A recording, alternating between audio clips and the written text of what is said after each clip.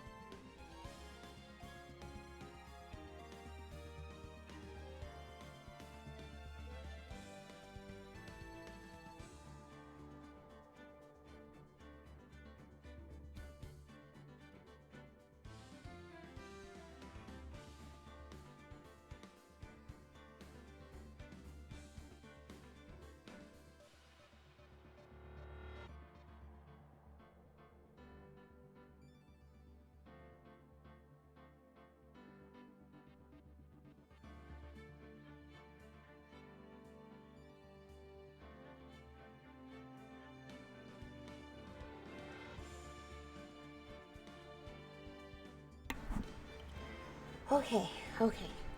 My bad. I have been running around a little bit because we just got back from the store, like literally not too long ago. Because we had to run by a couple different places. I got excited because I found out a lot of stuff that I've been trying to find and having to like special order offline. I could have just been taking my crazy ass around the corner to the Asian market to get. Go figure. Got excited because I finally found my bean sprouts and I found me some Thai basil. Yeah. Anyway, yeah. And see, I didn't even do the grocery shop, and I ordered it online and then went to go pick it up, and I'm like, yeah. Then they had us sitting there for a while. And I'm like, why are we sitting? You know, I'm like, okay. They're like, we running behind.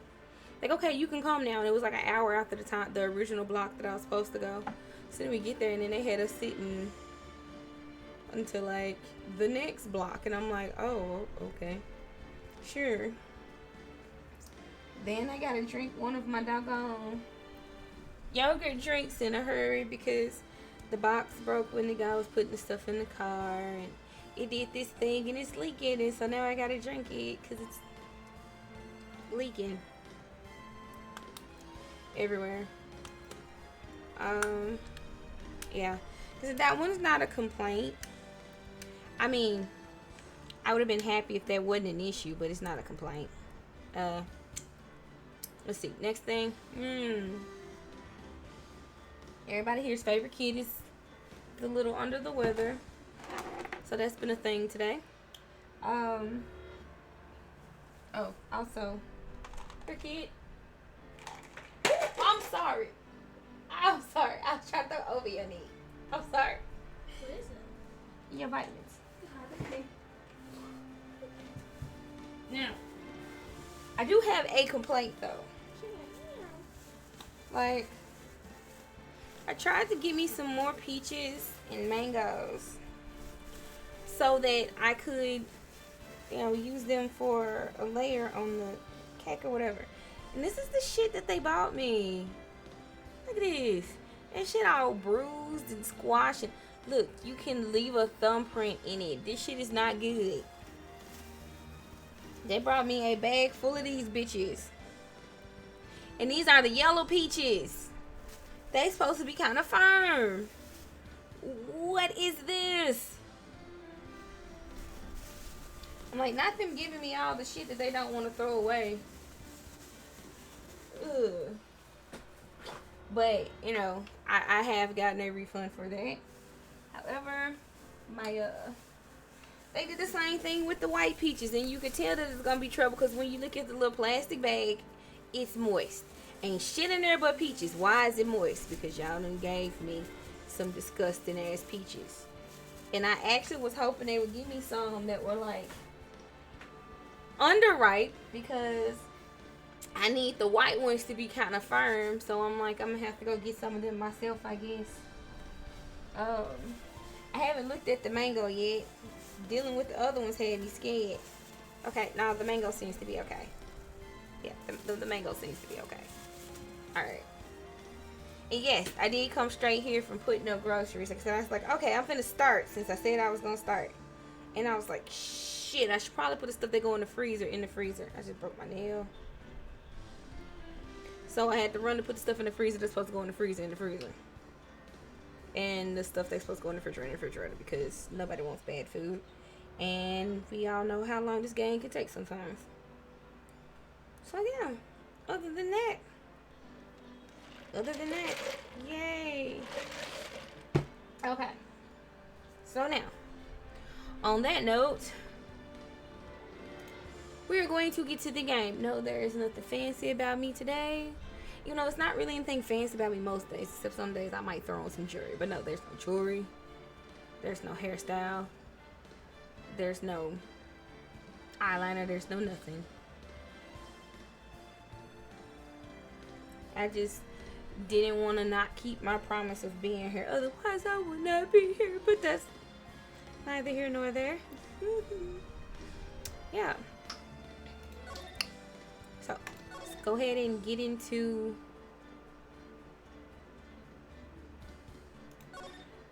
the next case. Yay. Voila.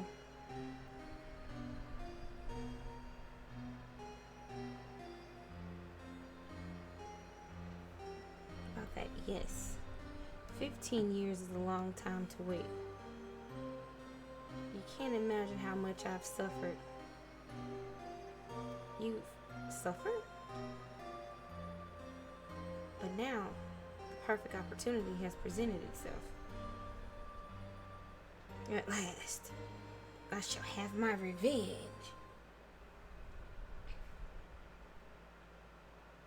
Merry Christmas. Well, shit.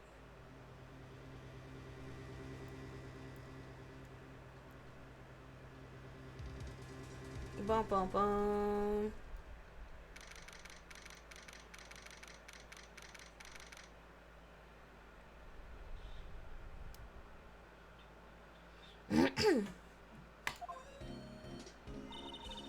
Hey, Nick. Hey, your face, girl.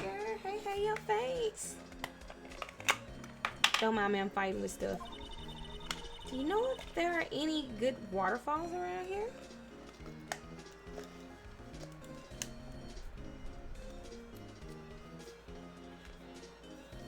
Is this a 1 or 2? 2.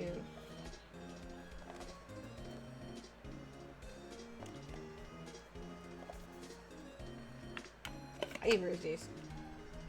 Tropical passion. Ooh. Christ, dang it. Ah. Lord. Waterfalls? Dare I ask why? Duh, Nick. Isn't it obvious? Need a waterfall to stand under, preferably a freezing one. Oh, is that part of your spirit medium training? Of course. Since I've been slacking off lately, I need to brave the elements to be forged anew under the rushing spring waters. Okay. I don't know about any falls per se, but Gore Lake is pretty close. Oh, darn. Sorry, but them's the breaks. Couldn't you just take a cold shower or something? Good idea. Lord. So much for rushing spring waters.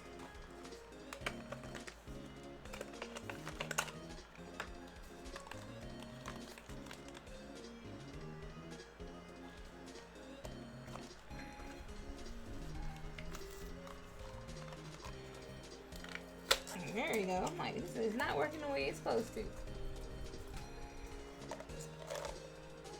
Okay.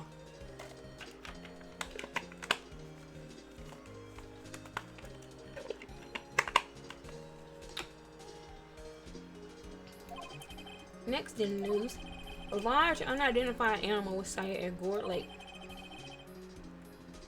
Town is buzzing with excitement. Locals are calling it Gordy, and a tip of the hat to Nessie, the Loch Ness Monster. Though its namesake Nessie proved to be a hoax, locals are confident their Gordy is the real deal. Boring. Can't they show real news for a change? Nick? The water pressure's kind of low in that shower. You want more pressure, huh? Why don't you go down to the fire department and have them spray you with the hose? Good idea, Nick! Lord.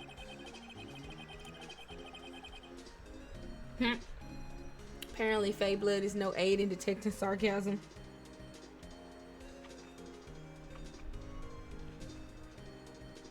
I bet I got slightly distracted. Such a bad habit of mine. Such a bad habit of mine.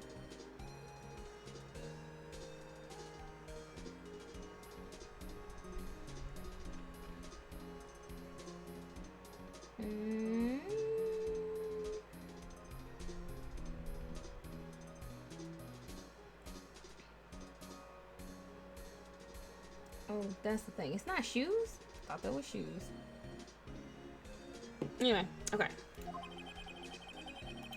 We interrupt this program to bring you a special news bulletin.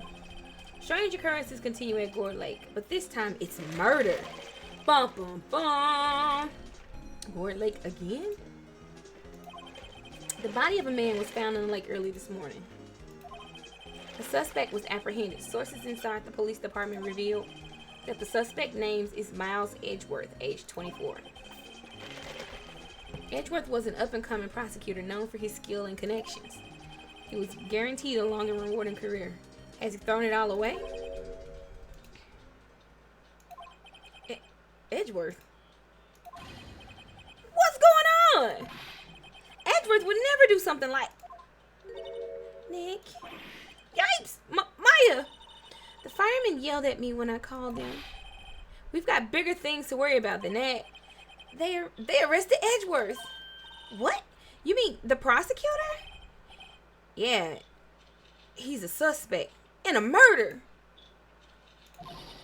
What? When? Where? Who? Why? How? I don't know. Let's go find out, Nick.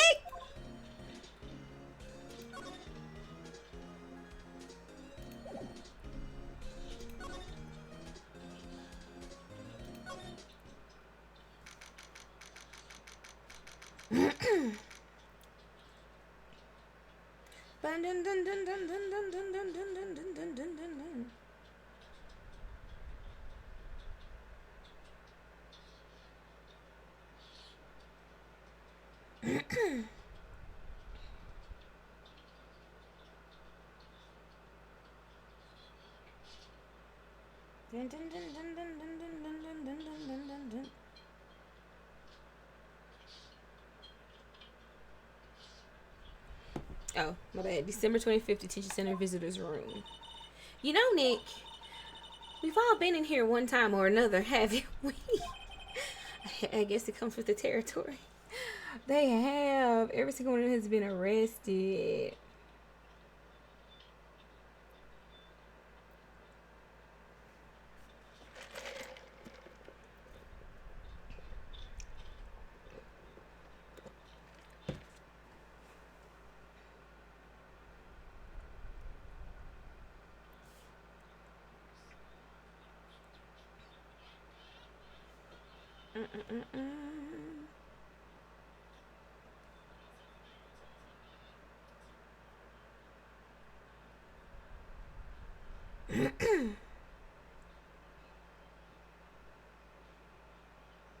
Okay. I'm not sure it's something we should mention to too many people.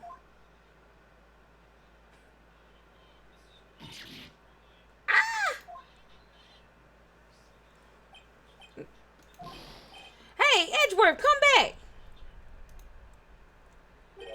What are you doing here? Nick, I don't think he's in a very good mood. Well, he is in detention. Were you in a good mood when you were here? So you've come to laugh at the fallen attorney. Then laugh, laugh. Well, why aren't you laughing? Nick, should we be laughing? Nah, it's a trick. Laughing, he'll get mad or burst into tears. Edgeworth, we don't have so much free time we can spend it coming down here to laugh at you. Yes, you do. Actually, he's right. I hoped you wouldn't come. I didn't want you to see me not like this. I didn't want to see you like this either, believe me.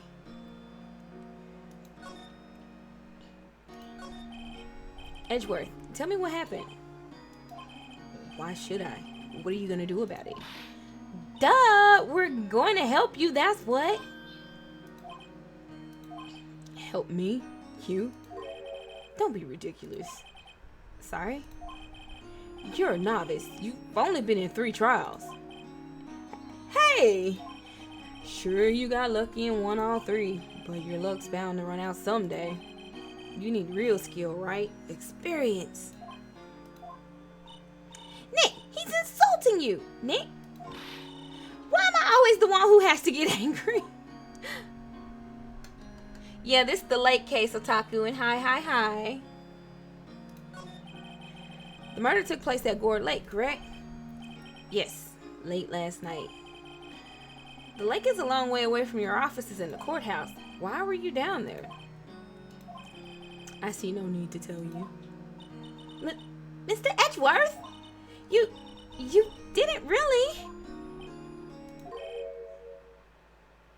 Gordy. Huh? I went to see Gordy. Gordy? What's that? I'll tell you later. Why won't Edgeworth talk to us?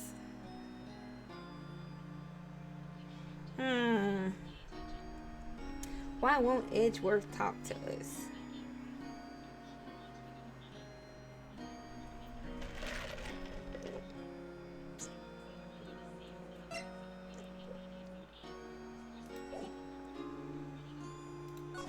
Look, man, I want to help you. Your attorney's badge? Edgeworth, let me defend you. Ha! Ha ha! Good one, right? But I'm not that hard up. Not yet. What do you mean by that?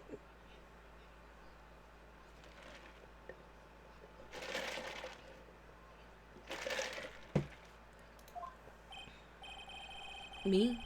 Trust a wet behind the ears lawyer with only 3 trials under his belt? Never. What?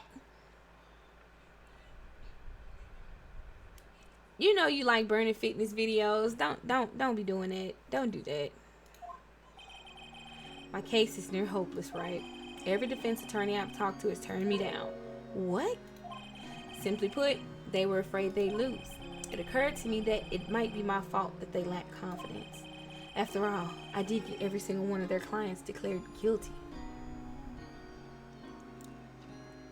Poor thing. How many freaking DVDs are there? This what, like day 6? Not really, I'm exaggerating, but you know, you get it. I don't believe it. Regardless, I don't want you involved in this. You in particular, I cannot ask to do this.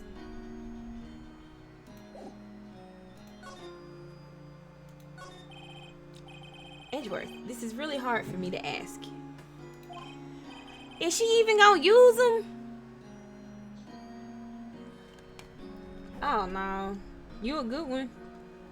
You a good one. You didn't do it, right? Right? Think what you will. I have only one request. Huh? Stay out of this case. Why?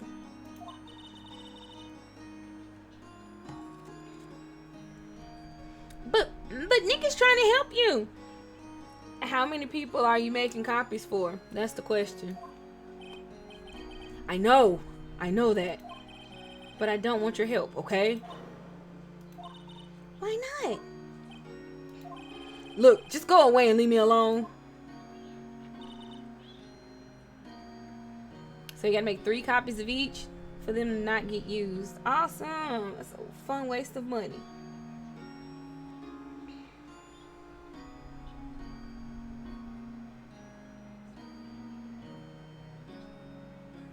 I got sidetracked again. I'm sorry.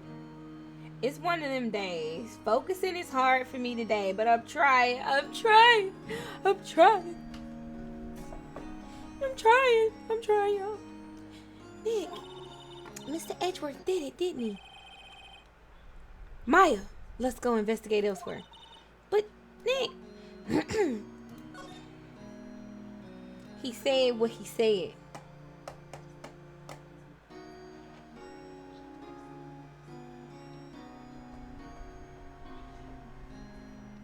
Oh, that's gross.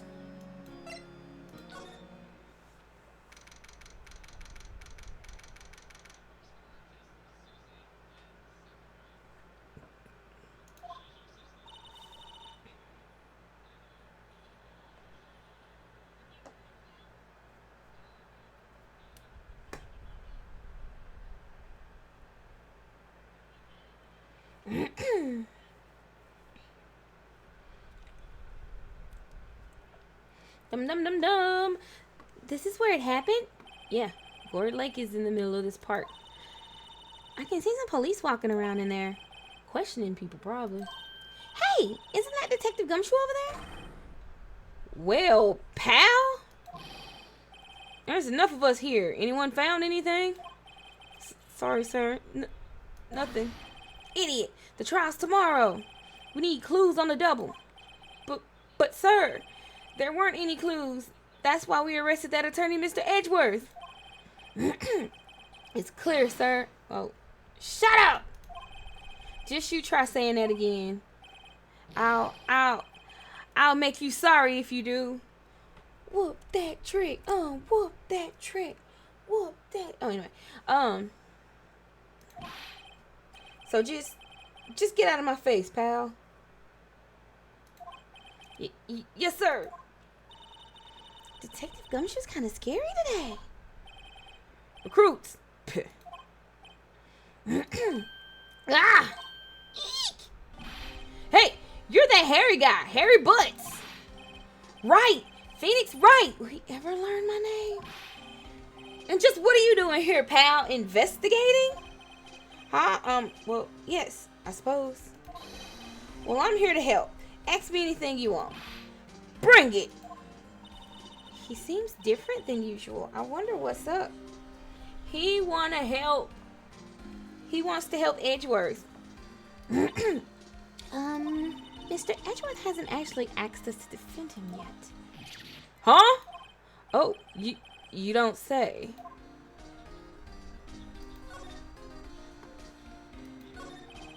Detective Gumshoe, do you know what happened here? Huh? You don't know, pal? No. Wow, okay, Mr. Head in the Fluffy Pink Clouds lawyer? Head in the... Huh?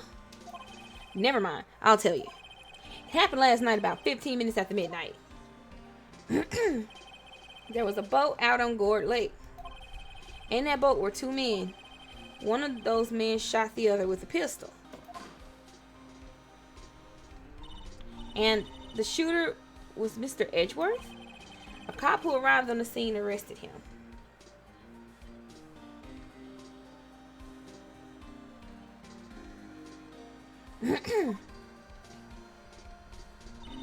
How did they get there so fast?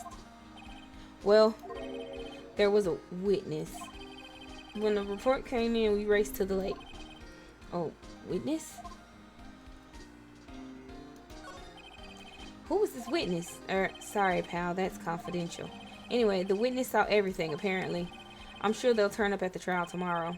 Was there only that one witness? Yep, it was pretty cold out on the lake last night. And it was Christmas Eve, after all. Still, we're being thorough. You never know when you're going to turn up another witness. That's why we're here today, checking things out. So far, we're coming up empty. Oh, it's Christmas today. I'd forgotten. What are you getting me for Christmas, Nick? Talk to Santa. You don't think Mr. Edgeworth is a murderer, do you? What's the temp? Ew. 108. This sounds like fun. It ain't even summer yet, and y'all already got them temperatures. Absolutely not. It's impossible. I don't care if there's an eyewitness either. I don't believe a lick of it. Right. Who cares what the witness says? I care. You really believe in him, don't you, detective? Of course I do. But the police are pretty sure he's the killer. Nobody's even really taking this investigation that seriously. Oh no! After all the help Mr. Edgeworth has been to us. Hard to imagine that no one's standing up to take your side. Well, at least you are, detective. At least you are. Is it true? No one will take Mr. Edgeworth's case? Yeah. He's a bit of a celebrity. If you defended him and lost your reputation, to be sure to suffer. What's more, the case against him is, well, it's pretty solid. I suppose it would be if they have a witness. Hey, pal. Don't tell me you're going to turn your back on him, too. Remember the Steel Samurai case? Mr. Edgeworth helped you get your client declared innocent. I know. I went to Edgeworth. Kerbals. Hi, Kerbals. How was Genshin? Did you enjoy it? Welcome in, everybody, from Kirby Please's stream. Kerbals' stream. We just, like I said, trying to slowly make our way through, and I say slowly because it takes some hours, through,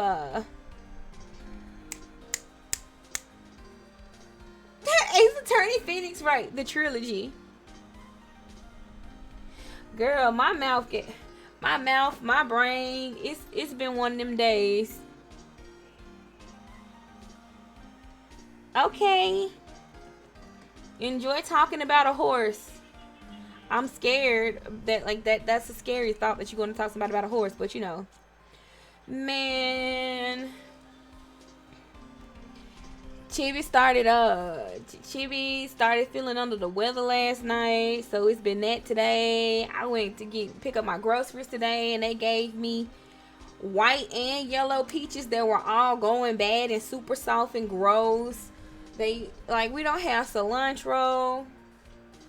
I decided that I was gonna buy the plant so I can grow it myself. I don't know. But good news, I did find that the Asian market carries my bean sprouts and my Thai basil. So I'm like, yay! But yeah. Other than that, it's It was raining earlier. Yeah, it's one of them days. It's one of them days.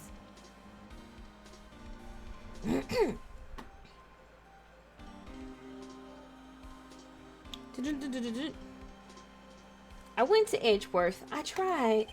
He really doesn't want us to represent him. Especially not us, he said. What? Well, that doesn't make any sense, pal. You should have heard him talking about you after that trial. He kept saying, right, over and over. Nick, I'm not sure that's a good sign. Neither am I. Why wouldn't he want your help? I don't get it. Detective Gumshoe, sir. What? Find something? No, sir, not yet. But there was a call from the precinct. They want to hold an investigation briefing. A briefing? Right, I'm off. Oh, sorry, pal. I guess you heard. I gotta go. Any last things you want to you want to ask me about before I head back?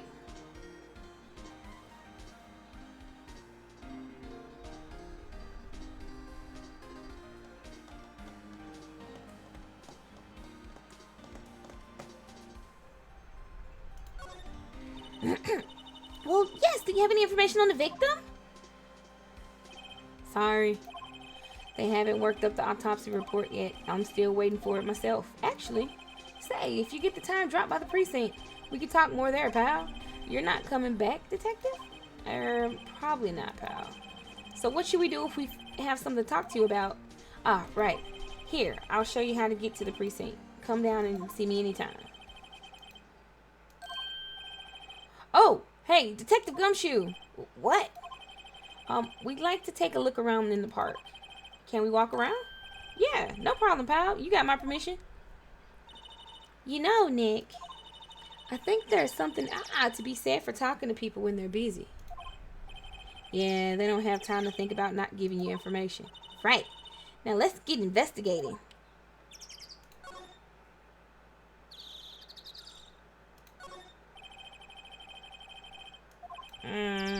What is it about winter that turns people into poets? I don't know, but my toes are starting to feel numb. Yes, my poetry has that effect on some people.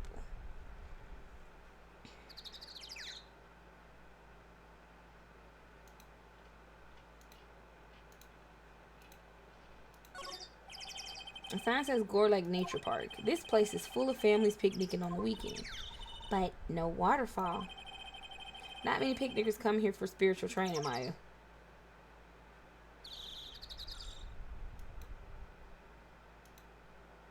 Okay. Let's go to the public beach.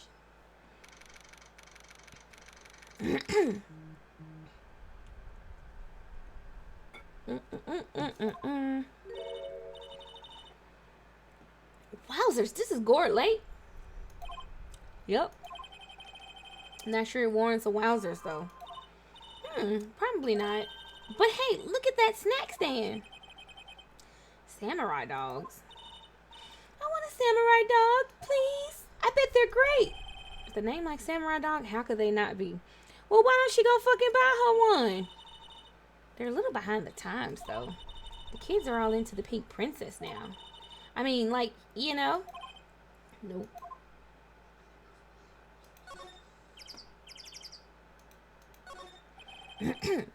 Trash can is empty. At least the place is well maintained. Huh? I almost didn't see that signpost. Left, boat docks, right, exit.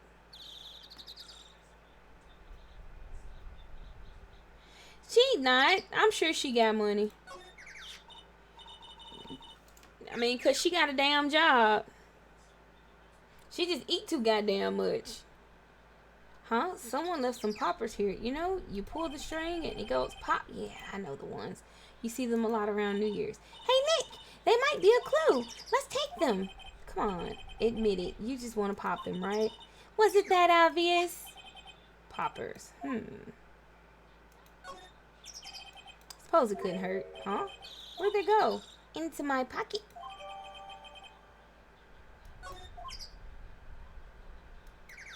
I'll take every clue. A hot dog stand is closed. The Christmas fringe looks a little half-baked. The banner reads Samurai Dog. Somebody needs to redecorate.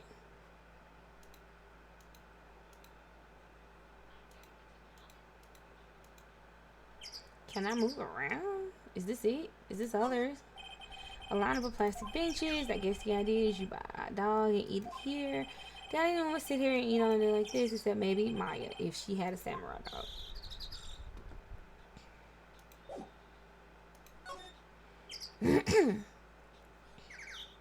Ha.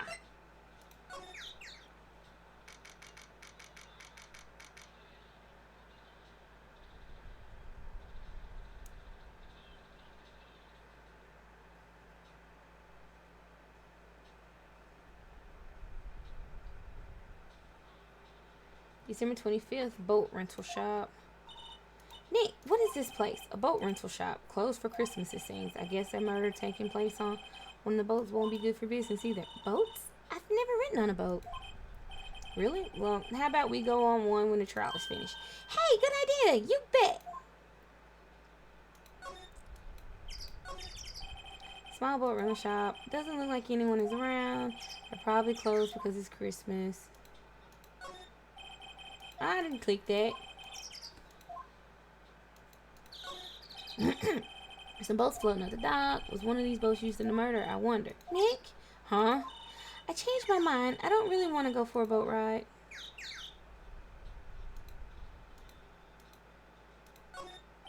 There's more forest off that way. I doubt I'd find any helpful clues in there. Okay.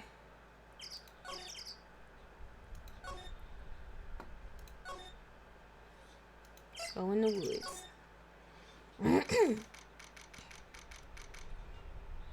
I feel like she can't be broke because she has to have a way to pay for where she stay. And she was talking about how she stayed by herself. Plus, this is kind of like her job now. So, I don't have no sympathy for her. You see.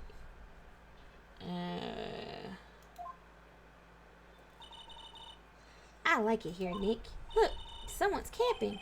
They've got guts camping at the scene of a murder. Hey, Nick! If they were camping here last night, they might know something about the murder. That's true. Good call, Maya. Let's go talk to them. But don't that say no camping? Sign says no camping. Funny place to pick the picture tent. Wait, what if the sign said no setting tents on fire? I don't think they have signs like that. Excuse me. Oh. SUV has seen better days. It's dented all over. I can't believe anyone would drive their car down here. Hey, Nick! What? Don't tell me you're hungry again. No! I was just wondering, why are camping pots and pans made of aluminum? They didn't talk about that in any of the law books. So, there's no law saying they have to be made out of aluminum then. I'm not having this conversation. There's food and some magazines on the sheet. Takes a pretty tough skin to camp in this cold.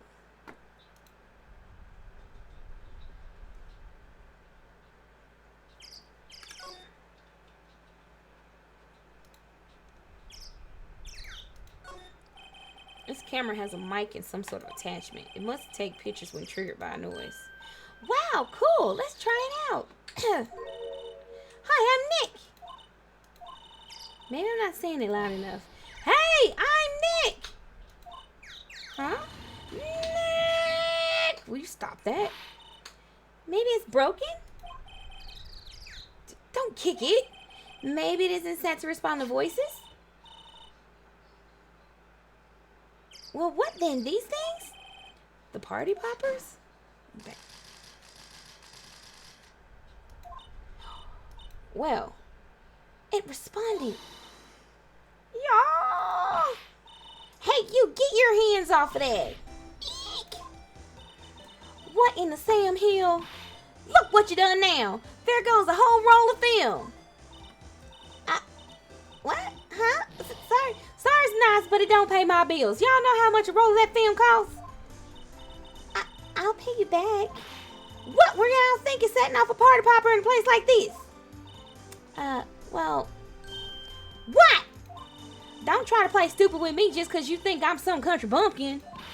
Yeah, I know how y'all Yanks think, Lord. I say, those Southern folks talk with that exaggerated drawl. Why must they be so dumb? Well, let me tell you, just because I might be dumb don't mean we all are. What? What? Just because I might be dumb don't mean we all are. So what exactly is she offended by?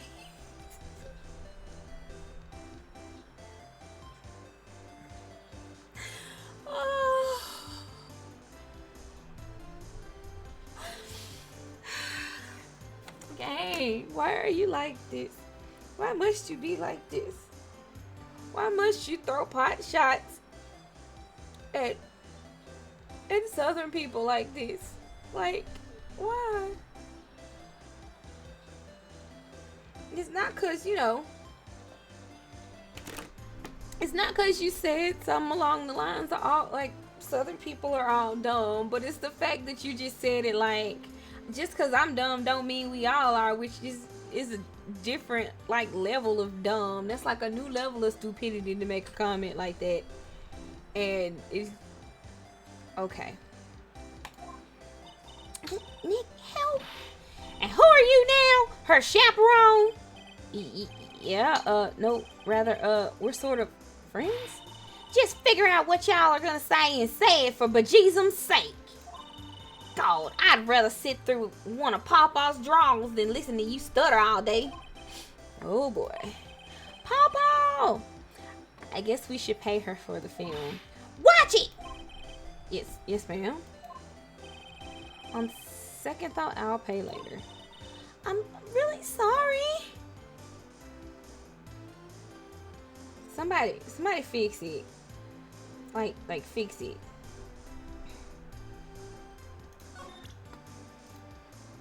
Look, lady. This is my badge. Huh? Aren't badges supposed to be all shiny and impressive? You a cop or something? I'm a lawyer.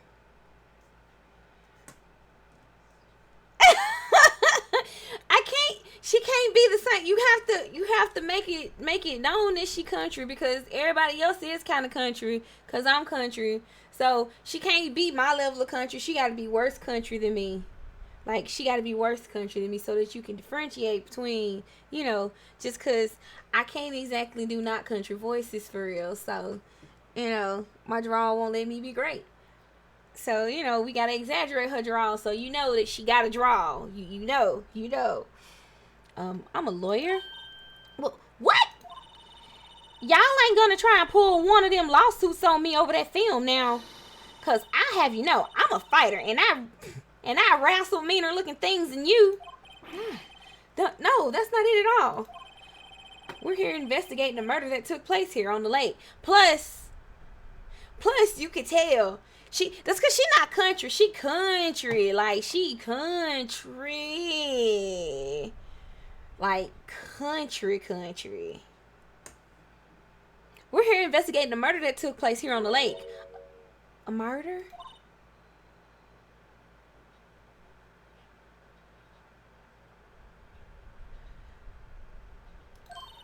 Sounds cool. Why didn't y'all say that in the first place? Go ahead, ask me anything you like. Finally, some cooperation. You too. Y'all can come out of hide now. I won't bite. Howard. Come to think of it, where did Maya get to? Sorry. I was saying, I like the way she spelled it. Say it with me. Country. Yeah. Yeah. I was feeling a little overwhelmed. The culture gap and all. Never you mind, honey. I can talk yank for you if it pleases you. Thanks. I think I'll be okay. Great then. I'm Lotta Hart, but y'all can call me Lotta. I'm here photographing meteor showers for a research project. Mighty pleased to meet ya. Okay, let's. Oh yeah, when was that murder anyway?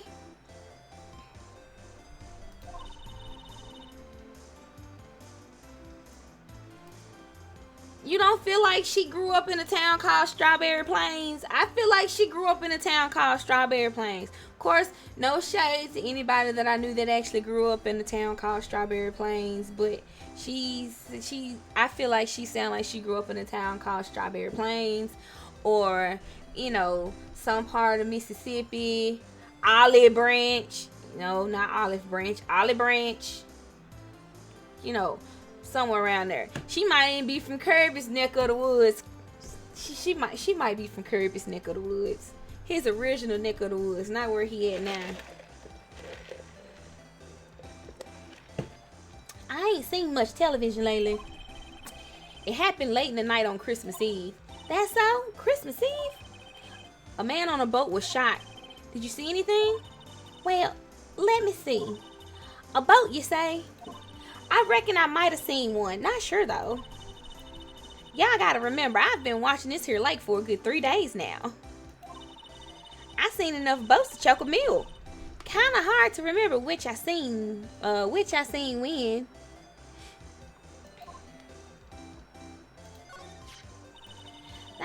camera you have there?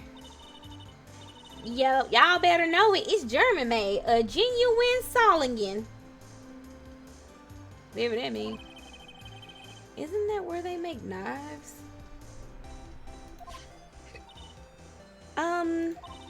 So what's that device you have stuck to the camera? Huh? Device? Your camera went off all by itself when I fired my party popper. Oh, that mic triggers the shutter whenever it detects certain sounds. It's programmed to pick up loud noises right now.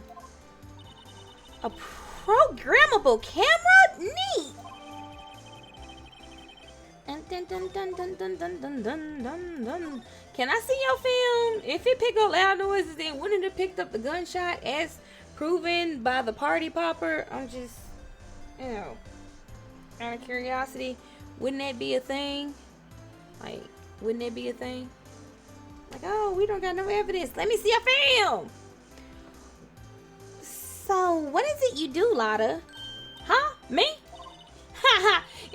Y'all don't really want to know that, do you? Actually, I'm a research student at Country U. Not Country U. Why? Gang, why are you like this? Right in the heart of the heartland. Wow, neat. Nick, she's a research student at a university. Country U. So I hear. So, when did you come up here? Let me say. I guess it was about 3 days ago. What are you photographing? Didn't I tell y'all that already? Meteors. Yep, meteor showers. Falling stars.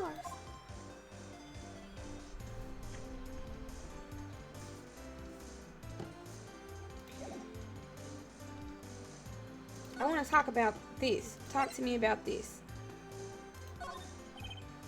Lotta? Yeah? So your camera, it triggers on loud explosion noises. Yup. Actually, the victim in the case we're researching here was shot with a pistol. A pistol? Right. Now, wouldn't a gunshot make a similar noise to our party popper? I guess it would. Your camera didn't get a picture of the murder, did it?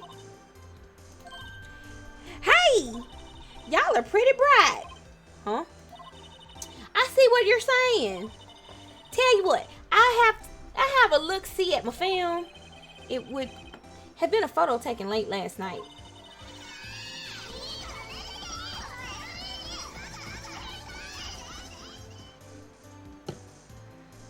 Speaking of Kerbals in his neck of the wood. Hi, Kerbals. Hi. Welcome back. How to talk about... No, you know what?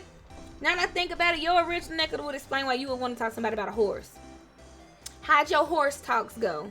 You getting a horse? You getting a horse so I can send Chibi down there to you for the summer so she can ride the horse?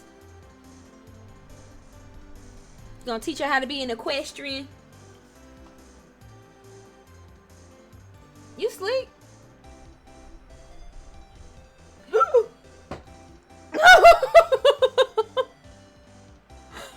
You can't just raise up without answering or responding or moving first. That's...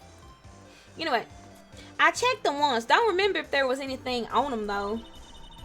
But what if I got something? I could be a witness to your genuine murder. Yeehaw! I'll go check that film. Y'all come back now, you hear? Not y'all come back now, you hear? Ah! Bah.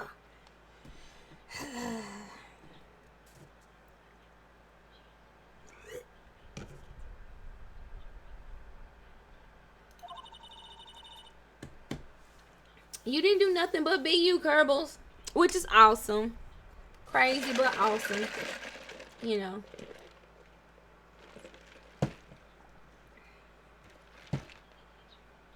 I guess we should come back later.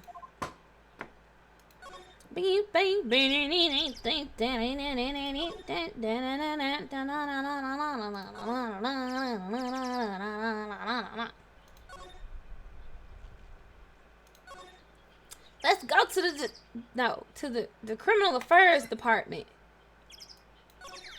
The lawyering, it's going, well, we not lawyering right now. Apparently we detectiving, because you know that in this game, not only are you the lawyer, you are also the detective. You the police. You everything but the judge. Because, you know, hell, you be the defendant, too, as well as the defense. You ain't just got to check on the status of the evidence. You have to find the motherfucking evidence.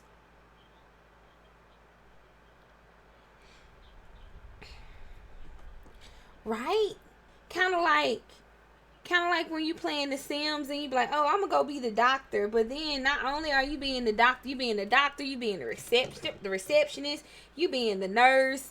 You running whole triage by your damn self. Like, you gotta check people in. They be like, oh, I've been here too long. I gotta go. I'm like, bitch, I'm over here trying to diagnose somebody. I ain't got time to be standing over there at the damn thing, trying to talk to you, figure out what the hell wrong with you. They supposed to get all the information, take down, sit on the thing. But they in there not even cleaning beds. Hell, you gotta clean beds and shit. Like, yeah. That's why I don't like playing doctor on The Sims. I'm like, no, you gonna handle all that shit by yourself. Like, but they need you to get a promotion. I guess they don't need to be promoted for real because I ain't going. Out here struggling trying to deliver a damn baby and shit. Anyway, I digress. December 20, well, Christmas Day, criminal day, y'all. Police Department Criminal Affairs.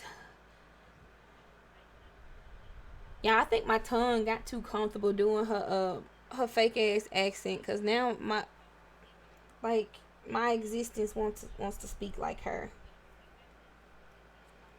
Yeah, a baby. I'm talking about on The Sims though, not here. I'm referring to The Sims, like games that have jobs that require you to do more than just your actual job. They require you to do the job of everybody that's around that job. I guess Detective Gumshoe is still in that meeting. Hey! Thanks for coming down, pal. Detective Gumshoe. We just finished the meeting. For better or worse, I get the feeling we're in for some bad news. Boom, boom, boom, boom, boom. Do you know anything about the victim yet? No. Still can't ID him. Has Mr. Edgeworth said anything? Not a word.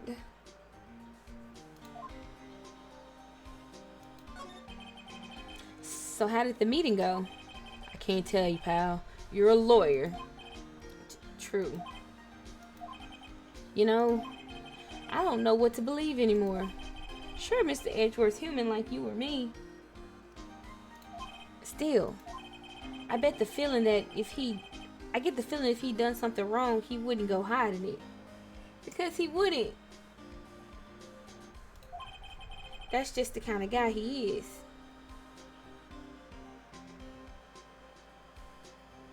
He's way too cocky to hide some shit. Huh. It's touching my ear. Why can't anyone see that? So, they think that Mr. Edgeworth did it? Well, the trial's starting tomorrow as scheduled. I see. Hey, in the end, you did tell us about the meeting. Don't go telling anyone else, pal. Yes, sir. And do me a favor. Stand by Mr. Edgeworth. He needs help, and you're the ones to help him. I'm sure he's got some reason why he won't talk to us. Thanks, Detective Gumshoe. Detective Gumshoe? How come you trust Mr. Edgeworth so much?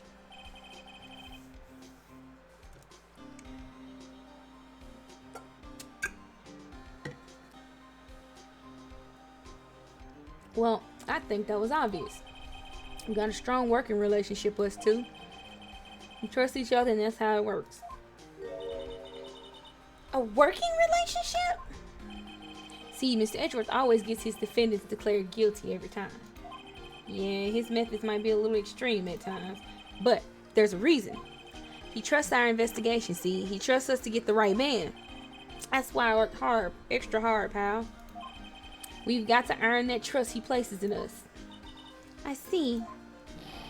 Mr. Edgeworth is a man you can trust. And you have my word on that. I was wondering, did you ever get that autopsy report? Oh, that? Yeah, I made a copy for you. Thank you. Time of death, sometime on the 24th or 25th, because caused one bullet shot to the heart. Can Edgeworth even shoot? Huh? Can you show me that photo of the victim? That face. Someone you know? I don't know. I just have this feeling that I met him somewhere a long time ago.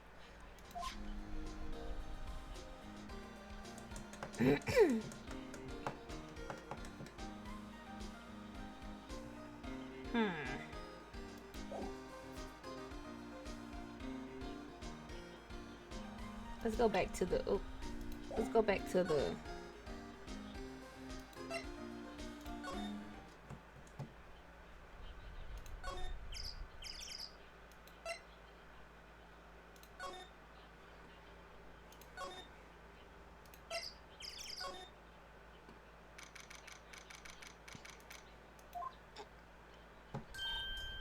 Hey y'all! Lana! Wait up a second, we got bingo!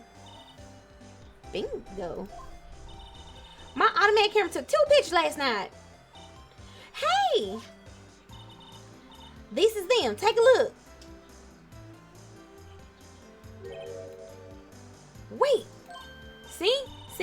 He's shooting him with that pistol. See? He's shooting him with that pistol. It looks like that, yes.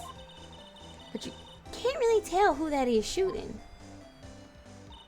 Yeah, well, there was enough fog out there last night to strangle a bullfrog.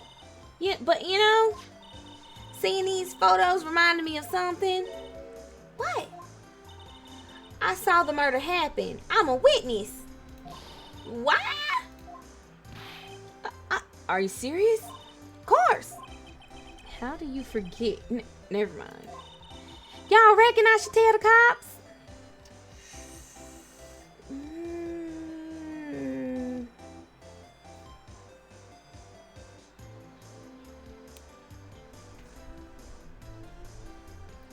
I reckon so. What's that? Now don't y'all go trying to mock my accent. I'm a sensitive lady. Hey, so I'm off to talk to the cops. Y'all can have this photo later.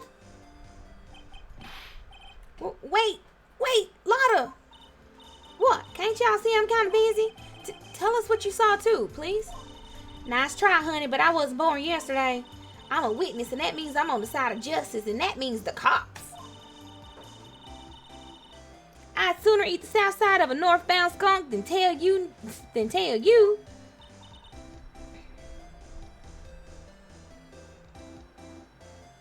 Look, Lotta. Don't let it get your skeevies in a bunch. Friends today, enemies tomorrow. Or was that the other way around? No matter, I'm gone. Hey, maybe they'll let me do some testifying. Hot darn. She left. Well, that's one more witness. What do we do now, Nick? Well, if she saw something, there's not much we can do about it. The question is, what exactly did she see? I guess we'll find out in the trial tomorrow.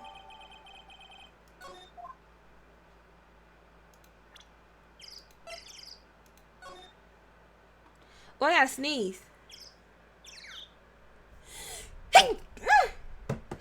Excuse me. Oh, yeah. Alright.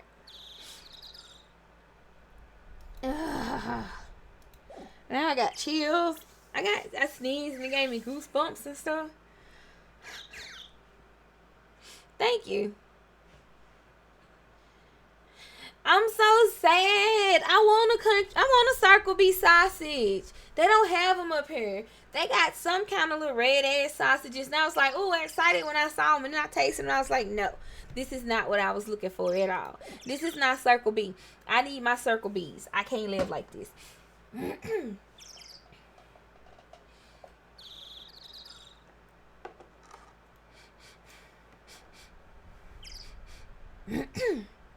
Mackin. Oh, hold on. You said that's all you can do, man. I was so yay, and then I don't know. They tried. They gave it the college try, the good old college try to make something like circle bees, and it ain't. Okay, before we move on, hold on real quick, y'all. Hold on, I gotta do a thing that's kind of.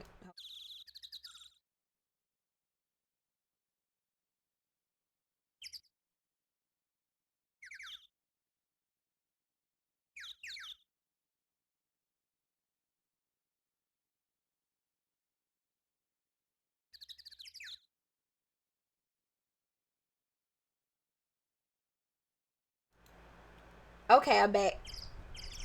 A whole case. I don't even know if I got room for a whole case. I need to clean out my deep freeze. That's neither here nor there. My bad. I had to use my my nasal spray. Y'all don't want to see that on here.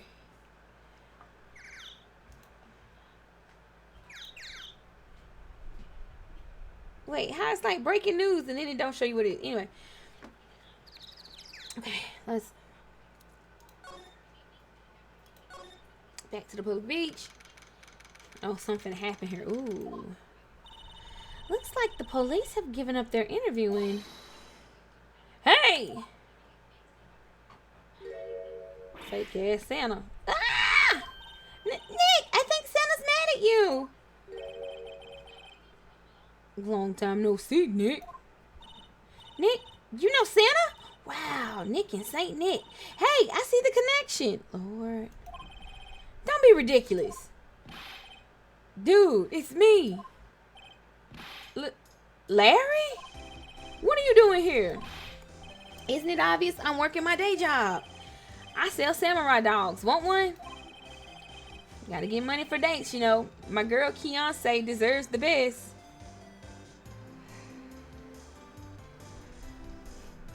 Beyonce, y'all. Beyonce. Can we talk about this? Can we talk about this? Not Beyonce. Not his girl Beyonce. Not another model, I hope. Oh, Beyonce is a fine woman, Nick. It was her idea that I wear this costume. She was all, you go, girlfriend, you know?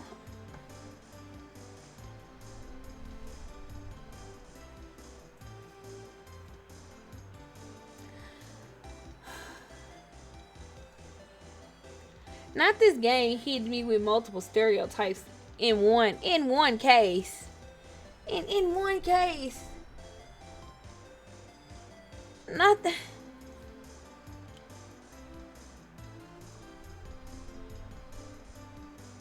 Not the you go girlfriend.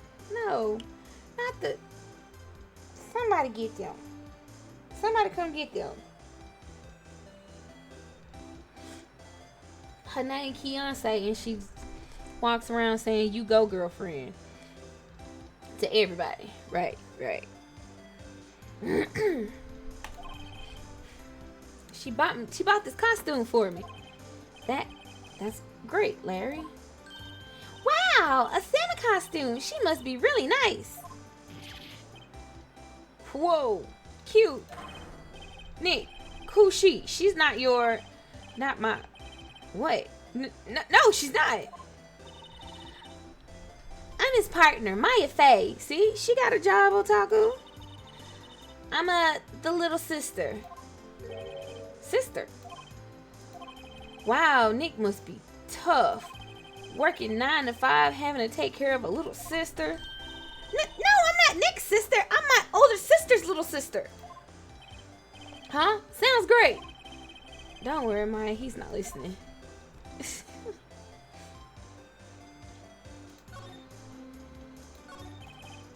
Hey, Larry. There was a murder here last night. And since you work here, have you heard anything? Nick, you're wasting your time. Last night was Christmas Eve. He was with Beyonce, obviously. He wouldn't have been standing out here in the cold. Oof. Let me guess. He was here? Hmm? I think what you just said caught him off guard, Maya. No, it's just Keontae's not in town right now. She's in Hawaii on a photo shoot. Oh, model. I knew it.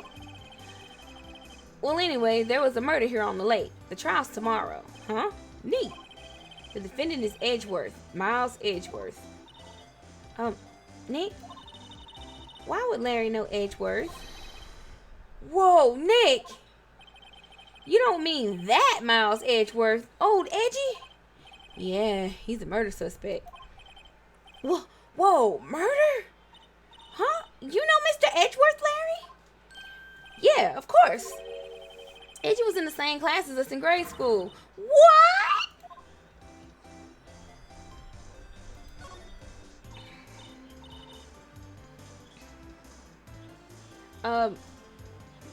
Tell me about the dogs.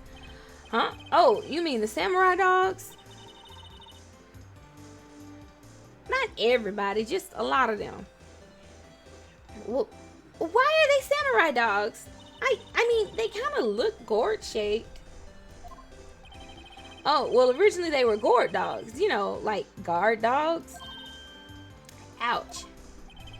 The samurai thing was Keontae's idea. Oh, she's my woman, you know. She was all, change the name and you go, girlfriend. I hate it here. I hate it here. Why are they like this? Why?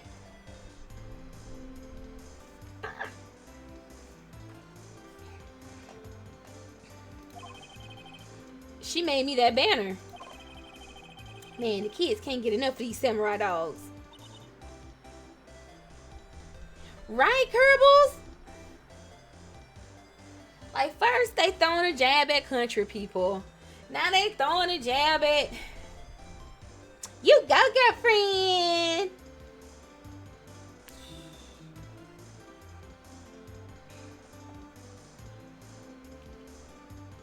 And the crazy thing is, it ain't even really no Keontae's out there that would say that for real. Keontae's don't use that phrase no more. That phrase got commandeered a long goddamn time ago. It's used by everybody else. Just like, you know, they had switched to sis and now you catch sis summer everywhere. Something about that just seems wrong. Oh, and guess what? We're getting a ton of customers here at the lake. What, with the big news? The big news? Yeah, Gordy. Gordy?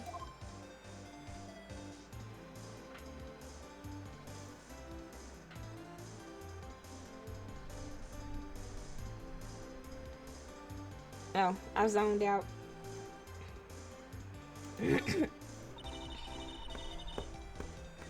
So, Mr. Edgeworth was your classmate, Larry?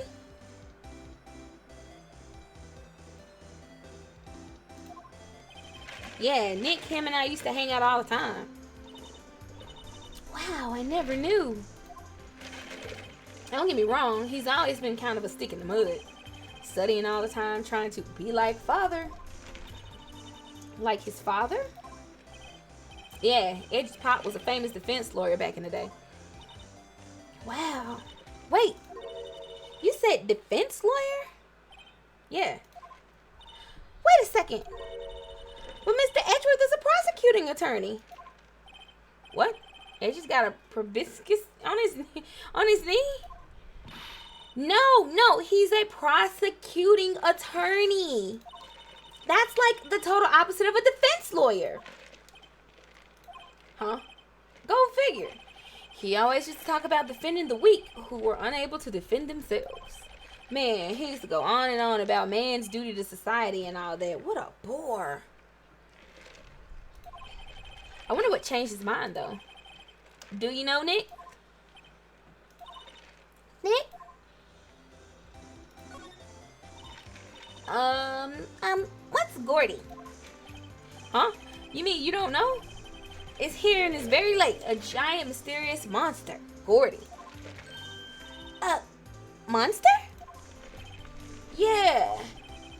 Check it out. This is an article from yesterday's newspaper. There's a photo. Wow, it's really real.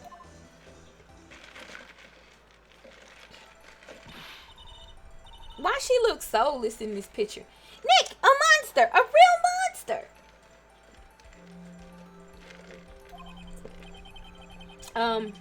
Yeah. It's probably just a log or something, right? Hey, there's a quote here from the person who took the photo.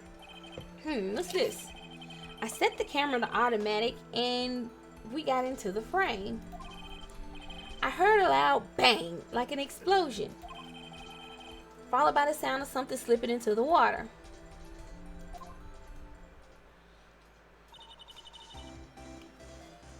I wish I could have seen it. Or just another witness.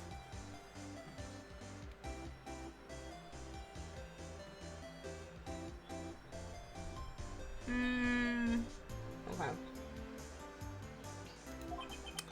Why would there be a sound like an explosion? Larry, can I borrow this article from you? Sure, no problem. That'll be $1 million. $1 million? And you probably just set the timer. Yeah, set the timer on it. And then they ran to get in the frame to take the picture. Grow up, Larry. Gordy article added to the court record.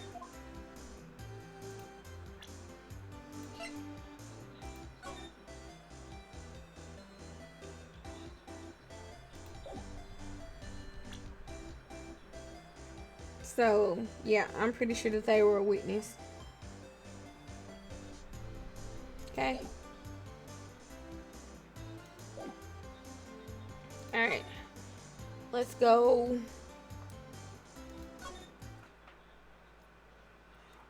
It's whoever was in the picture. Like I said, I think it's another witness. And we gotta go figure out who it is or find them or some shit like that.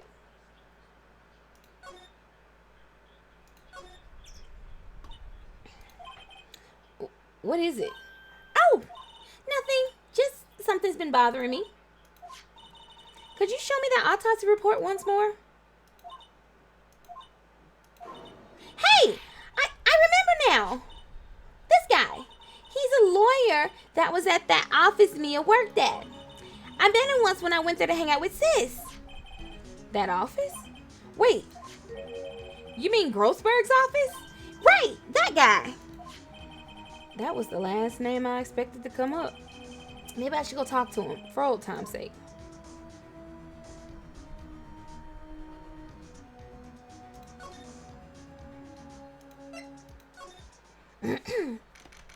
December 25th, Grossberg Law Offices. Still missing that painting. Ahem! Ah, that old familiar clearing of the throat. Aha! You're Mia something, are you not? I was her understudy. Yes, Phoenix, right. Aha! And you're Mia's something too, are you not? Her little sister, yes. You've grown. You've come to look a lot like your sister, you know. It takes me back. Ah, the days of my youth. Like the scent of fresh lemon, you see. Mr. Grossberg, sir? Ah, yes, I beg your pardon. Of course you came here to discuss something. What is it then? Something the matter?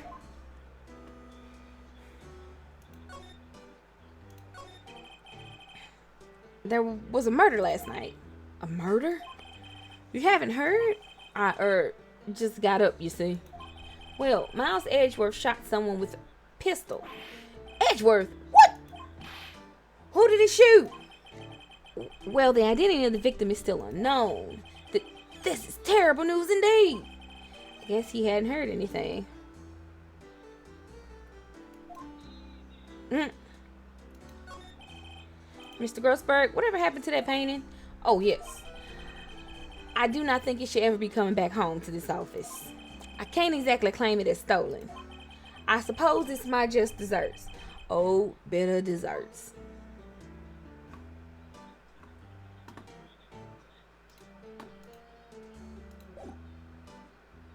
We need him to ID this guy.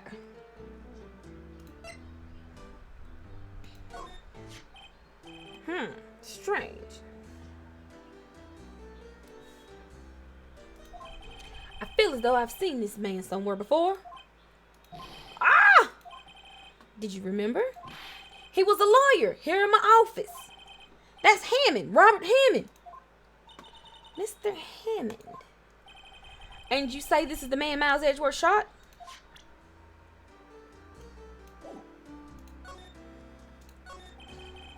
Who is this Hammond guy anyway? Mr. Hammond? He was the defense attorney in that case. That case? Yes, the DL6 incident. DL6. Why does that sound so familiar? Perhaps you remember? I'm sure someone mentioned it during the trial for Mia's murder. I don't remember shit. That was the incident where the police were so at a loss they used a spirit medium. Wait, you don't mean... Was that medium my mother? Yes, my dear. The spirit medium Misty Faith, your mother, contacted the spirit of the victim.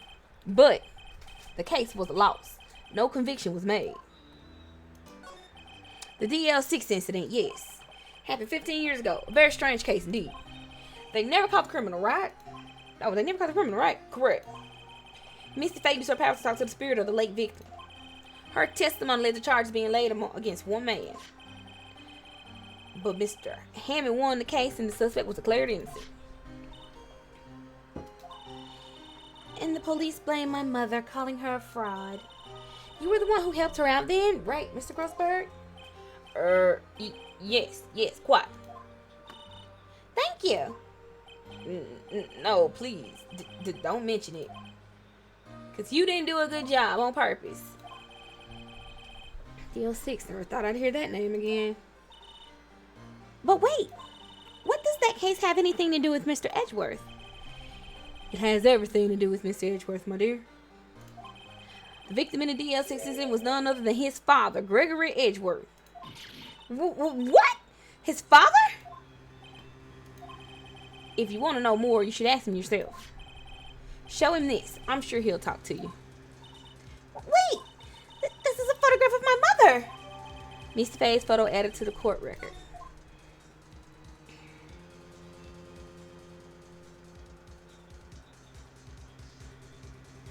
Alright, let's go.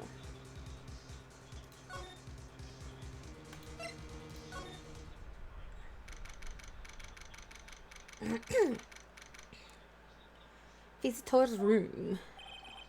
What's this? I was hoping you'd gotten my message the first time.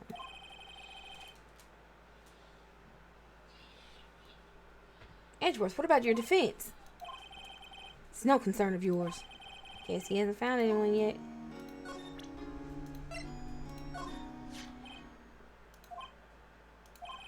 Edgeworth? It's only been a matter of hours since you last visited, yet you've made incredible progress in your investigation. I'll admit it, I'm impressed, right? You were always single-minded in your work, though. Once you start on something, you always see it through, don't you? About the DL6 incident. Right, DL6. I didn't want you to find out about it. That is why I refused your offer to defend me. I'm sorry if it sounded like I thought you weren't up to the job. I just wanted to keep you away from DL6. So, do you still think it would have been better for me to stay away? I don't know. But I see no point in hiding anything from you now. Very well. Ask whatever you like and I will answer to the best of my abilities.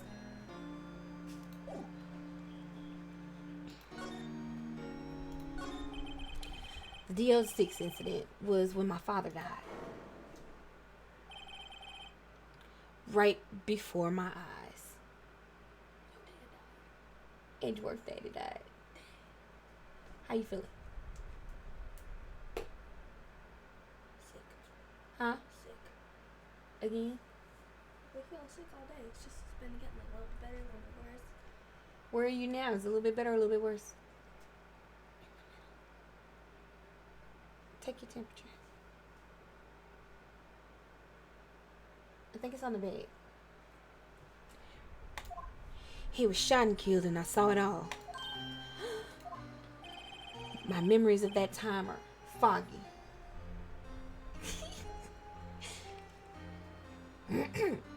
You over here in suspense and it's tickling me. I suppose it's a self-defense mechanism. In any case, suspect was arrested, a man. Good. What, you want to take mine?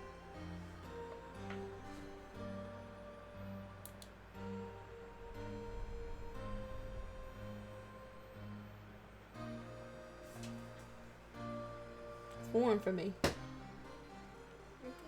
I think it's because of the hair. And the light. Anyway, it's pretty clear he was the only one who could have killed my father. Thank you. She handed me some crack, y'all. Look. It's some Getting a napkin too. it's some crack. It tastes good though.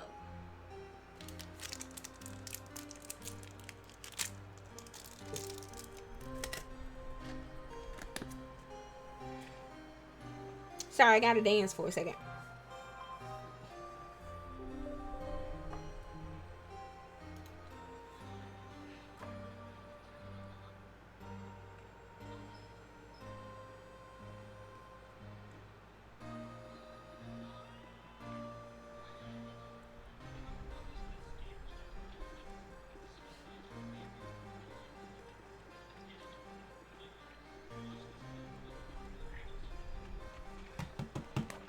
Okay.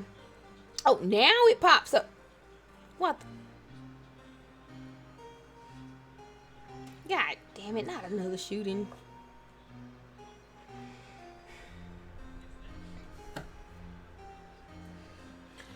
The spirit medium they used to talk to my late father said the same thing. It was an attorney by the name of Robert Hammond that cleared the suspect's name. And Hammond is the victim of the Gore Lake murder. Correct. That spirit medium, that was my mom. What? You mean you're... Strange. I thought that terrible incident was about to end, and now this. About to end? The DL6 incident happened 15 years ago. 15 years ago. On December 28th. December 28th? The statute of limitations on the case runs out in 3 days. What? Nick, what does that mean?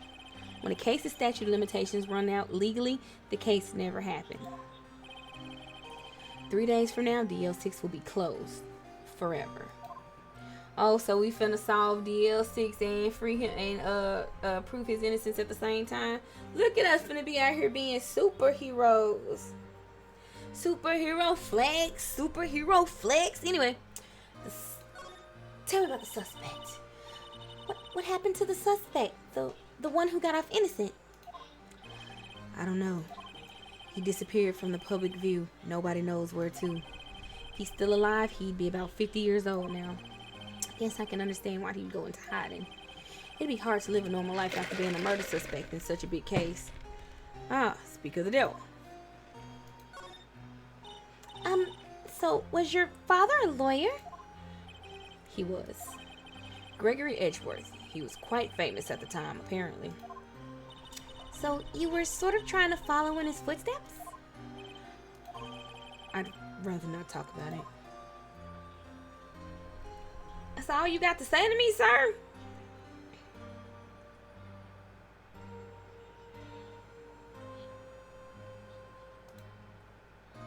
Talk about the incident.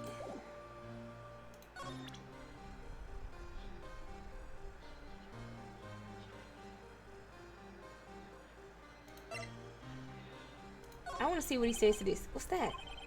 I'm not in the mood for idle. Why? Idle banter, damn it. Click the wrong thing anyway.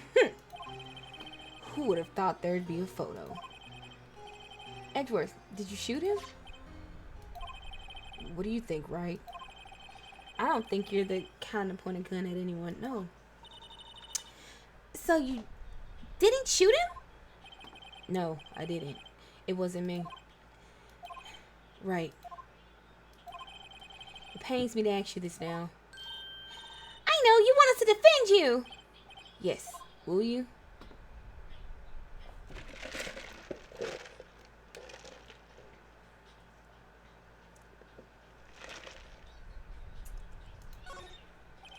Ah. Who could have guessed this day would come? Not me. This is my chance to finally pay you back. Pay him back? Pay me back? For what? I don't remember ever doing anything for you. Never mind. I guess you don't really need to know. Huh? My letter of request. Please give it to Detective Gumshoe. Well, I guess we should. What's that? Earthquake, Dick! It's a big one! Wah! It's coming down! Whew! That was scary. Hmm? Huh? Where's Edgeworth? There. He's on the floor in a ball, shivering. I guess he doesn't do so well with earthquakes.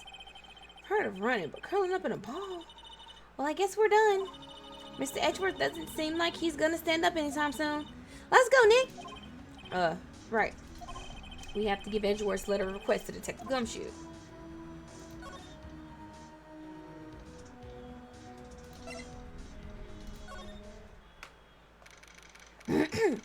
December 25th!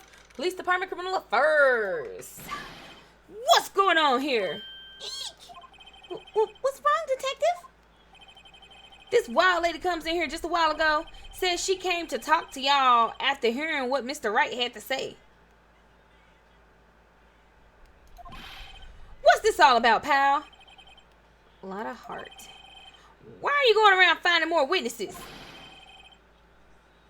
You want to give Mr. Edgeworth the death sentence, pal? No, not at all. I mean, she did see something. There's nothing I can do about that. I can't go around covering up evidence. You trying to say something about the way I do my job? No, sir.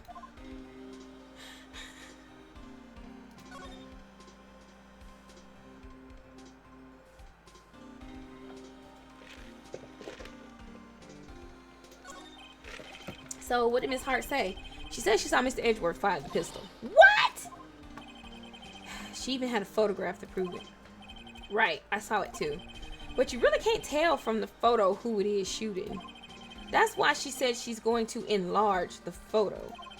She said it'll drop the quality of mic, but should let us see who's who. She could do that? Okay, so there's going to be an enlarged photo that shows Edgeworth in the act. Great, just great. In any case, she's going to be the one testifying tomorrow. Huh? What happened to the other witness? Well, apparently there was a cancellation. Cancellation? And from tomorrow is going to be life or death for poor Mr. Edgeworth. We got no witness who says she saw the very moment of the murder, and we got a photo taken when the shot rang out. I'd say that sounds like a pretty unwinnable case. But wait, what did Mia used to say? If he's innocent, there's got to be something I've overlooked.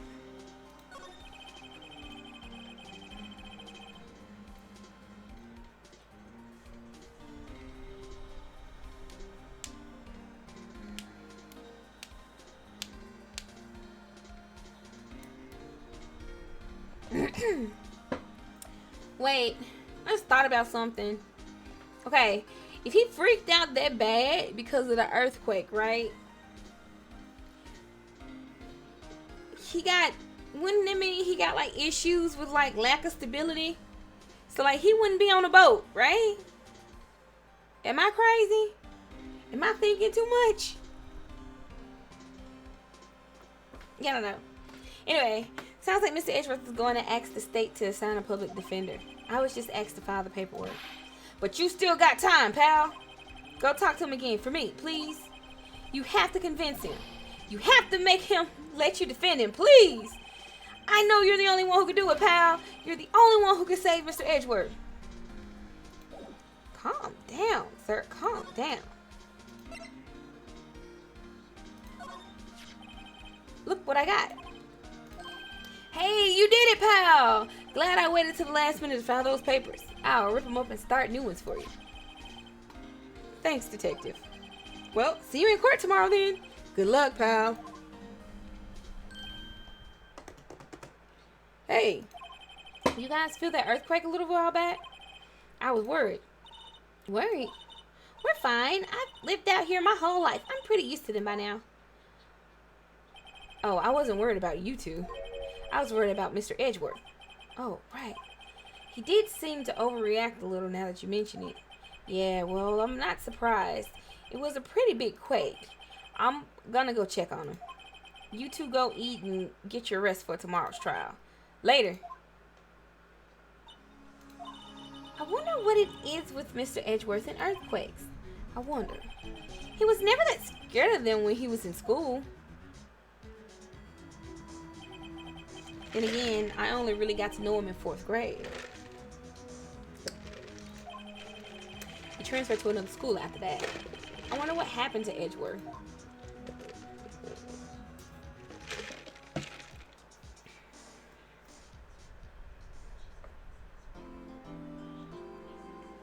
Yes, save my progress.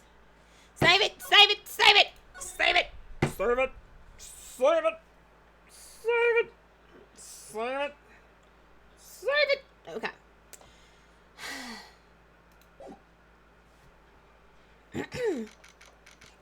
Look, that took like a whole hour and a half. Okay, District Court Defendant LaaLaBy number 2. Karma? That's right, Manfred von Karma. He's the best prosecutor there is. He hasn't lost a case in his 40-year career. He is a god of prosecution. Right, a god. Hey, Tag! Welcome in, Tag! Von Karma ain't shit. I believe it. Like, I'm pretty sure that's who Edgeworth was looking up to. The way he talking about he a god. And we know that Edgeworth cannot be shit. And he learned it from somewhere. Well, I guess it's gonna be, in this case, are we gonna get to find out that Karma is a bitch? Do we get to find out Karma is a bitch? Seems like it. Not a single case? He'll do anything to get a guilty verdict. Anything. Sounds like someone else I know, Edgeworth. You don't understand. I mean, he'll really do anything. Manfred von Karma is a man to be feared. Fuck that man. That's quite a claim coming from someone who forges evidence. He taught me what it really means to prosecute. What? Yup, see? Just picture a prosecutor as vicious as me, multiplied by a factor of 10. Oh, so he was your teacher then, Mr. Edgeworth? Something like that. And now he's trying to get you found guilty? What a creep! Oh wait, maybe he's planning on losing on purpose to help you out. Not a chance. He hasn't lost once in 40 years. 40 years. He's as ruthless as me times 20. That's pretty ruthless. Like I said, he's a god among prosecutors. I guess that's something like Mia was to me. Speaking of Mia. Maya? Uh-huh. We could really be using Mia's help right now, don't you think? Oh. I can't. Sorry, I tried. I really tried, but I couldn't reach. You couldn't reach? I think it's because I haven't been training. No, she gotta be in distress. My powers are weak again. Oh man, what bad timing. I'm really sorry. I'll try my best. I hope so. What are you whispering about? Oh, it's nothing. Well, it's time. Let's head in.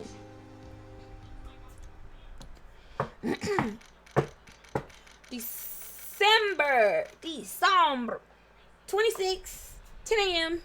District Court, courtroom number 3.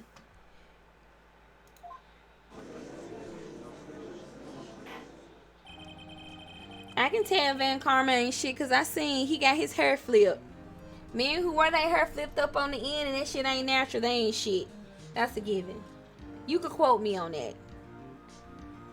Court is now in session for the trial of Mr. Miles Edgeworth. The defense is ready, Your Honor. Mr. Von Karma, is the prosecution ready? He got that chicken fat in his hair. He learned it from iCarly. Lord, not iCarly. Fool. You seriously think that I could stand here were I not completely prepared? Can I shoot him already? Why he dressed up like he used to hang out with fucking George Washington and try to chop like I feel like he would be the one that was there with George Washington that actually chopped down the tree. Like, I really feel like it. Like, he looked like it. Why he dressed like this? Why is he dressed like this? Right. Not him apologizing. Right. My apologies. He's even got the judge scared.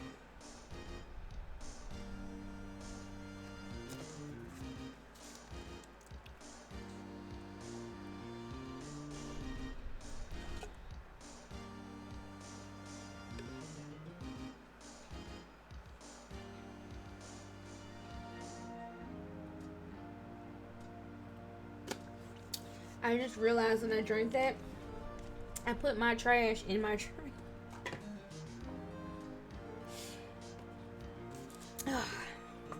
Went to take the last sip of it and look. Yeah.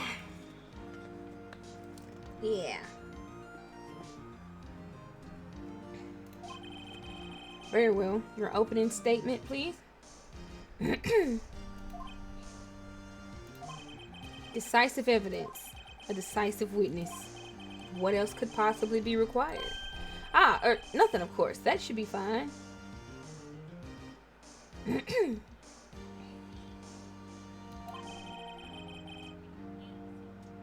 Prosecution may call his first witness. What's with this guy? Is he royalty or something? How am I supposed to fight against this? I call the detective in charge of this case, Detective Dick Gumshoe. Okay, Gumshoe's first. Let's see how this goes.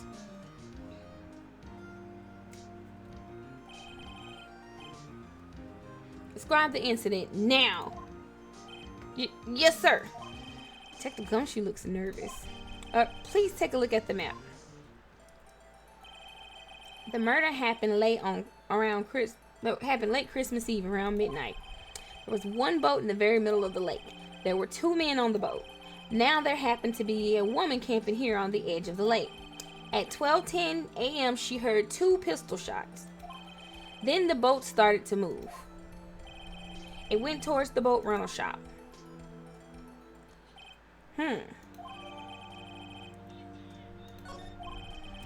Testify to the court about the arrest now. I just want to know, like, if they rented the boat, did anybody stop to try to find whoever owns the boat rental shop so that they can go look up who rented the fucking boat? Because wouldn't you have to sign that shit out? Like, how are y'all gonna have a trial but have it before you can get all possible evidence? Like, yeah, I know we gotta wait till a weekday to catch this person unless we go catch them at their house, but let's start the trial anyway. It don't make a lot of sense. But there's always some unlogical ass shit these get them, so they're like, why the fuck would y'all do that? That don't make no sense.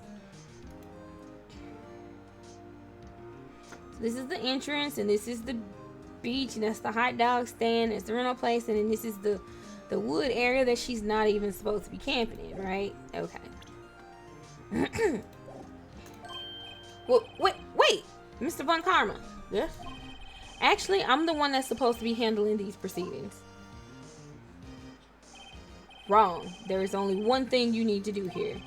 You will slam down your gavel and say the word guilty. That is your role. Ooh, hell no. Can I get him held in contempt of court? This motherfucker in here trying to tell people what the fuck to do. Sir, chill. Yes, of course. You're quite right. The fuck? No, he's not.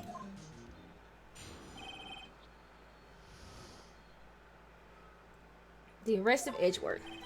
A man called into the station around 30 minutes after midnight. We headed to the scene of the crime as fast as we could. That's where we found Mr. Edgeworth. Now, I didn't suspect him of anything at all, but the next morning a body was found in the lake.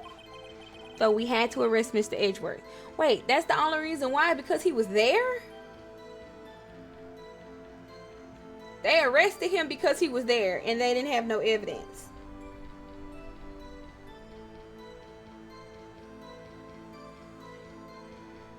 Don't they gotta prove him guilty beyond the shadow of a doubt? How the fuck they gonna do that with no evidence? And he's the only person they saw. That don't mean when nobody else there.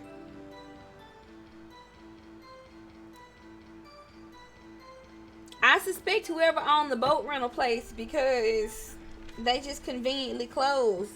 And in order to rent a boat, wouldn't they have had to been open? Like after fucking like midnight or whatever? I don't know. It's weird. All of it's weird. I see. Very well. Begin your cross-examination, attorney. Now. Fuck you, sir. Fuck you, sir.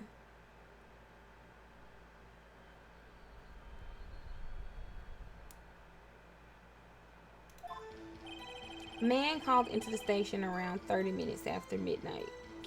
Who? You received a call from a man? Yep. But you said there was a woman camping there. She was the one who heard the 2 gunshots, right? That woman and the man who called in the report are 2 different people, obviously. Different people? There were 2 witnesses. Their testimonies were quite similar, however. Today I have summoned the woman who was camping. The woman who was camping. A lot of heart. What happened next, detective? I don't like him.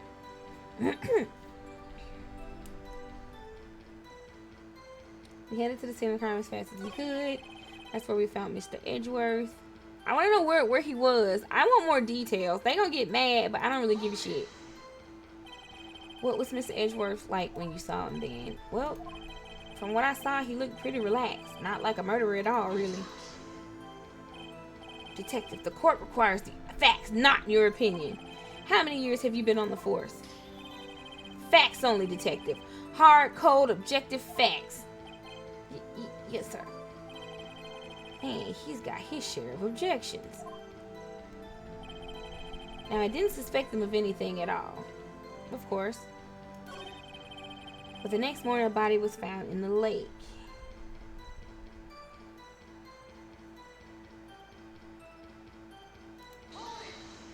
Did you find any clues on the body? A single bullet was recovered from the body.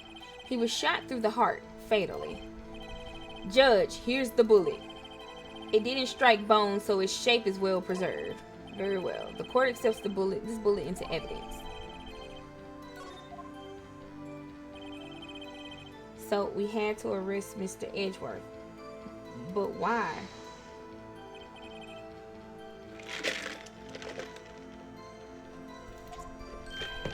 Well, we found the murder weapon in the boat. The murder weapon? A pistol. Detective Gumshoe, that is a vital piece of information. Please revise your testimony. Right. Sorry, Your Honor. The murder weapon we found in the boat was decisive evidence.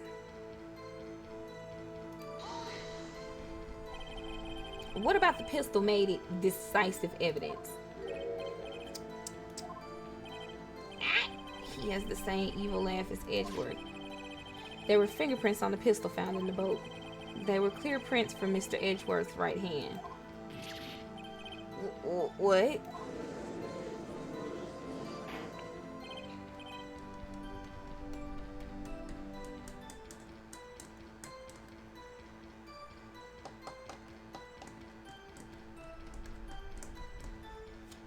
Order. So Mr. Edgeworth's fingerprints were found on the murder weapon? Yes, Your Honor. Judge, this is the weapon in question. Accepted into evidence. Hold on. No one will believe oh no.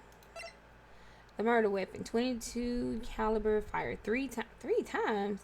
There's prints from Edgeworth's right hand. Found in the victim's body, fired from a 22 caliber pistol.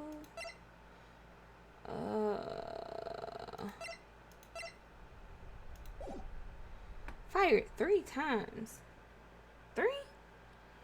3? Members of the court, we now have the pistol used in the murder and the bullet found in the body. Detective. Yes, sir. Was the bullet found in the body fired from this pistol? Yes, the ballistic markings on the bullet match the pistol. Hey, Nick. What does he mean, ballistic markings? Shocking.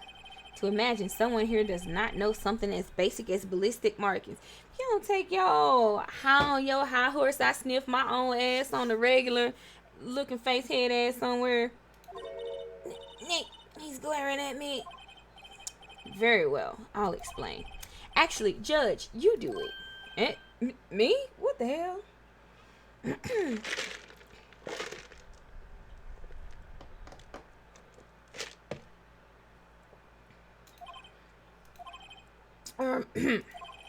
Ballistic markings are like the fingerprints of a gun.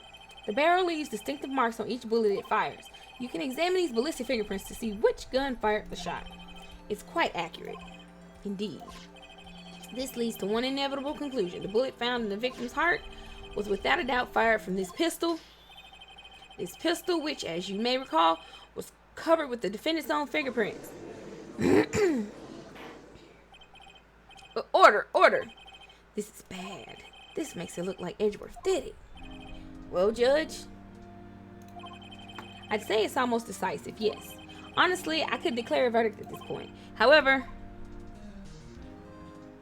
you wish to hear the witness speak, no doubt. Very well. I am somewhat fatigued, and so I will take a brief break. What? I will call my witness after the recess, which will last 10 minutes. Judge! Yes? What are you doing? A 10-minute recess, now! But wait, just bang your flimsy gavel and get on with it, man. Well, you see how he win all his cases because he acts like this. He just out here trying to run the show and shit. It's like, excuse me, sir. Shutteth the fucketh uppeth. Okay? Thanks.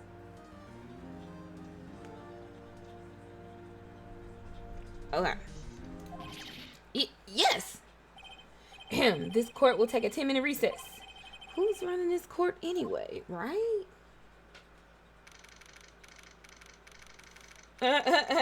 Just shaking in his booty boots. What are booty boots?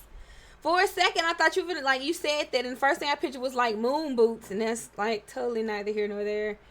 Just further evidence that my brain is all over the place today. Edgeworth, what's going on here?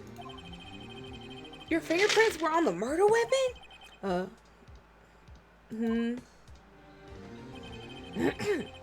that foggy photo makes one thing clear. The only one who could have shot that man was the person in the photo. True. Was that you in the boat? Yes, it was me. What? But you must believe me, I didn't shoot him. Then who did? I don't know. You don't know? Weren't you right there? I heard a gunshot from very close by. Then the other man fell from the boat. I can't say why, but I thought at the time that he had shot himself. You mean it was a suicide? That's the only explanation I can come up with. Huh? I'm not gonna convince anyone of that. Say, Maya? Huh? What? Any progress with Mia? Oh, sorry, it's no good. Oh, I know. I'm no good for anything, am I, Nick? If I can't call my sister, I might as well not be here, right?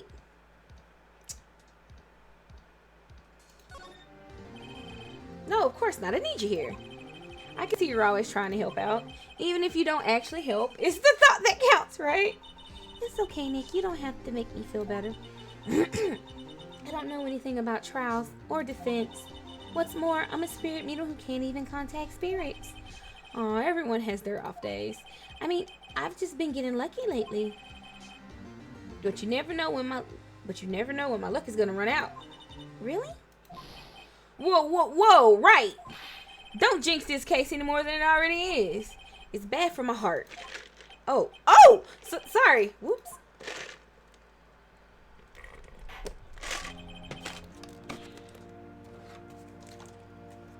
Court is back in session.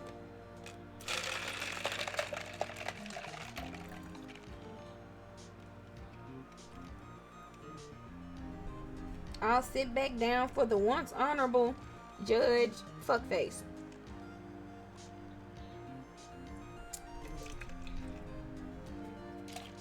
And I say once honorable because he is letting this man make a mockery of him in his own goddamn court. Sir, do better. Do better. Waha. Okay.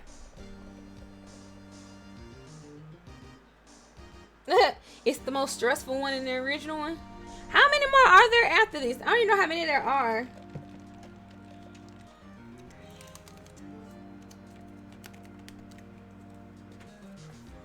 Like, did you ever watch somebody play but not pay attention to it, and you didn't play it? Like, you don't remember it as well as you do when you play it yourself, so it's like a lot of stuff that get past you, and you know, you don't notice or think about it or whatever, but then it's like you go back and it's like, oh yeah.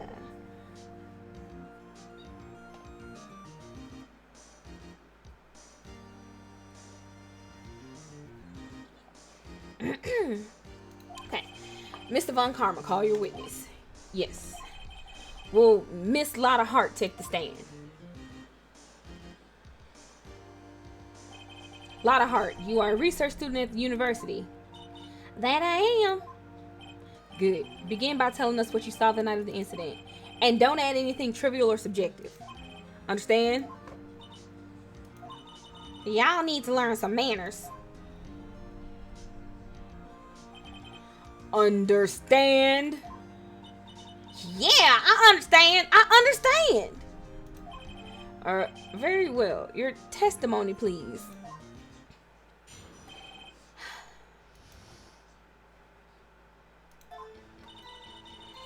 It was Christmas Eve, just after midnight, I reckon.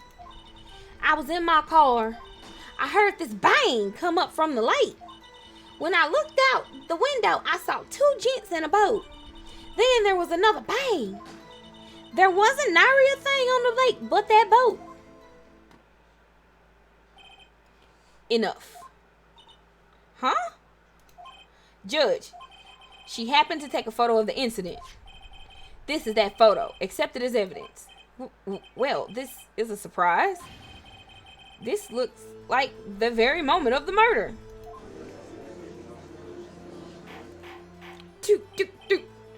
Order. I will remove people from this courtroom if I do not have order immediately. You don't have order because he running the show. As the witness testified, she looked at the lake when she heard the shot. There were no other boats on that lake. So, the man in the boat with the victim must have been the one who shot him. Yes, it was the defendant, Miles Edgeworth. Your daddy. Order. I will have order. Well, Judge, the evidence is decisive. I have very little doubt about this case. Very well, this court finds the defendant... Wait, Your Honor! I haven't cross-examined the witness yet. A cross-examination? We have photographic proof. What question can there possibly be? This photo is worth 1,000 words, and they all read guilty.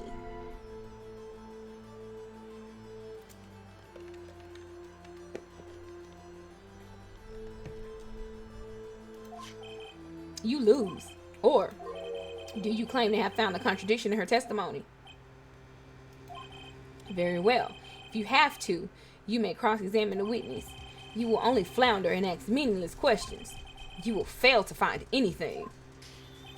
And then I will have you held in contempt of court.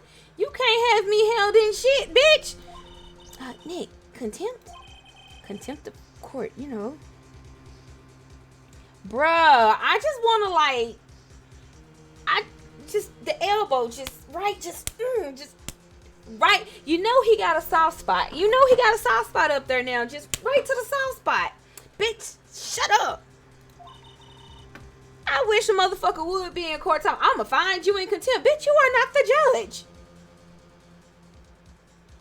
You can find me in contempt or whatever the fuck you want to. When you get done, catch me outside and let's see how big and bad you are. I'm just saying. Just saying. I guess I understand. Well, what are you gonna do? Do you really think there was a contradiction with the facts in her testimony? Like, my thing, like, one, the fact that she didn't remember that she was a witness until we saw the picture. Then all of a sudden she remembered she was a witness. Now, the thing said there were 3 shots fired off, and she's claiming she heard 2. Why did she only hear 2 if 3 were fired off? If she really was a witness like she claims. And also, if that's the case and she heard the first shot, I don't know. It's just something weird with the 2, the 3, and then the fact that only one of them is caught on camera. And I don't know. I think I noticed one little thing. Wow, I'm impressed.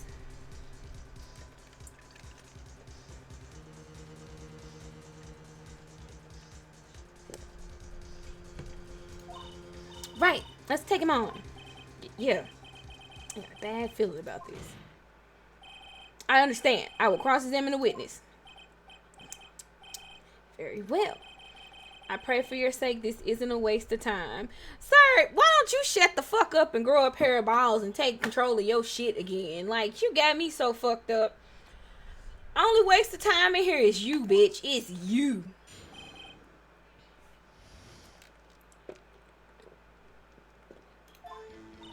It was Christmas Eve just after midnight, I reckon. We not even gonna get into the fact that she reckoned, which means she's not sure, because I was in my car. Why were you camping there anyway? I'm a research student at my university. I was taking pictures to use in my research.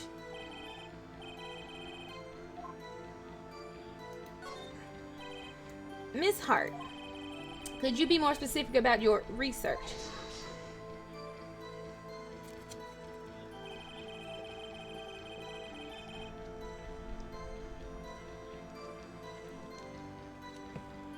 What does the witnesses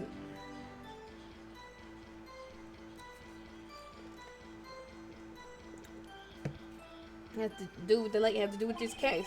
The answer is nothing. I object to this line of questioning. Objection sustained. How you gonna sustain your own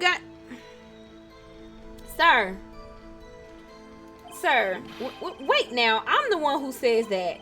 Well, then say it already. Sir, fuck you. Not you, spineless ass motherfucker.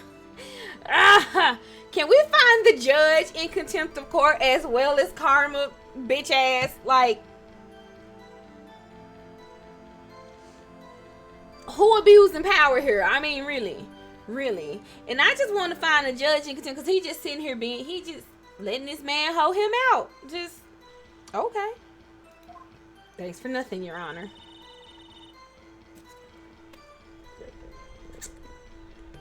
I heard this bang come from the lake. So you weren't looking at the lake at that time? Nope. I looked after I heard that noise. She said that already. I asked you to find Shut up! Not leisurely chat with the witness.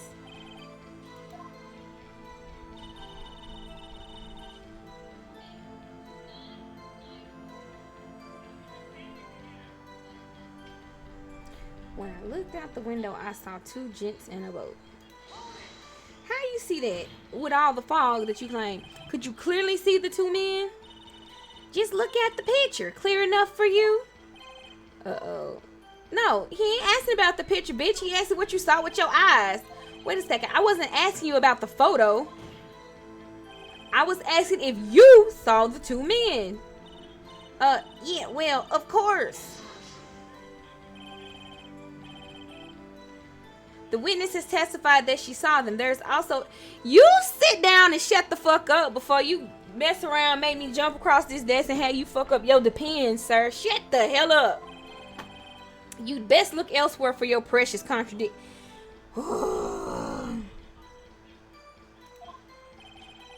He jumped in quick. He's hiding something. I'm finna press every motherfucking thing. Then there was another bang. Okay. Hold it. Nope.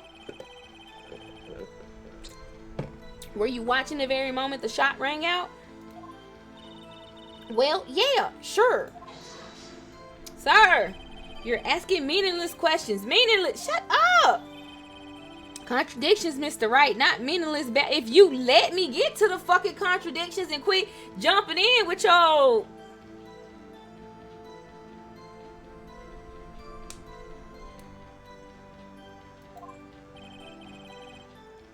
Karma, I think I hate you.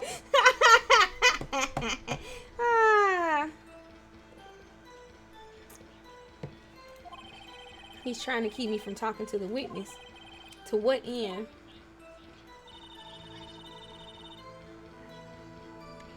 There was an area thing on it. Alright, see what I'm doing. Are you sure about that? Yeah, sure as a country guy can be. That sounds pretty sure. No, because she said it was foggy as fucking you couldn't see nothing. Why her story changed? How come you're so sure? Well, heck, I scanned the whole lake. Scanned the whole lake? It almost sounds like she was more interested in the lake than the boat. Miss Hart, you... Shut up, bitch!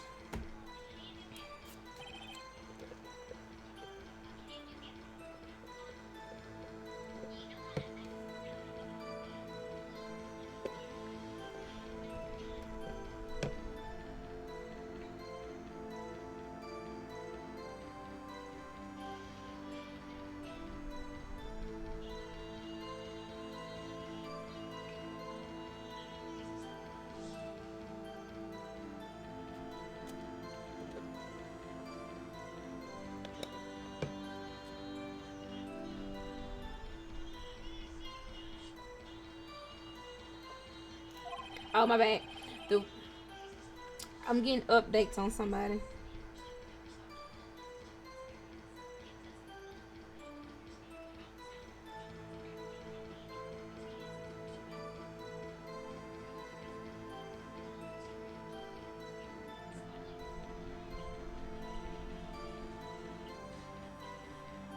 Okay. My bad. Alright. Witnesses answered the question in full. No need for further questions. Objection sustained. Sir, what the fuck? That's what I'm... Sustained. Yes, of course. What the fuck is happening here? What kind of shit show? Oh, great. Enough. I think we've heard all we need to hear, mister. No, you haven't. You won't let me get nowhere. Every time I get close to figuring something out, this man jumps in, and then you jump on his nuts, and then we just not getting nowhere. Like, I hope you are enjoying this ride, sir. I hope both of y'all enjoying this fucking ride, sir. It seems you are unable to find a contradiction in the testimony worth noting. But, Your Honor.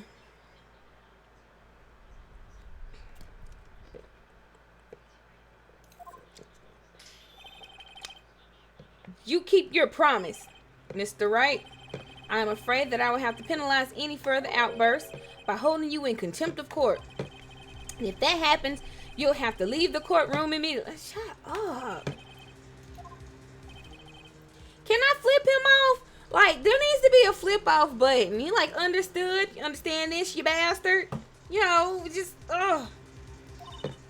Nick, a lot of testimony is fishy, Nick. Real fishy. I know what you mean. But if I can't say anything, what can I do? I believe we've covered the evidence sufficiently to make a decision. Then pass your judgment. Very well. Mr. Miles Edgeworth, please take the stand.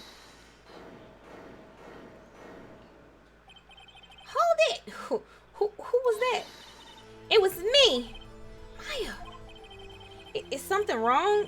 Do you need to use the facility?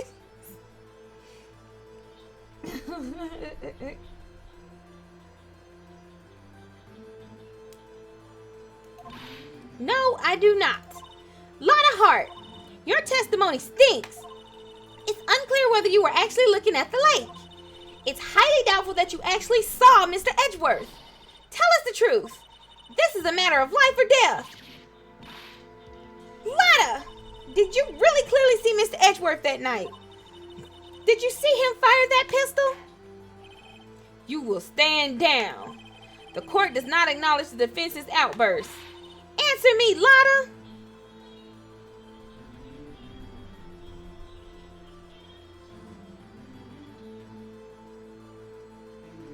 Right. Because I'm just sitting, I'm like, when we first talked to you, like I said, aside from the fact, the damning fact that you remembered that you were a witness after we found the picture in your camera, you clearly told us, plain as day, it was too fucking foggy to see anything. But now you sit here, oh, I saw this, I saw that, I saw everything. Girl. Miss Girl. What's the big idea? Treat me like some kind of criminal, cause you acting like one. I saw him, I swear it. I saw Edgeworth. Enough. Judge, declare the defense in contempt of court. Yes, of course. I'm sorry, but you were warned. Guard, escort Mr. Wright out of the courtroom. He is in contempt of court and must leave. No. Wait! I was the one who made the outburst, Your Honor. Nick is innocent. Ha! What's the difference? All that remains is for the guilty verdict to be declared. Isn't that right, Mr. Phoenix Wright? Wrong.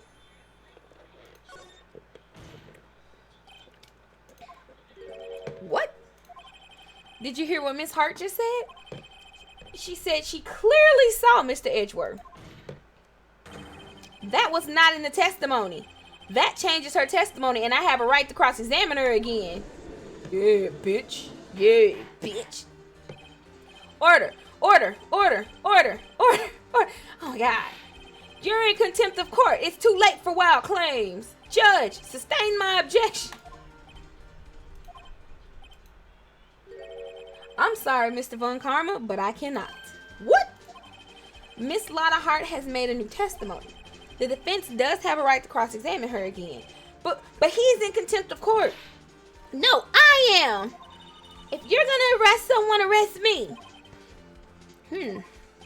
Very well. Maya Faye, you will leave the courtroom immediately. Nick, I did what I could. You have to do the rest. Good luck. Maya.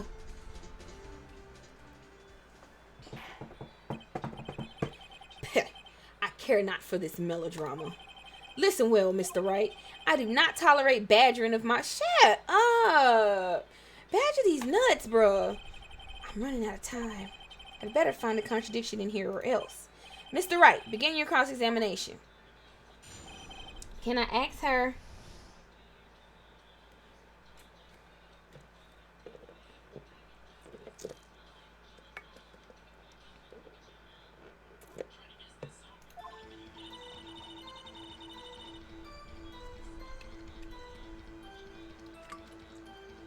I saw it clear as day. The man on the boat was Mr. Edgeworth.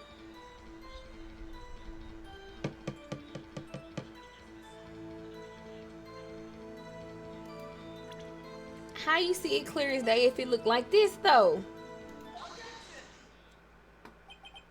Got you, Miss Hart. Finally. What? You got what? Look at this photograph.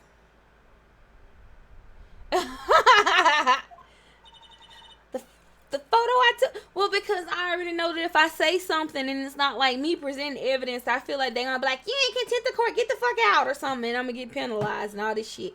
So I'm like, we just gonna take this picture because it clearly shows that this bitch is not a camera, and the camera takes very high quality pictures, and her eyes ain't shit like a fucking camera, and she wasn't even on the bank because she said she wanted her tent. She was back at her car, so it ain't no way in fuck she could have saw this shit that she was claiming she saw, including his face. But I saw him clear as day. You did not see him clear as day all the way back there in your SUV on a foggy ass night, bitch. You got me fucked up.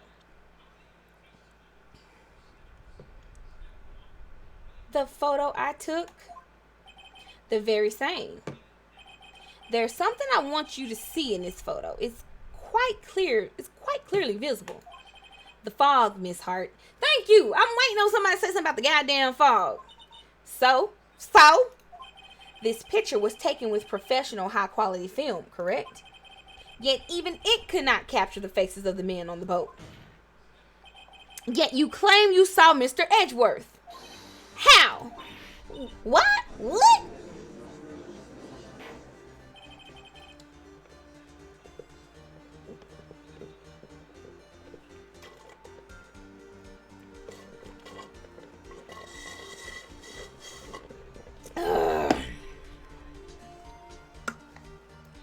Mr. Wright has a point, sir. That's why I told her not to say that in her test. Sir, not you withholding. Somebody just fuck him up. Yet now she has said it, Mr. Von Karma. How could you possibly see Mr. Edgeworth? Explain yourself. Miss Hart. What? Could you see the defendant that night? Of course. I said I could and I meant I could. Then please testify as to the circumstances of your sighting. I did it. I finally found a hole in Von Karma's carefully vague testimony.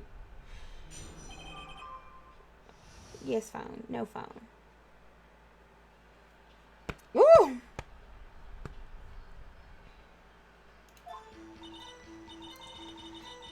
You're right. It was a cold night and the fog was thick as grits. So once I was finished setting up my camera, I got back in the car. Still, I brought my binoculars with me. When I heard that noise out on the lake, I looked with my binoculars. See, no problem. Fog. You use binoculars? Very well. You may begin your cross-examination, Mr. Wright.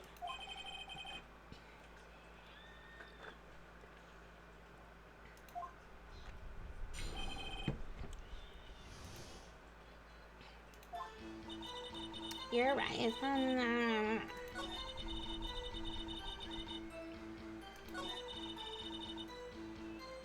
Nope. Binoculars. Yeah, binoculars.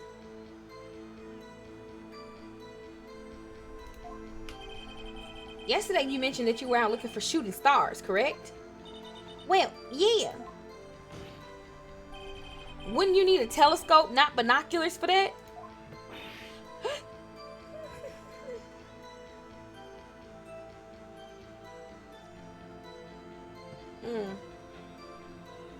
My light's moved in a weird way.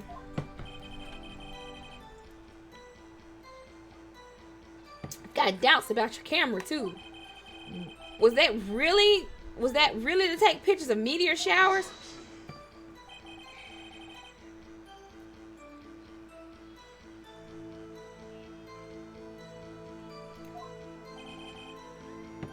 Right? You can't say that for certain. Mr. Wright, is the camera really relevant to this case? I mean, did the camera not get y'all some of y'all most crucial evidence? If you believe it is, you may continue with this line of questioning. I'm gonna do what you said, Taxi.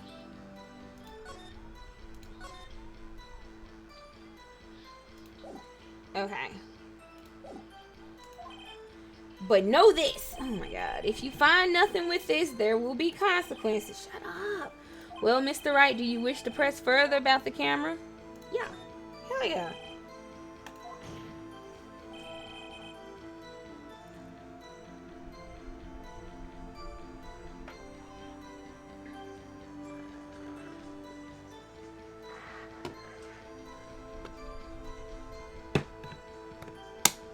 Camera is of utmost importance, Your Honor. It is perhaps the key to this entire case. Therefore, I will continue my line of questioning. Wow, maybe I went a little overboard there. Very well. Miss Hart, you will testify to the court about the camera. Yeah, I hear you. The camera was set up to take pictures of a meteor shower. So why was it pointed at the fucking lake? She was there looking for Gordy. Or was she there, like, or was she setting up something to look for Gordy? I don't know. I feel like this is related to Gordy. Miss Hart, what made you choose that lake to photograph meteors? You know the fog gets thick on that lake. It's not very suited to stargazing. Yeah, well, you see, I guess I wasn't thinking too straight. Ha! Huh.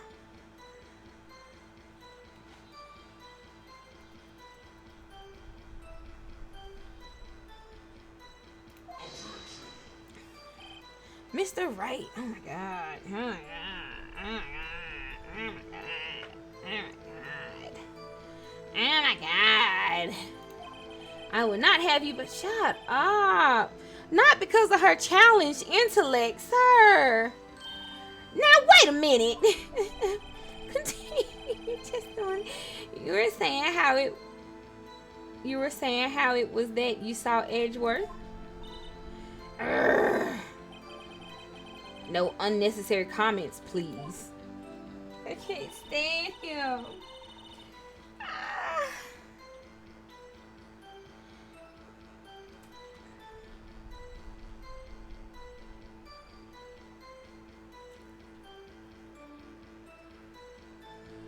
Wait.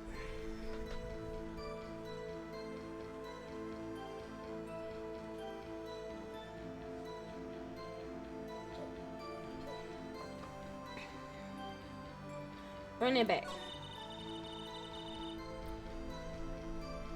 Because I'm just like, if it's set up to take pictures of the meteor shower, why is it pointed directly in a certain part of the...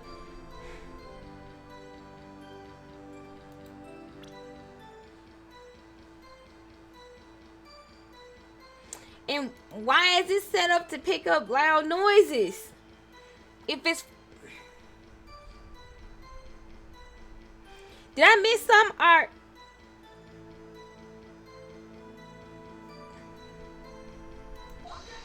Like, I don't know. I feel like I missed something.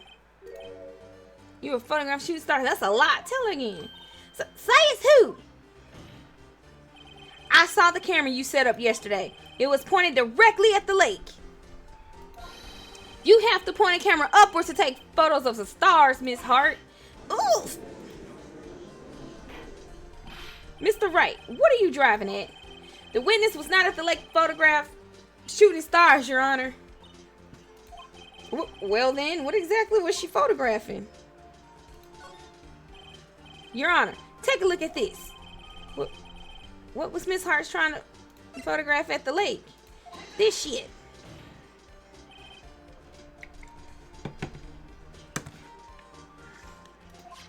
Mrs. Hart, this is what you were trying to photograph. What's this? A newspaper article? Gordy. Ah, the sighting at Gore Lake. Well, Miss Hart, I never heard of no lake monster. You got proof or something? Nobody said lake monster but you. Let's see you prove that I was down this lake trying to photograph this Gordy.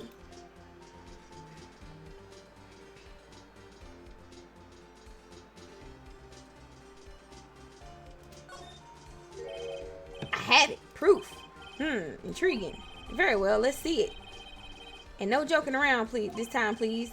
What is proof that the witness was trying to photograph Gordy the lake monster? That the camera was pointed at the goddamn lake. Do I have to tell y'all this again? And then she had it set up to respond to noise.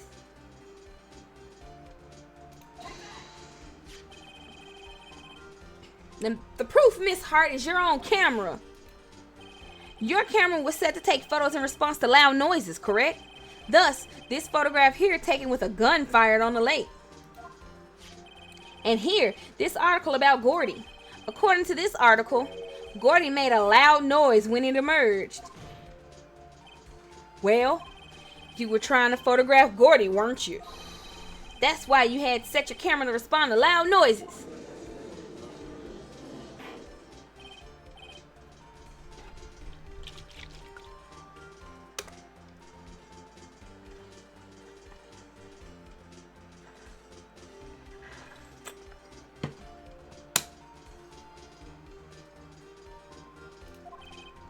See, I too thought it was a little strange.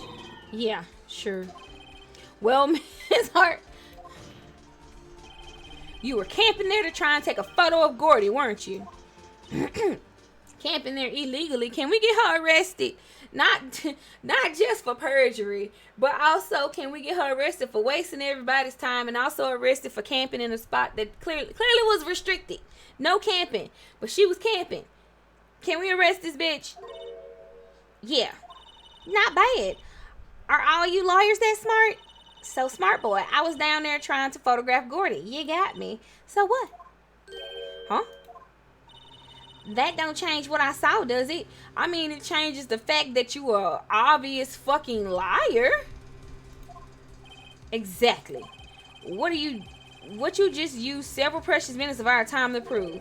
It's nothing more than that the witness is an idiot who thinks monsters exist. Hey! But as she so succinctly said, so what? It changes nothing. Not true. You were hiding the whole thing about Gordy for some reason. I know it. But what could it have been? Whatever it is, I'm getting to the bottom of this. Miss Hart, why did you hide the fact that you were searching for Gordy from the court? Please revise your testimony. Right, fine, I'll testify. It won't change nothing, though. Something will change. It has to. And I'm gonna spot it. Bum, bum, bum, bum.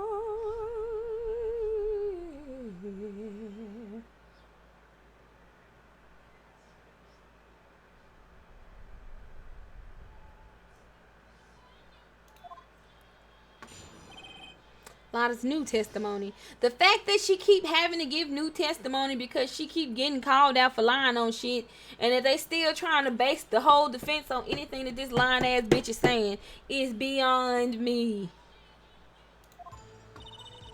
Actually, I'm not a research student at a university. Obviously, bitch, you about 40. I'm an investigative photographer. Imagine what a scoop it'd be if I got a picture of that monster.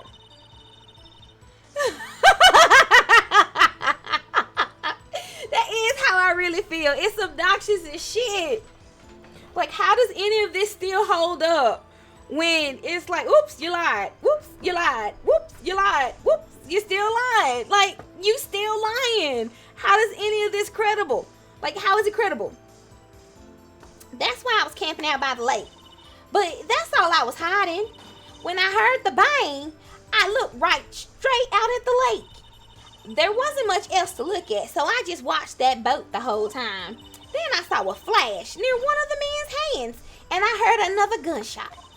I was looking right at that boat the whole time, crossed my heart and hoped to fry. Didn't she already say she wasn't looking at the boat the whole time in her previous test? Bruh. Which gunshot did you see, bitch? Pick a struggle. Pick one. Which gunshot did you see? Make up your motherfucking mind. Cross my heart and hope to fry. Girl. Does that mean that when since she lying, we can get her the electric chair? Is that what that means? Because I do. I just.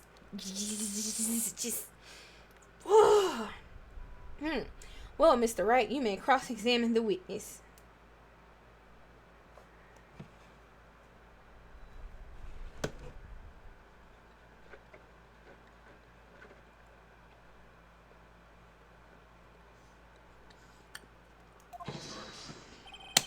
The witness's testimony is unchanged from before. Whether she is a research student or a photographer has no... her credibility, sir. It affects her credibility. Jesus, can you... Dude, give me something to throw at him. There is no need to waste more of our time with another pointless cross-examination. I claim the defense's right to cross-examine the witness, Your Honor. Oh, Karma's up to something. I know it. He doesn't want me to cross-examine her because... Why? Was there a contradiction? Very well. You may begin the cross-examination. You seem sure of yourself. You must have something in mind. Ha! That would be a first. Shut up, bitch. Ha ha. Very funny. You understand that this is your last chance at a cross-examination, Mr. Wright. If she got more testimony, how the fuck is it my last chance? Like, y'all just gone, like... This court's corrupt. I want your job, and I'm on his fucking job. Y'all ain't shit. If there is no problem with the testimony this time, we will let the witness leave.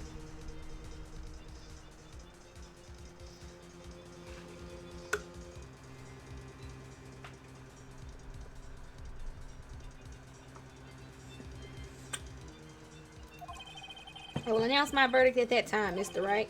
Understood? Yes, Your Honor. Whatever, bitch.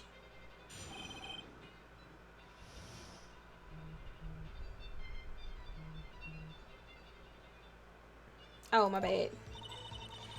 Actually, I'm not a research student at a university. I'm an investigative photographer.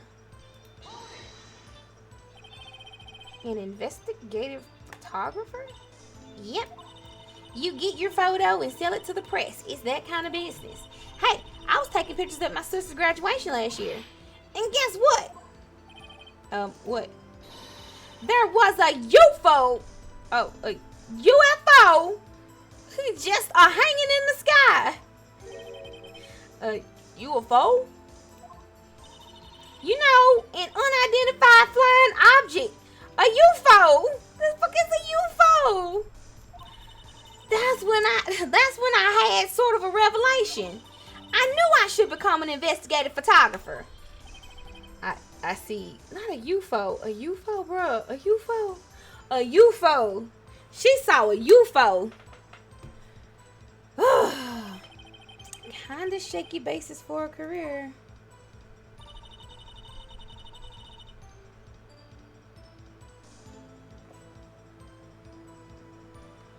Ooh. Imagine what a scoop it'd be if I got a picture of that monster.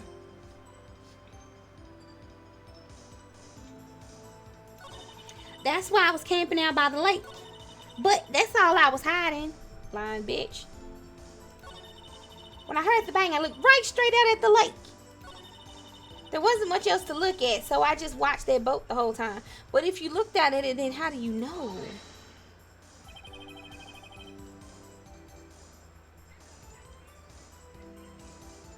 There wasn't much else to look at? Yep. I don't know if she heard a bang and she thought Gordy was out there. I kind of doubt she'd waste any time looking at a boat. What? What did I do now? What are you giving me that look for? Oh, wait. I can't do it from here. Never mind. Definitely suspicious. Maybe it's time for some evidence. Witness, continue. Shut up. Hold your hush puppies, Pops. I'm getting there. Nope, go back. Run it back. Run it back. Wasn't much else to look at, so I watched the boat the whole time.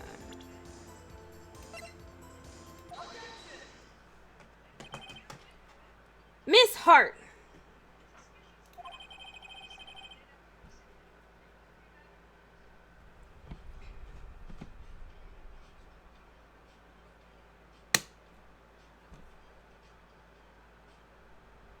Were you really looking at that boat? Well, what's with you? Of course I was looking at it. It was the only thing out there. Any normal person to be looking at it. No, they wouldn't. No, they wouldn't. No, they wouldn't. I agree. Any normal person would. But you are far from But you are far from normal, bruh. What? Y'all want to step over here and say that? You were camping at the lake to take a picture of Gordy. Think about it. What would you do if you heard a loud noise? You would be scanning the lake for any sign of Gordy. That's what. You wouldn't give that boat a second thought.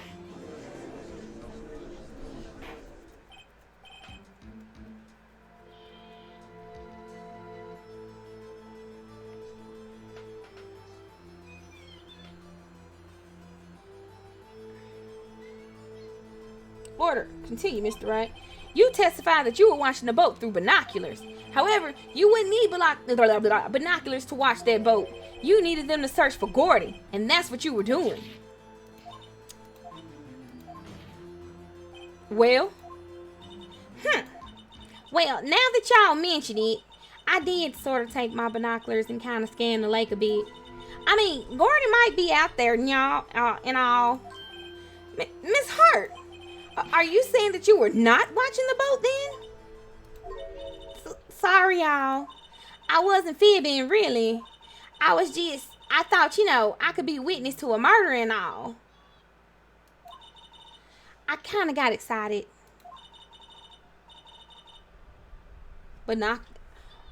Binoculars for. I was sure I was watching that boat until now. This is totally uncalled for. But hey, you got the photograph. You got proof. She need more than her tail beat. She just need to be off the street. Just take her off the streets. Put her out her misery. She just Still, we can't see who is shooting who in this. Right. That's why I took this photo and witness. That's enough. No, sir, no, it's not. You've had a long day. Shut your pie hole. Shut my what? What was she going to say? She took the photo and what? Wait a second. She even had a photograph to prove it. But you really can't tell from the photo who is shooting. That's why she said she's going to enlarge the photo. She said it'll drop the quality of Mike, but should let us see who's who. She enlarged that photo. Why won't Von Karma let us show it? I've got a hunch. I bet that enlarged photo shows something bad for Von Karma. This is my chance. If I'm wrong, though, it'll mean prison for Edgeworth, or worse. What should I do? Make a showing. I mean, what you got to lose? If you wrong, he going to jail. If you don't say nothing, he going to jail. Miss Hart, look at this photograph. You enlarged this photograph, did you not? Yeah, I did. Why has the enlargement not been presented to the court?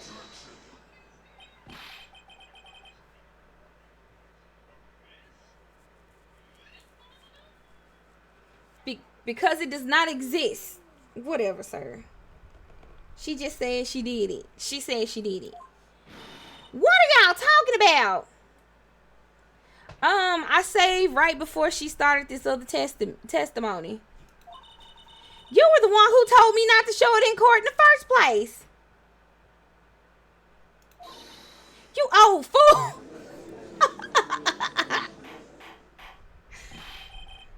Here. I did save already. I saved before she started her other piece of testimony. There, y'all happy? Y'all happy?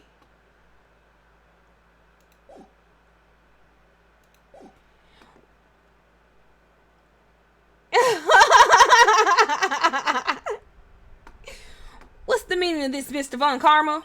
Yeah, I'm only using one slot. We should be using more.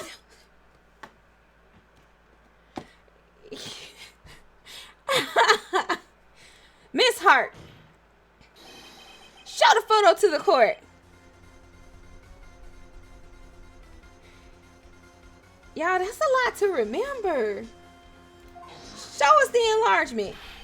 The prosecution objects to the submission of this evidence. But why?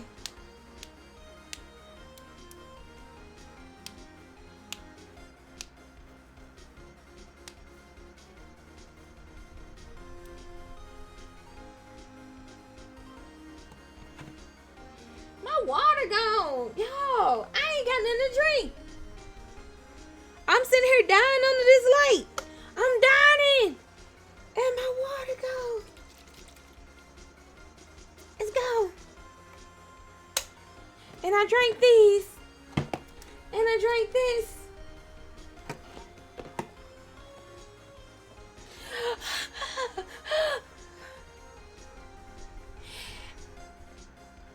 I gotta go grab something else. I got a boss battle to do. I don't feel like going to get nothing. How you going to get me something if you don't feel good? What I want? Ooh, why you put all that bass in your voice? I just got started. Oh. How you feeling first? You feeling good? You okay? You need something? Do you want some more medicine? Do you want hugs? I don't know. This. Thank you. Then go sleep. Make sure you drink. You drinking stuff too? You hydrating? And can I get a refill? Curb, I can't stay at you.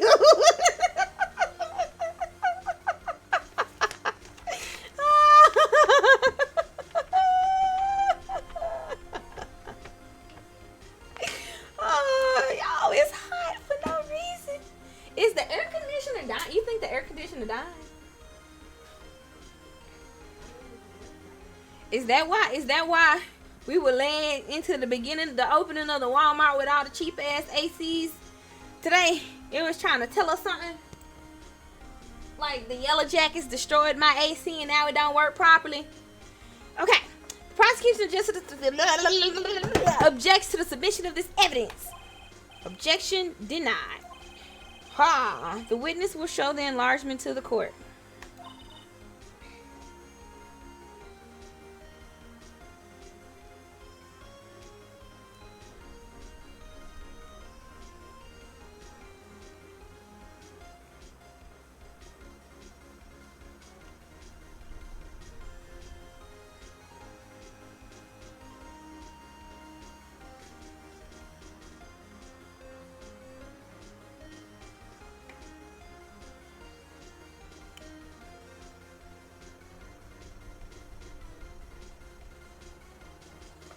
Okay, here it is. Wait. Y'all. Didn't they say that the gun had Edgeworth's right handprint on it? This is a left hand.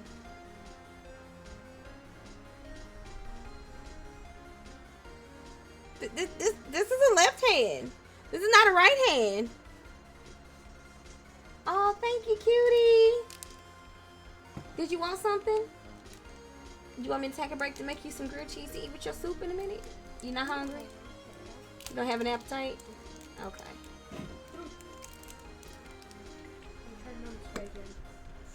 Huh? Is it starting to hurt? You want me to make you some warm tea in a minute? A throat comfort tea?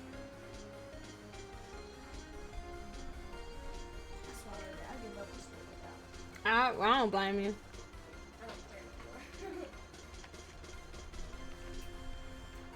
Right?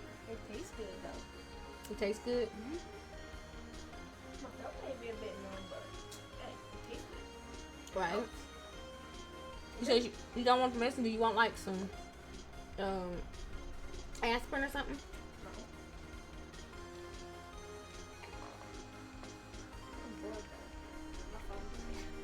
Kirby said, use that one over there. Just hand it to me and I'll unlock it. Kirby said, Po Chibi feel better right now. Thank you. I would if I could. He told me to give you hugs.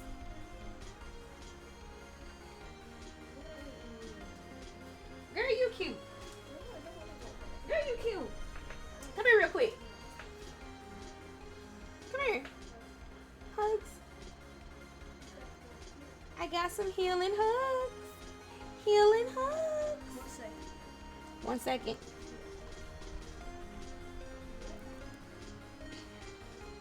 But yeah, y'all see that, right? They claimed it was his right hand. I remember that, but this is not his right hand. This is a left hand. So who holding the gun? It could be the defendant, or maybe it's not. Regardless, I'll accept this as evidence. Happy now, Mr. Wright? There has to be something. You asked for the enlargement. You got the enlargement. That's his military. Not a military, right? Huh? Yeah, come on.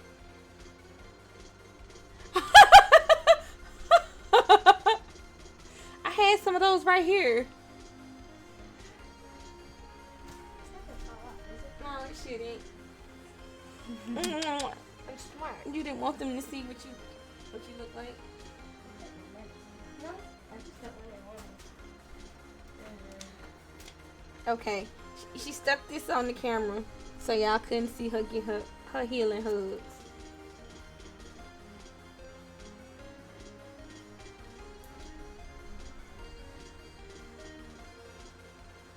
Still green.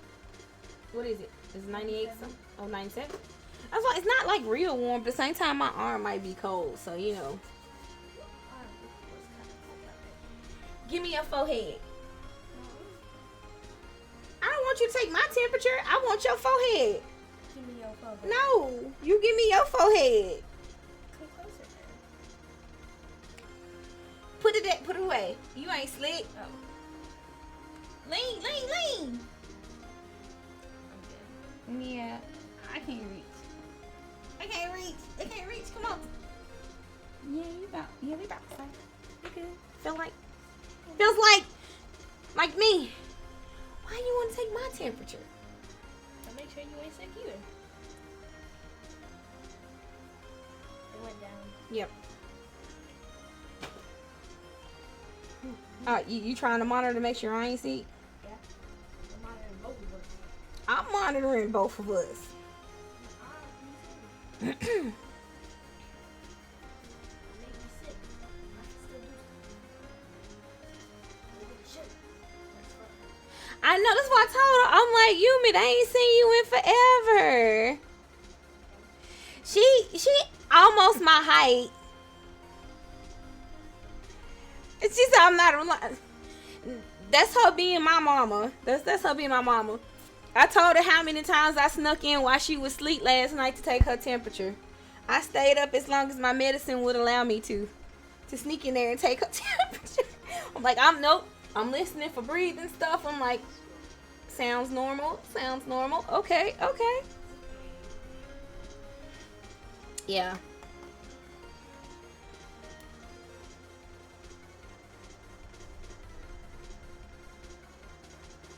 But yeah, it was sudden yesterday. It was sudden yesterday. Like, we sitting there and it's like, oh, okay. And then all of a sudden, like, right? You be like, yeah. And the medicine be like, go to sleep. And you're like, no, not yet. No. You be trying to fight the medicine. And, you know, whatever. Yeah. Oh, it's hot. I'm dying. But yeah, yesterday was just as normal as it could be until it wasn't. And I'm like, oh, okay. Little good it has done any of us. That's why I requested she not show it. I suppose this means that the cross-examination is over, obviously. Then I would like to close the cross-examination of Miss Lotta Hart. How does he get to decide when the hell it's over? And none too soon. That was a flagrant waste of my time. Mr. Von Karma, do you have anything to add? I stated everything I needed to when this trial began.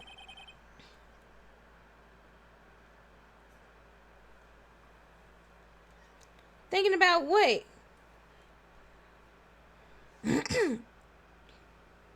Decisive evidence. A decisive witness. What else could possibly be required? Nothing, of course. Then, I believe it is time for me to declare my verdict. Wait, it's not supposed to go like this. There has to be a clue in this photo somewhere. This is bad. Real bad. What should I do? Your Honor, there is something decidedly strange with this enlargement. What might that be?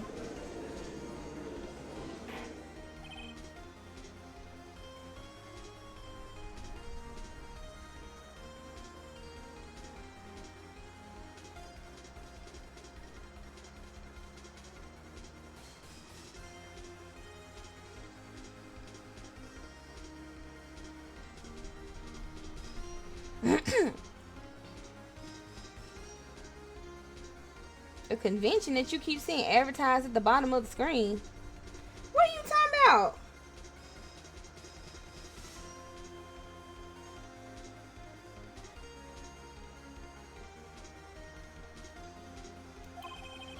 You will show the court what you mean. What about this photo is strange? Okay, here goes nothing.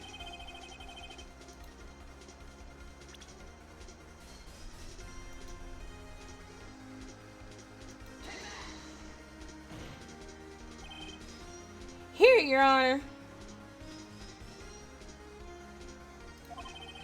The shooter? I'm not sure I understand. What about the shooter is strange? Look at the hand holding the pistol, Your Honor. The hand? That hand directly contradicts another piece of evidence. This man's left hand does what? Let me show you. I'll show you the evidence that left hand contradicts.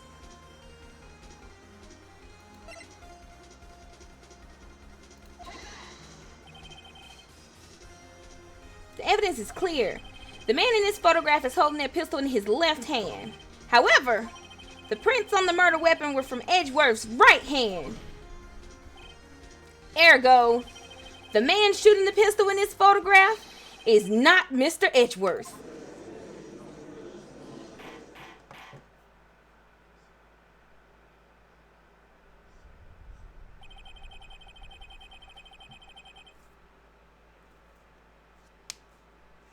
Now that everyone in the courtroom has quieted down,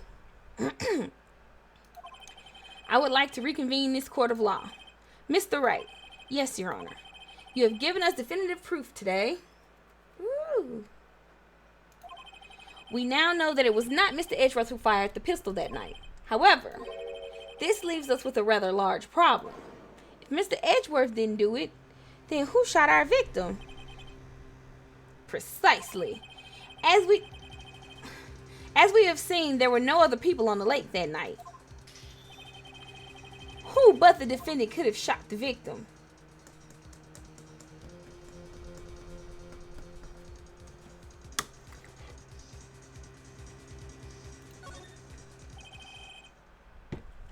There's only one explanation remaining. The man who shot the victim was none other than the victim himself. Which actually corroborates with what Edgeworth was saying. Order. So you were saying that the victim committed suicide? Huh? No, he didn't just shoot himself. That's not called suicide. That's called homicide. What's this question?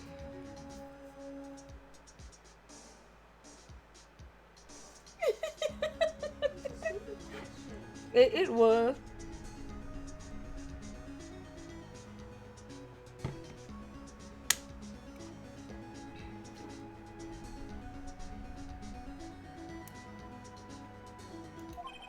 Yes, Your Honor, I can think of no other explanation. Indeed, that does seem to be the only remaining option. Obstruction. Now he tripped and fell and shot himself. I'm so very, very sorry, Mr. Wright, but suicide is out of the question. What? An examination of the victim's wounds revealed the distance at which he was shot. The distance? The victim was clearly shot from further than a meter away. A meter? That's 3 feet.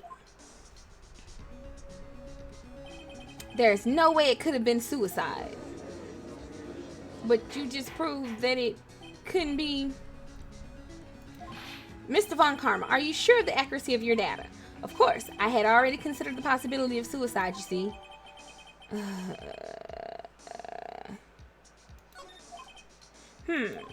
I see. Very well, allow me to state my opinion. Considering the situation, the shooter had to be the defendant, Mr. Edgeworth. No. How we get back to this? When you got photographic evidence showing you that ain't what it was. However, the prints on the gun revealed that the shooter was not Mr. Edgeworth. This is a conundrum. Therefore, I would like to suspend proceedings for this trial for the day. The court orders the defense and the prosecution to further investigate this matter.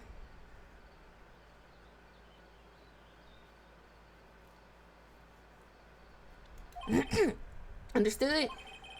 Yes, Your Honor. That is all. This court is adjourned. I gotta investigate again, don't I?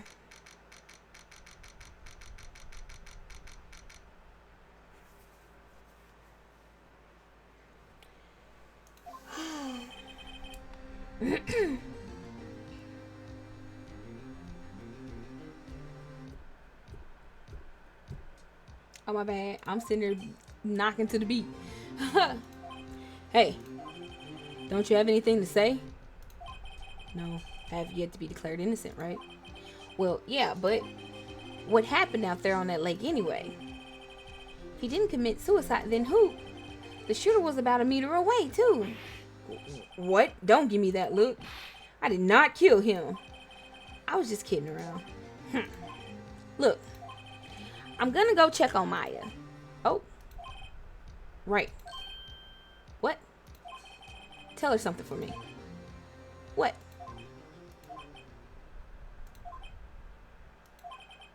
Tell her to watch what she says in court.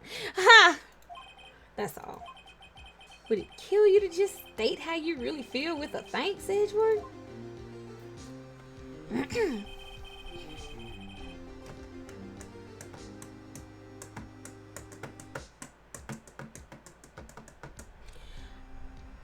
I requisitioned a transcript of Lotta's entire testimony. I thought it might give me some ammunition for the trial tomorrow. Of course, she didn't see the shooter, so the only part of her testimony that stood was the bang she heard. Lotta's deposition added to the court record.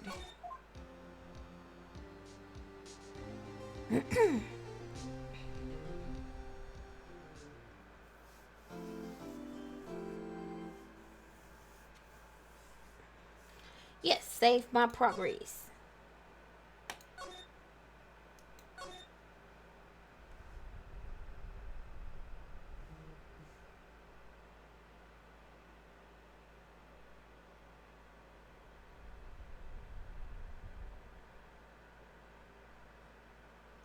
Was I reading that?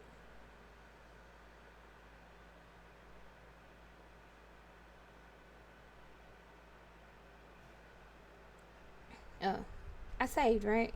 Okay, yeah, I did. It says investigation. Okay. December 26th, Detention Center, visitor's room.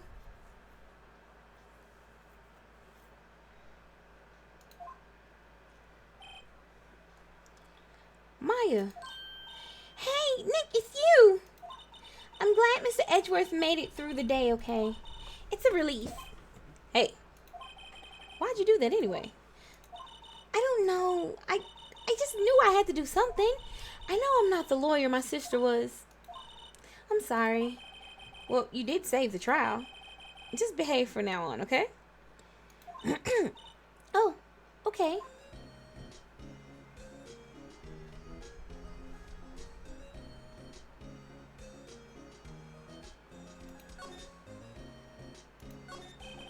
Have you been questioned yet? No, not yet. Detective Gumshoe was here just now. He said, seeing as this is your first offense, we'll let you go after questioning. Whew. Oh, and he wanted me to get bail money ready. You can pay for me, okay? Huh? How much? I don't know. I guess they'll send you a bill or something. Is that a Ayo? Hello, sir. How are you? Why do I picture giant bales of money every time I hear the word bail? Any luck with Mia? None. I can't get through to her at all. I tried. I really did. I don't know what to do. I think I probably shouldn't have stopped my training. She sounds like she really did do her best. I should check and see if there are any waterfalls in the local area. Nice. Ooh, what video are you editing? I wonder if I'll ever see my sister again.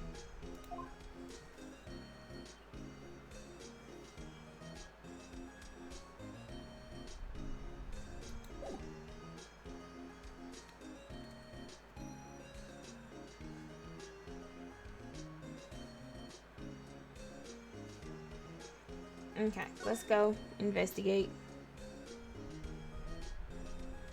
Oh, nice. You doing fancy edits over there?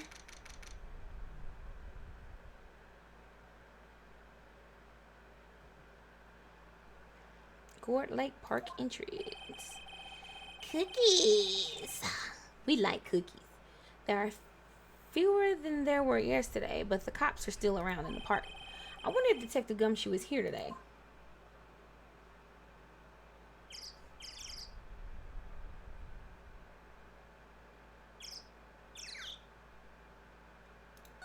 There's literally nothing to explore here.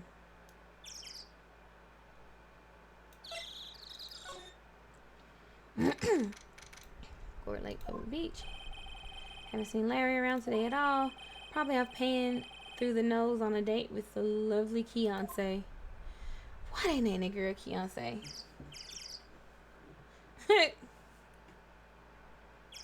Like comical fancy or like I drew these graphics myself fancy?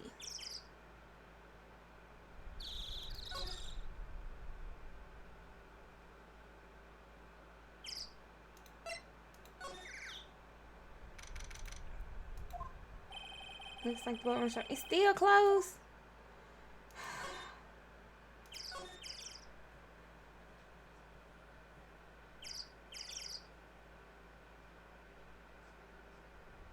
A lo-fi music video.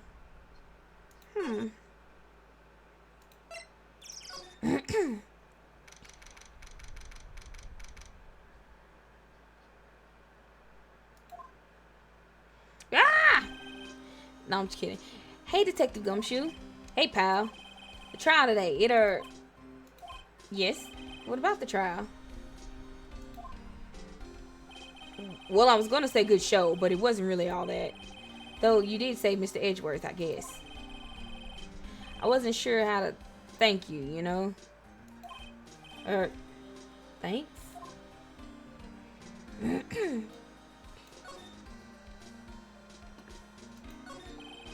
Detective Gumshoe, any idea what strategy Von Karma is planning for tomorrow? Sounds like he's bringing in another witness. Another witness? Oh, right. He said something about that in the trial today. There were 2 witnesses.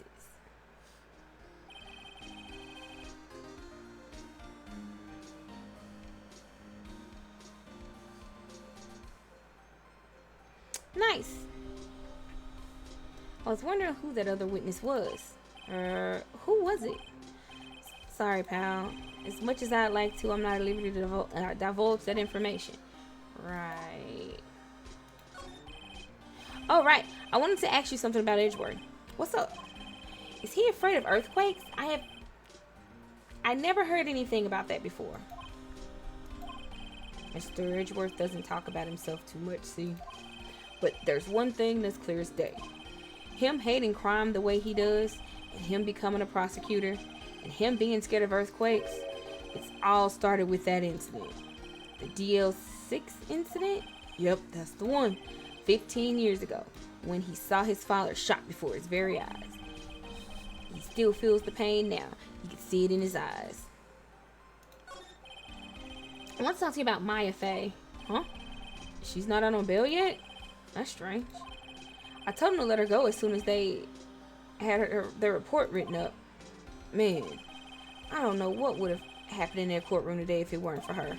Seeing her getting dragged out by the bailiff, I'll be honest with you, pal, I shed a tear or two. Mr. Edgeworth, he was so moved I saw his lip trembling. Really? Cold as ice, Edgeworth? He was really grateful for what she did, you know. I'm gonna head back to the station. I'll get the report on Maya and get her out of there as soon as I can. Thank you. Oh, wait. I was wondering, how much is bail going to be? Don't worry about that. Mr. Edgeworth is posting the whole amount. What? Edgeworth? Didn't I tell you? He's grateful to her for what she did. Alright, pal. Well, don't forget to go pick her up, okay?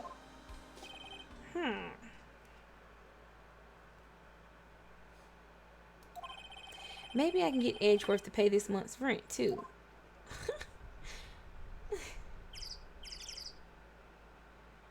So am I supposed to go pick her up now?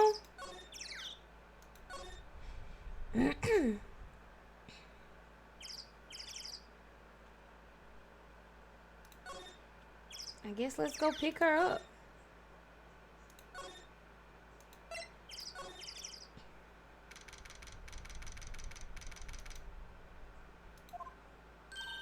Hey, Nick, you finally came. They just finished the paperwork. I'm free to go. Free at last, eh? Those interrogators were really mean. They were like, okay, what did you do this time? Like I was some kind of criminal. Can you believe it? Well, they let you out in the end, didn't they? Oh, that reminds me. Thanks for bail. Thank Edgeworth. Huh? He posted bail for you. Said he was grateful for what you did. Mr. Edgeworth did that? I have to make it up to him. We've got to win this case, Nick. Okay, well, let's go back in and investigate.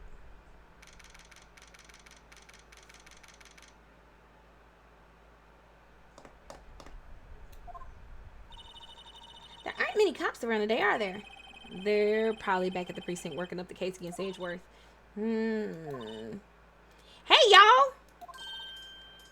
Hey, it's LaaLaBy. Y'all really did it today. What did we do now? No, I'm not complaining. See, I did a little thinking, a little self-reflection, you might say. I realized that being a witness is a mighty big responsibility. But I just went up there and started blabbing any old thing that came to mind. LaaLaBy? So you see, I want to make it up to y'all. Make it up? You want to make up some more? What did you think of the trial? To be honest, I was doing it half just to say I'd been a witness. Even though I didn't really see anything. I kind of convinced myself I had, though. I'm sorry, I know I caused y'all a lot of trouble. Well, memory is a tricky, vague little thing. Yeah, I sure know that now. I'll be fine the next time I witness a murder. Oh, it'll work. Right. You mean the first time you witnessed a murder? What about Gordy? Right! Well, the way I figure the trial's only stoking the flames of Gordy fever. I'll get my exclusive photos and rocket to stardom. All right, LaaLaBy, you go, girl. Right? I'll get you next time, Gadget. Next time. I wish I could be an investigative photographer, too. Finish your spirit medium training first. LaaLaBy, what do you mean by making it up to us? Well, you see, actually, I got a bit of information for you. What? That Von Karma didn't want me to say nothing about it. What information? Now we're getting to the heart of it. See, I reckon we might be able to do ourselves a little exchange. Exchange? I thought this was to make it up to us. Right. I propose a little exchange to make it up to you. What? Information don't come cheap, my friend. Hey. I see you thinking about how unsophisticated these southern folks are. It's written all over your face. Let me tell you, most southerners are way more sophisticated than you. I'm just the exception, okay? Enjoy your edits. Ayo, thanks for stopping by. Long time no see. Well, will it be? We gonna deal or not?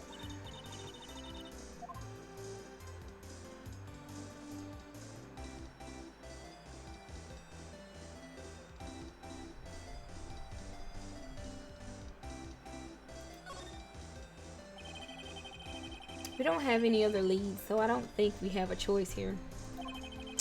Okay. How much? Huh? You completely off your rocker? I may not be sophisticated, but I'm not trying to rob the poor. Huh? The only fair exchange for information is information.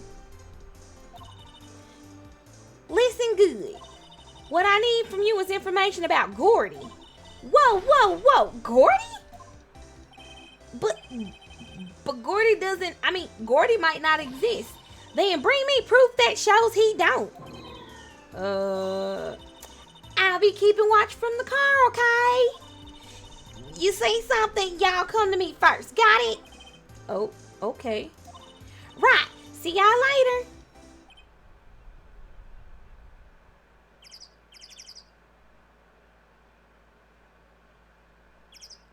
Smile through the pain.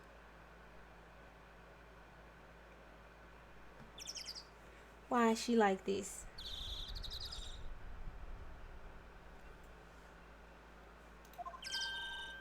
Okay, Nick, let's get hunting. Hunting? You don't seriously mean Gordy? Gordy? I sure do. What about Edgeworth? We're searching for Gordy for him, Nick. Don't you get it? Okay, and how exactly do we search for a make-believe monster? Maybe we could find a monster myth specialist. Are we looking for Larry? What the fuck? Not the Steel Samurai. What's that? The Steel Samurai, Nick. Yo, Maya, Larry, what the heck is that?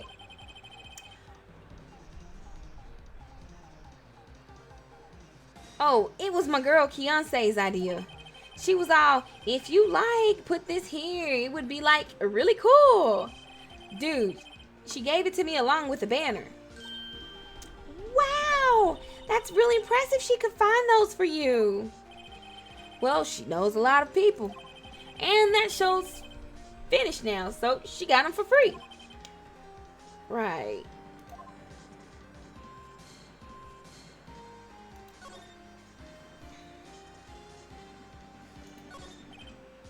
Yo, Nick! What happened with Edgy? Well, we made it through the first day in court, all right. I don't know how good our prospects are from here on, though. Huh? Hey, Larry, did you know Mr. Edgeworth's secret weakness? He's terrified of earthquakes. He acts like a little boy. Huh? That's weird. I don't think he was ever like that in school. No? Really?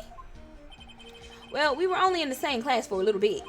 He transferred schools really quickly. Pretty quickly. Yeah. Transferred? Right, when the DL6 incident happened.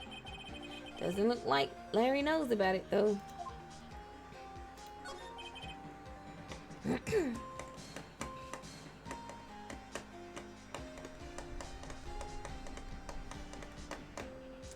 Hey, Larry, when did you get that big thing? Huh? Oh, the big guy? I've had that for about a month, yeah. It's a big hit with the kids. Why wasn't it there yesterday? Huh? Oh, right. The compressor was busted. Compressor? Yeah, it's that little unit by my hot dog stand. That's what I used to put air in the Steel Samurai. It broke a little while ago, so I sent it in for repairs. Oh. And here I thought you'd inflated it by yourself.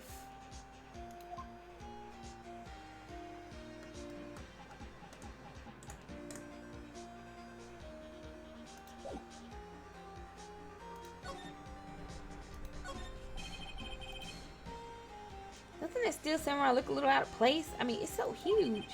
I guess it's good advertising. Is that what Gordy really is? I don't know about this Steel Samurai, just doesn't work for me. Huh? Really? It looks pretty well made to me. Still a novice, aren't you, Nick? Really? True connoisseurs like Cody and me don't fall for this kind of stuff. These Steel Samurai fans are obviously in a league of their own.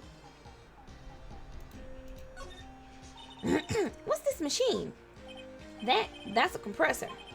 I use it to fill up that balloon with air. Huh? Neat. Just got it repaired yesterday. Man, what a drag that was. Those flags look sadly out of place here. Flapping listlessly back and forth in the cold wind under a cold sky. I don't know, I think it's a place of kind of festival atmosphere. It reminds me of the War of the Eyeglasses. The War of the what? Huh? What? You mean you don't know the War of the Eyeglasses? What the heck is it? Our local fair used to do it every summer. Huh? I guess we were the only ones. I asked again, what the heck is it?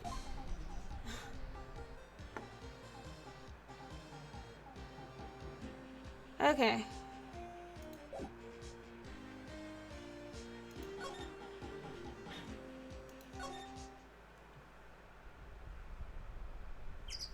Okay, where can we go? I wonder if Gumshoe's there. Actually, on this note, y'all, hold on one second. I have drank entirely too much. Ha ha ha ha ha ha ha ha. Be right back.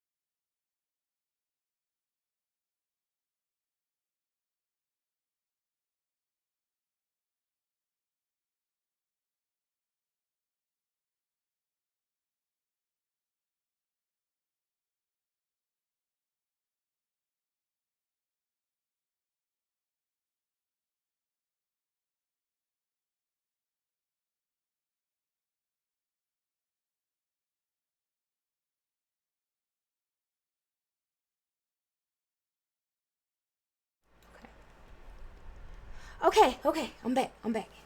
I've been instructed to tell y'all a tale. I'm gonna tell y'all a wondrous tale, okay? So, y'all know how like children's medication is like, oh yeah, for kids, you know, whatever until 11. But then when you hit 12, it's like, oh, so how much am I supposed to get my 12-year-old? But then you notice all the adult medicine starts saying age 12 and up. It's like, oh, okay. So I gave my baby adult medicine for the first time today. And she is funny. Like, I gave it to her and she's like, whoo. She said, God dang. She's like, that just added 3 years onto my life. I'm like, added 3 years onto your life? What? She's like, yeah. She's like, that cleared my sinuses for the next 2 years. And I'm just shaking my head. She's like, I think I like adult medicine. It don't taste that good, but Mama, come get your niece. So what? Hey there, pal. What's up? You look out of sorts. Wait, you didn't go and do something that's gonna hurt Mr. Edgeworth's case again? What do you mean again? Whatever, have a seat, pal. I'm here for you if you need anything besides money, that is.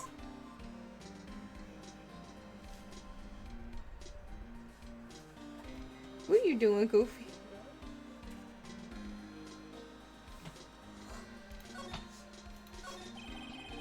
How's the investigation proceeding? It's not really. We have another meeting coming up. We're supposed to talk about Mr. Edgeworth's motive. His motive? See, Mr. Edgeworth's father died in the DL6 incident. And the guy who got the lone suspect declared innocent was the victim in this case, Robert Hammond. They're saying that's why Mr. Edgeworth shot him. And Edgeworth never talks about his past.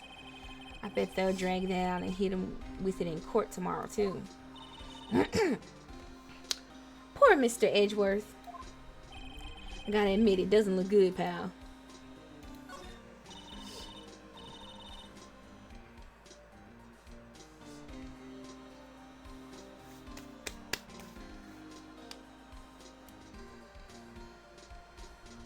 Say, Detective Gumshoe, do you know Gordy?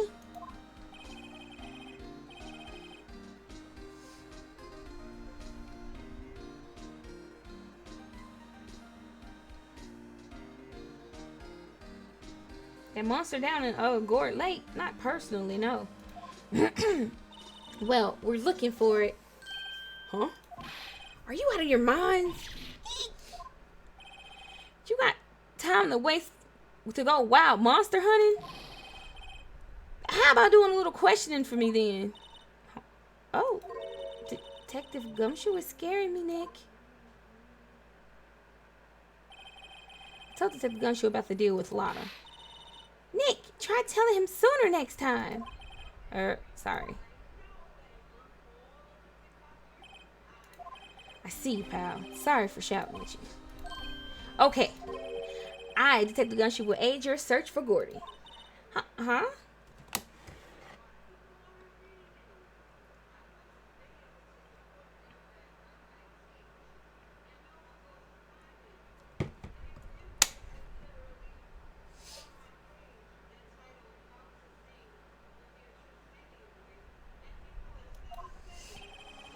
I'll loan you one of our newest secret weapons for finding evidence. Really? You can take whichever one you like. Hey, give us the goods.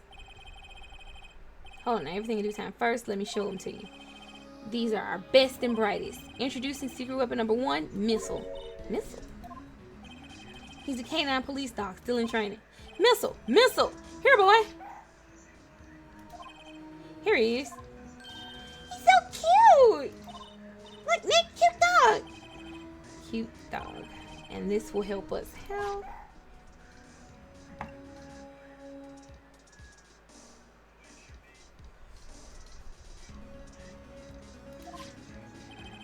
Next, secret weapon number 2, a fishing pole. Here, this is my own personal pole. Detective Gumshoe, we're looking for a monster. Yeah. How are we supposed to catch a whole sea monster with a fishing pole? Never know till you try, pal. Okay, this next one is the last one. Oh, please, I'm already overwhelmed by our choices. Secret weapon number 3, a metal detector. Here. Detective Gumshoe, we're looking for something alive. Right. How are we supposed to find it with a metal detector? Hey, you never know. It might have been soda cans. Well, which will it be? I can't make up my mind, Nick. They all seem so perfect. I can't make up my mind either, for the totally opposite reason. Oh, well, I suppose it can't hurt to borrow one of them. Can we borrow Missile? Sure thing, pal. Be good to him. Woof! He's so cute! Oh, boy.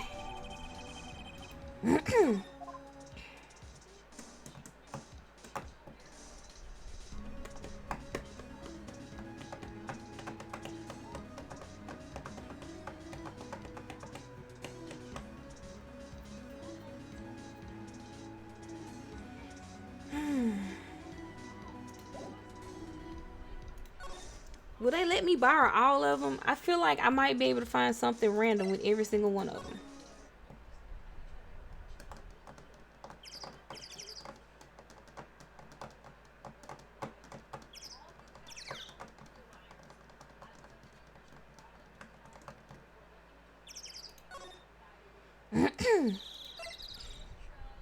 Oh, I thought I clicked it. Hey, Nick! Missile's been acting strangely. Missile? Oh, right. That little creature of the detectives. Hey, I love little doggies. Good boy, good boy. What's wrong, Missile?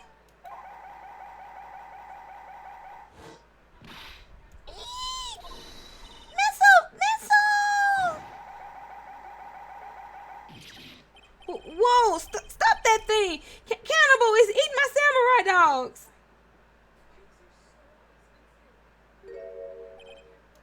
My samurai dogs. Wow, he ate every single one. I'm sorry, Larry. Sorry. But pay my bills. Don't pay my bills, Nick. Gonna have to this time.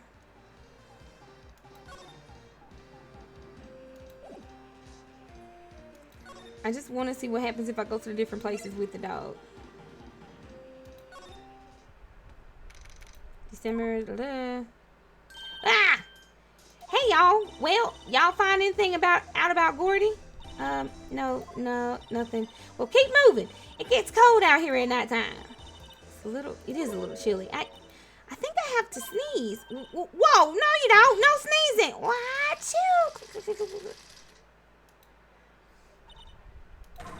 I told y'all no sneezing. See, I set the camera to respond to things that are a little softer than a bang. It triggered one of Karma's finger snaps now. Oh, I'm sorry. Yeah, well, sorry's nice, but what about all my film? Nick, pay the lady. The fuck?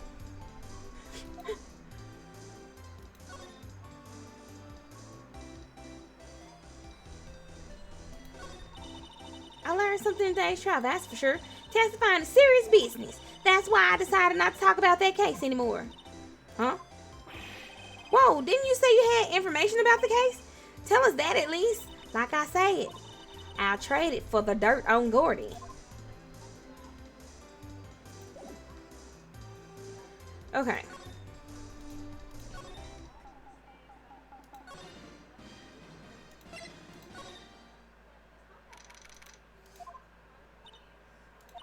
It's always so quiet here. I wonder if the boat shop is closed for good. Well, with the murder on the lake and all, they're probably just taking a vacation till it blows over. I get it.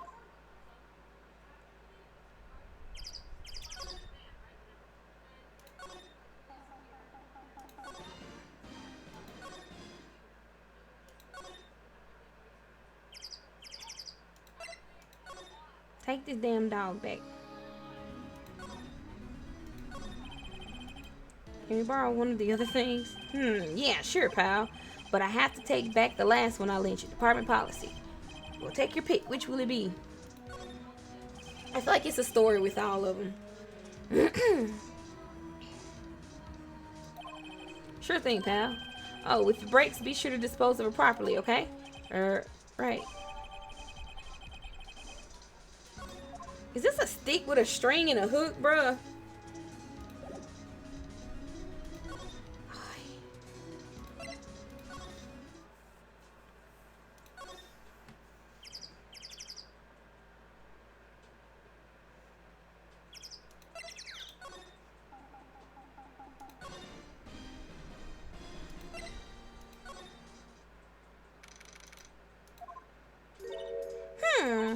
Okay, Nick, this looks like a good spot. A good spot for what? Time to do some fishing! She's serious. What are you gonna use for bait? Oh! Yeah, oh. I figured something like this would happen. We should have brought Missile along with us too. At least then we'd have bait. Not use Missile as bait.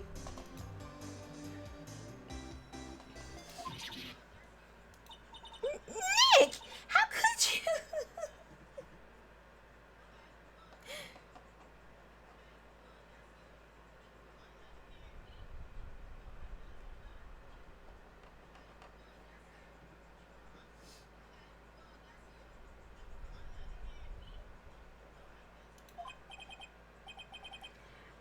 I'm kidding. Some jokes are better left untold. Oof, she hit me.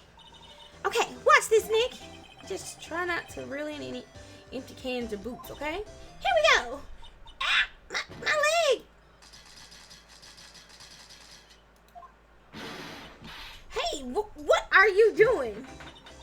Sorry, Lotta. Don't tell me y'all are on some film company's payroll. Nick, pay her. She getting on my damn nerves now. My poor Wally. I want her to look at this.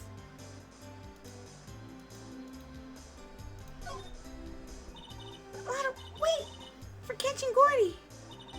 A fishing pole? Are you out of your doggone mind?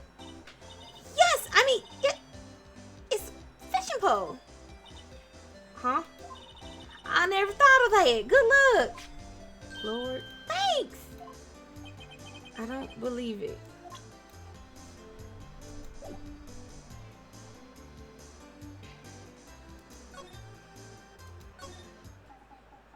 What'd he do if I show him this shit? You know, you can't catch many fish in this lake. I'm not after small fry. I'm after the biggest fry of them all, Gordy. You really gonna try to fish out a monster? To save Edgeworth? Yes! Brings a tear to my eye in more ways than one.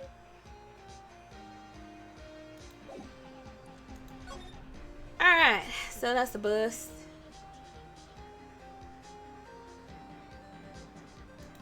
I'll go here just to say I did. There ain't shit to do. Alright. We didn't even get the you know, the thing that they give you when you first go a place and it tells you the date and all that stuff. We didn't even get that.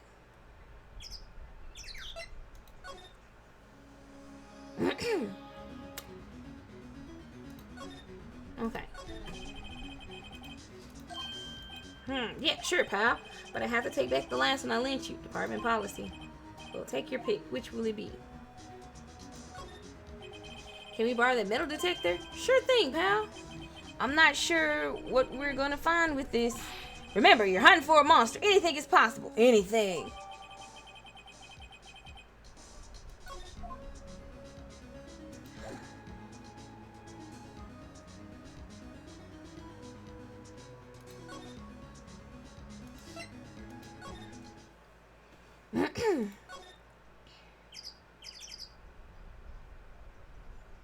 Okay, so there was one scene that played out with one item in one place.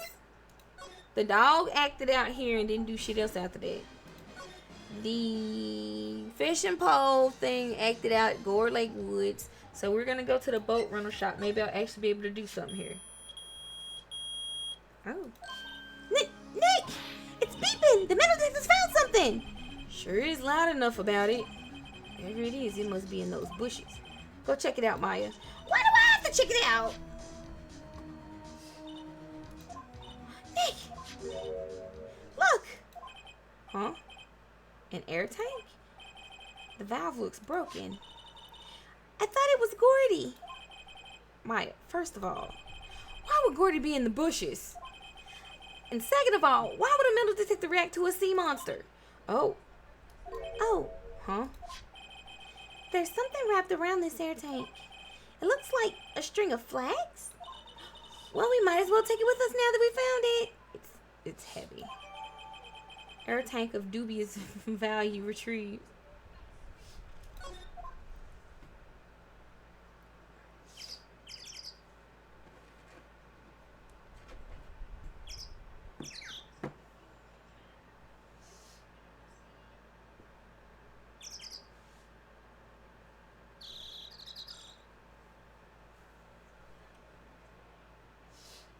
I just want to know why nobody's never here. I was hoping I'd get a military and I'd find a key.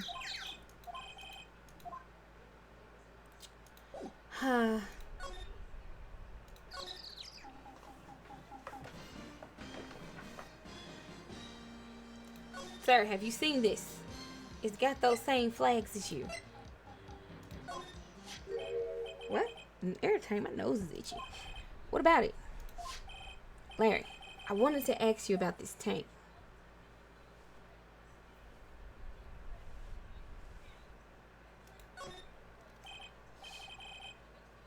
Is this air tank yours? Well, why would I have a thing like that? Look, see how there's a string of flags around the tank valve? Keontae is the murderer.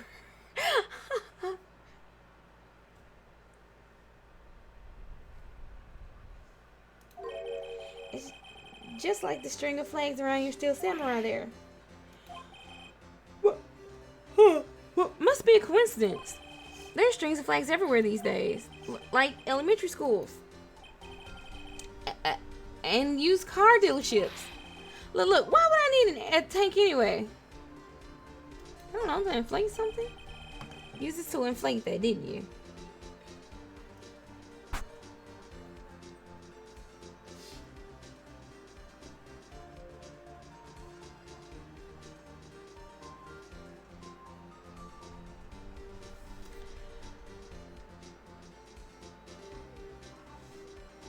Hi, Theta. You didn't get it? Neither one of them? Well, one of them has been acting weird. I guess I could update the other one so that it does the thing, and then I can turn the other one off. Because it don't do stuff half the time. Me 6 is determined to make me pay money. It's like, if you pay money, I'll do things, and you could change things. I'm like, nah, Me 6, I'm good. You used this to inflate that, didn't you? Inflate what? What else? That big puffy steel samurai. Now, why would you go asking me a question like that? Sir, why are you avoiding a question like that?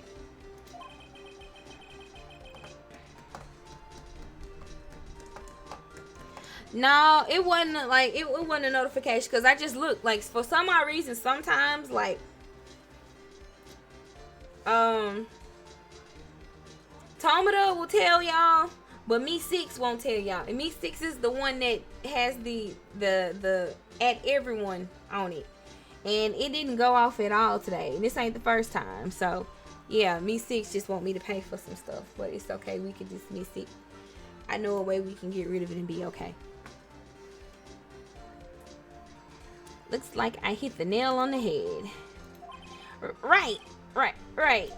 Actually, see, the compressor I always used was on the fritz, so I tried using a tank to inflate it just once, and it didn't go so well, as I suspected.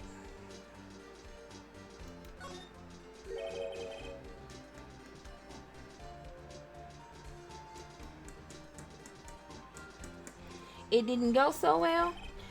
Yeah, do Do you think you could be a little more specific? Come on! Look, it's embarrassing, so I really don't want to talk about it. Tell us! Fine. Whatever. It's like what I said. The compressor was busted. So I took the tank and tried to fill the Samurai up with that. And then, blam!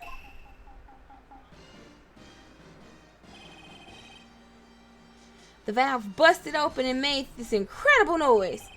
And that tank there took off like a rocket. And it took my poor deflated steel Samurai with it. What? Off into Gore Lake? It sure scared me out of my gourd. That's for sure.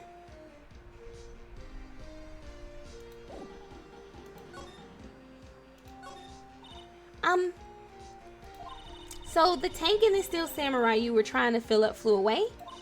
What happened next? Well, all that happened on the 20th or so. The 20th, a week ago. Now, as far as I could see, the tank went flying out into the lake. So I went out every night in a boat looking for it. I mean, Kianse gave me that steel Samurai after all.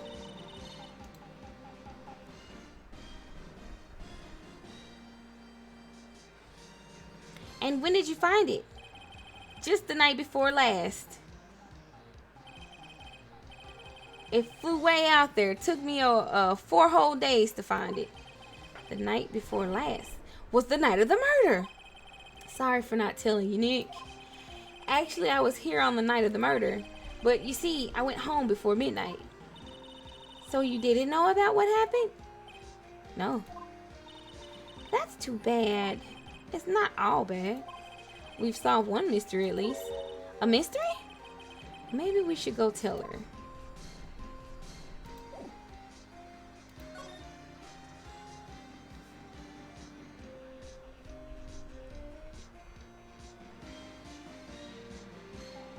Yeah, that's our friend that we saved in the first little introductory case.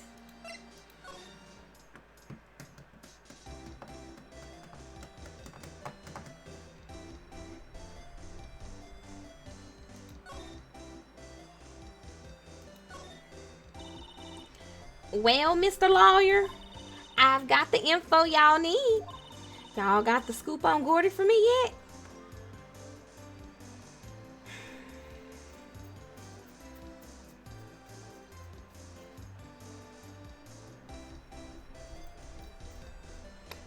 Gordy doesn't exist. Lotta, there is no such thing as Gordy. What? How can y'all be so sure? Really, Nick? Y'all got some proof Gordy don't exist? The proof that Gordy doesn't exist is here. Of course I have proof. No lawyer worth his badge would make a claim without the proof to back it up. Here's the proof that Gordy doesn't exist.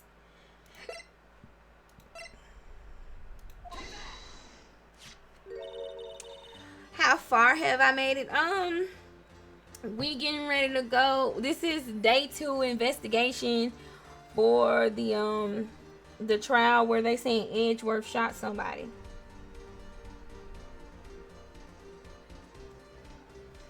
Larry's air tank? Well, what are y'all doing with an air tank? This is Gordy. Excuse me? Well, what exactly are you saying, Nick? There's a stand near here, a hot dog stand. There is a giant inflatable samurai doll there. About a week ago, an idiot who happens to be a friend of mine tried to fill it. He used this air tank, and when the valve blew, the tank flew into the lake. Apparently, it made a pretty loud bang when it flew. A bang? The tank, along with the steel deflated samurai, fell into the lake. At the same time, a couple was taking a photograph of the lake. This photo. Wait, so you're saying that Gordy is really the steel samurai? Well, that's a fine way to ruin a gal's dreams. I'm sorry, Lotta. Nah, it's okay. You win. I'll give you your info like I promised. Poor Lotta. Poor Lotta my ass. The way this bitch lied in court, fuck Lotta. So tell us this information you have. A promise is a promise, I guess. I overheard the cops around here saying something about the witness tomorrow. They said he's the caretaker of the boat rental place up the path here. Boat rental? There's someone there? It looks so deserted. Just an old guy living all by himself. Y'all should go check it out. Thanks, Lotta, we will. Let's get cracking, Nick. Hold on. Something else? Yeah, the night of the murder. My camera clicked twice, you know. Wait, so you have another photo? Well, yeah, but there's nothing in it at all, just the lake. I figured it wouldn't be much use as evidence, so I kept it to myself. Well, it might not be helpful at all, but here, take it. Bye now. Y'all take care.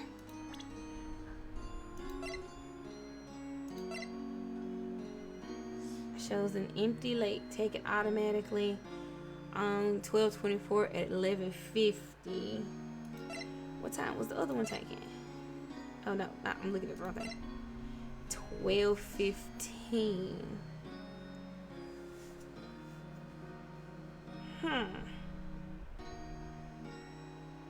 Let me guess. The witness is gonna say something about they were out on the lake. They went out on the lake at a certain time, but this picture is gonna prove that they didn't because it says it's dated 11:50. Okay. Time for me to pack up and leave. Good, you're here illegally anyway. Poor Lotta. It's all Larry's fault. The legend still lives on, I guess. The legend? Yeah, the legend of Larry. Familiar to all who know him for any length of time. When something smells, it's usually the butts. Someone should whip that butts into shape. So, yep, that checks out. Yeah. Alright, let's go look at the lake house for the umpteenth time. The rental shop. Hey, Nick! This is the boat shop that Lotta was talking about. Okay. You're right. Doesn't seem to be anyone around at all. Well, let's go check it out anyway. Oh. So now I can check, after all this time, now I can check it out? Bruh. December 26th, caretaker shack. Meg, that you? Hey, is that Keith with you? Where have you two been? I've been worried sick. Who the fuck is Meg and Keith? Nick, you handle this. I think I'll leave this one up to you, Maya. Meg! Yes? Finally made up your mind, have you? My mind? You'll run the pasta shop when I'm gone. Pasta? Glad to hear it. Glad to hear it. You make your old man proud. When you kids left the house, I didn't know what to think. How am I supposed to keep this place running? An old man like me. Polly, the kids are home. Hello, squawk. Lord. Nick, what was that? A parrot. The one on that perch. Keith! Yes? I leave the wet noodle in your capable hands, sonny. Nick, what's the wet noodle? Based on the available evidence, I'd say it's the name of his pasta shop. That's a relief, isn't it, Polly? Hello, squawk. Yup. Oh my gosh! How is this a witness? He fell asleep. I guess he's relieved.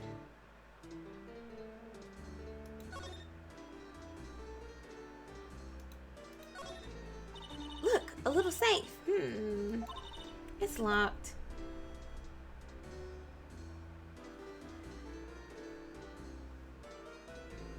Right. Looks like a kitchen unit. It's pretty clean. Funny he doesn't look like the type who'd keep things tidy like that. You're forgetting Nick. He's running a pasta shop here. Wow, what an amazing parrot that is. Good morning. Hello? It ignored me.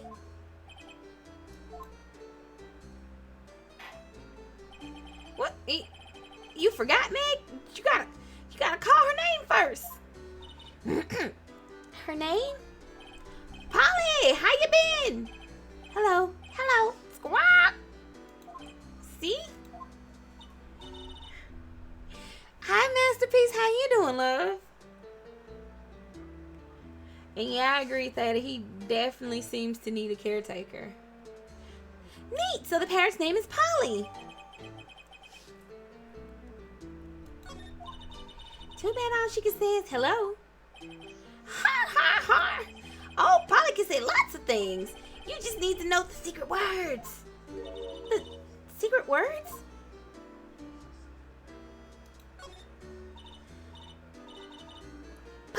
Polly, what's your name? Polly, squawk. Oh, nice, playing Sims. Hee, cute. Maya's found a new friend. I don't want to click that. Wow, there's lots of various fish in Gore Lake, aren't there? Something's funny, Nick. All these fish are saltwater fish.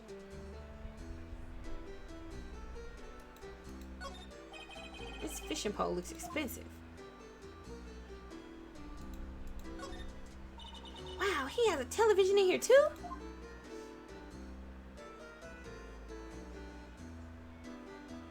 Oh, can I not look around other than this? Look, Nick, he has an electric blanket on his table. Looks warm. That's a great idea. We should do that at the office. We could sit down with our clients, snug and warm, and drink hot cocoa. And what, talk about murders? Aw, you're a party pooper, Nick. Lord. How's the simming going, though, Masterpiece?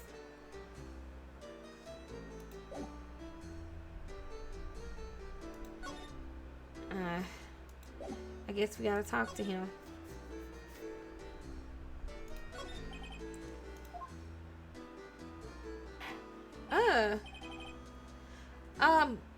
A pasta shop? Yep, to think the wet noodle will live on when I'm gone. My father started it, you know, so that makes you two the third generation. Meg, yes. Tomorrow we'll start with the secrets of dough tossing. Dough tossing? You too, Keith. Yes. You'll be the best pasta wrangler the West has ever seen. Pasta wrangler? The West? Isn't pasta from Italy? Meg! Yes. You know the best pasta's always been made west of the Rockies, don't you? Right, of course. Everybody knows that. He is nuts. Absolutely. So I'm like, how is he a witness again? Nick. Huh? How long do we have to keep up this all in the family charade? This old man must know something about the murder. We're not leaving until we find out what that is.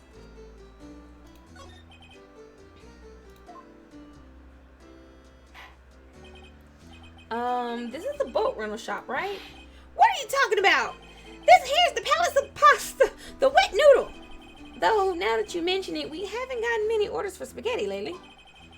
And the kids come up and say, yo, dude, we want to ride in one of your boats. That's why I keep them boats out there. Youngsters these days, darn if they understand them. I'm pretty confused myself. What?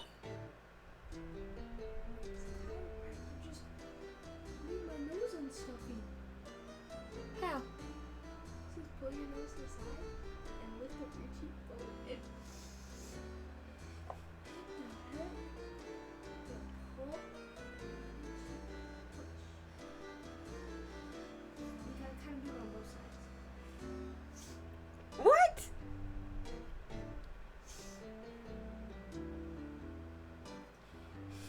Jada said, hi, Chibi. She said that this chiropractor said that if you take your nose and push it to one side and then you lift up your cheek, it'll help decongest your nose. It's kind of congested. I think it's because I'm sick. Yeah. It worked for a little bit though. Somebody else say ice cube in it up and raise it to the top of your roof of your mouth because it's blood vessels. Big. They don't got no ice cube though. He does need help. He needs so much help, Masterpiece.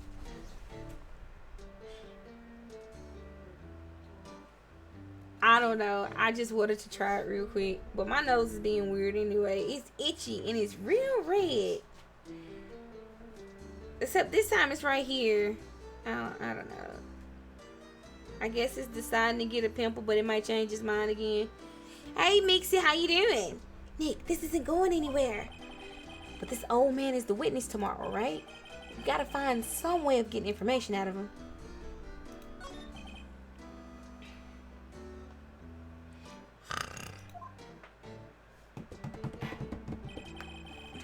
Kerbals, please. My memory's gotten worse of late. That's why I just tell everything important to old Polly here. Everything important? I wonder. Polly, what's the number to the safe? 1228 squawk. All right. Hey, Polly, watch it, will you? See, Nick? All it takes is a little clever thinking and a criminal mind. Quick, Nick, write that number down. Hey, don't get me involved in your little heist schemes.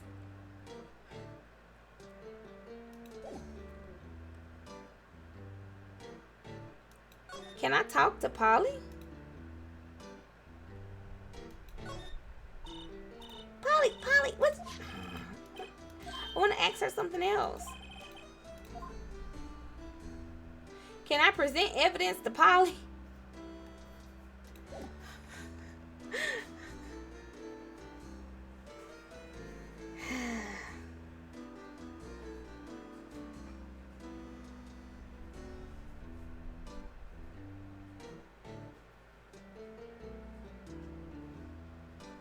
Sir, we are not your kids.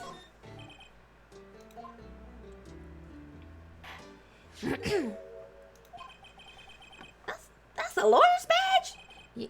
Yes, it is. I don't believe it. This old guy is the first person to recognize my badge. I get it. Huh? Oh, yep. I got you figured out now. You're not Keith. Nick, now's our chance to clear things up. Sir? No, I'm not Keith. And I'm not Meg either. We're here investigating a murder that took place on this lake the other night.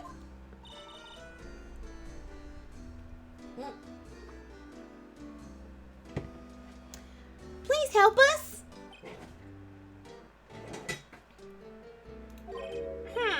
A lawyer, huh? Please, mister.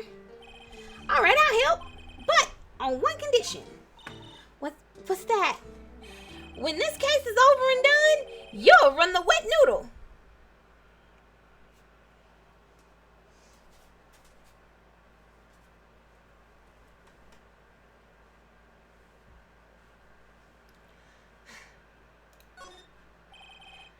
Okay, we promise. Nick! Are you sure about this? Hey, anything to get the case solved. Also, who wouldn't want to eat Phoenix noodles? I guess so. That's my boy. Good for you, Keith. Wait, didn't I just say... You too, Meg? Yes? Hey, you bring a tear to your old man's eye, you know? He got dementia out the ass. What year does he think he in? 608. Now, what was that you wanted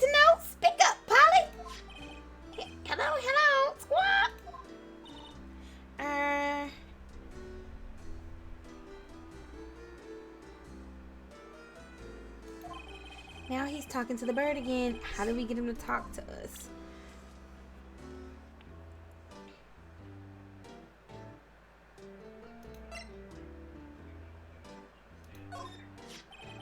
Yep, I seen this. You know something about this, sir?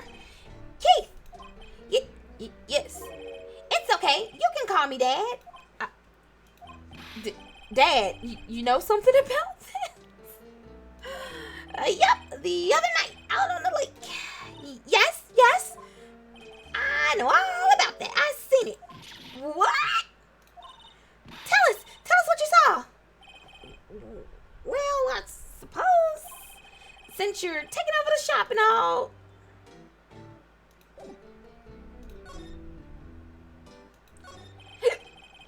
I forgot the time, but it was pretty dark outside. Probably night. Yep. It was after midnight, but okay. Then I heard this bang, so I looked outside. Then I heard another one. Bang!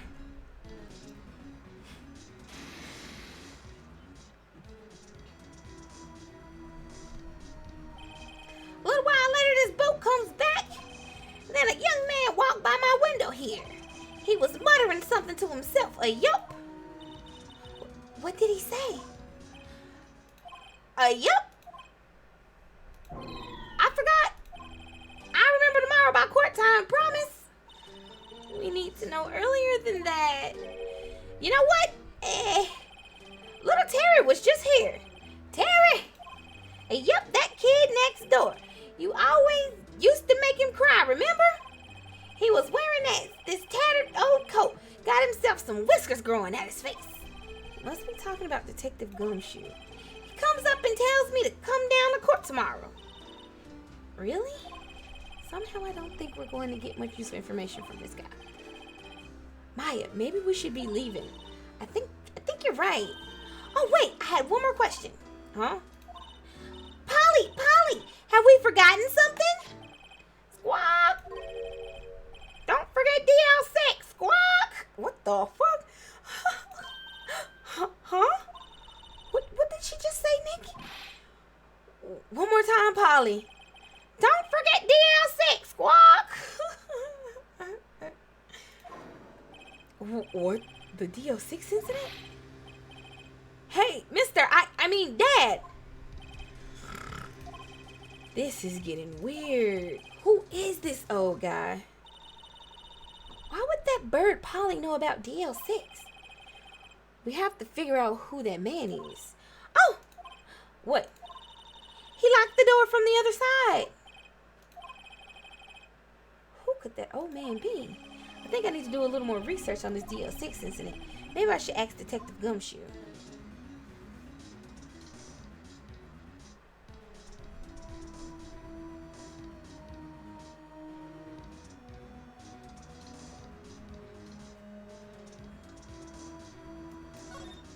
Not the Lord.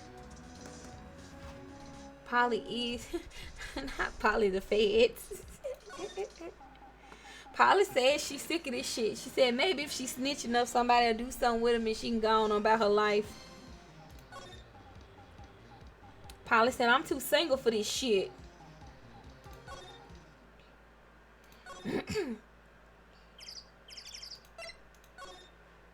Y'all, this a long ass motherfucking day.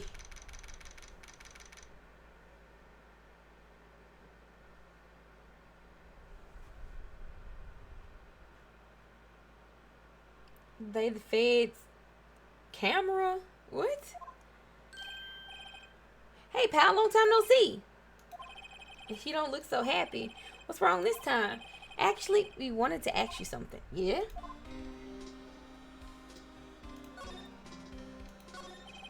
You know the boat rental shop down at Gore Lake? Oh. Yeah. Itchy. The old man who runs it is appearing as a witness in court tomorrow, right? Huh. How'd you... That was supposed to be top secret. Do you know who that old man is, detective? Actually, I don't. He's a bit of an odd bird. I haven't been able to get a straight answer out of him. decided first that he wasn't persuasive enough to stand and testify as a witness. That's why we called Miss Lotta Hart yesterday. As for who he is, we have absolutely no idea. Sounds suspicious.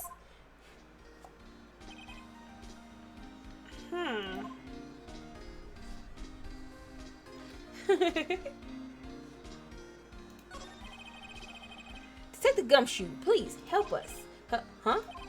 We need to know about the DL6 incident. That was when Edgeworth's father died. I can't help but think that it has something to do with his current case. To tell the truth, I don't know much about DL6 either. Mr. Edgeworth forbade us from reading the file. So, I'm afraid I can't show them to you either, pal. What? However, if you can convince me somehow that the DL6 incident is related to this case, well, I guess I'd consider opening the file up.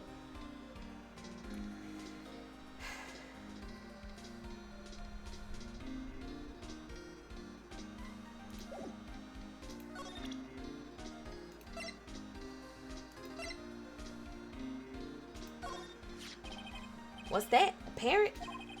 The old man at the boat rental shop's parrot. The parrot knew about that incident.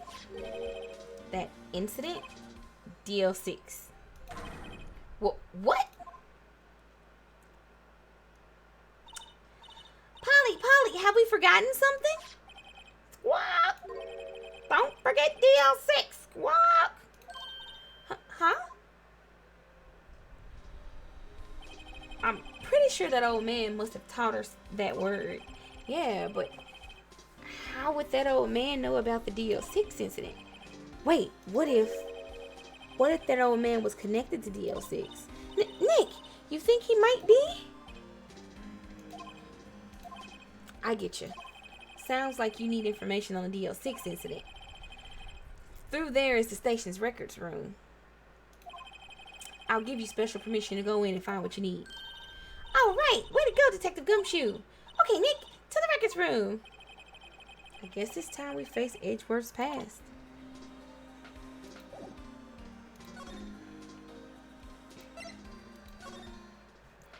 Y'all, they want me to do too much before we even solve this case.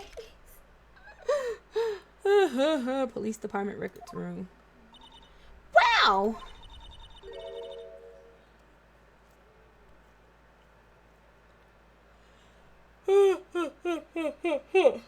I'm good. It's amazingly dusty. It is kind of crazy. 10 years of files and 10 years of dust, I guess. Let's find the DLC stuff quick. DL6 stuff. Oh, Lord. 15 years ago, both me and Edgeworth were 9 years old. We were almost through with 4th grade when he suddenly transferred because of DL6. Nick, I found out where the file is. Oh, thanks.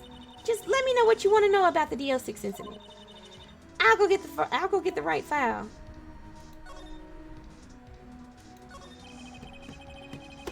Well, first I have to get a handle on the main facts, like a summary.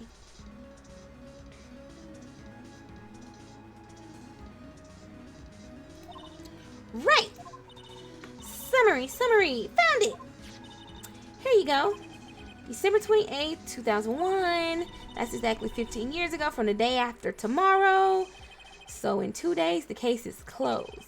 The incident took place in the elevator of the district courthouse. What? Is this the same district courthouse where we're holding the trial now? Looks like it. There was a large earthquake at 2 p.m. on that day. Part of the court building collapsed and all of the lights went out. Wow, that was some earthquake. At the time, 3 people were trapped in the elevator.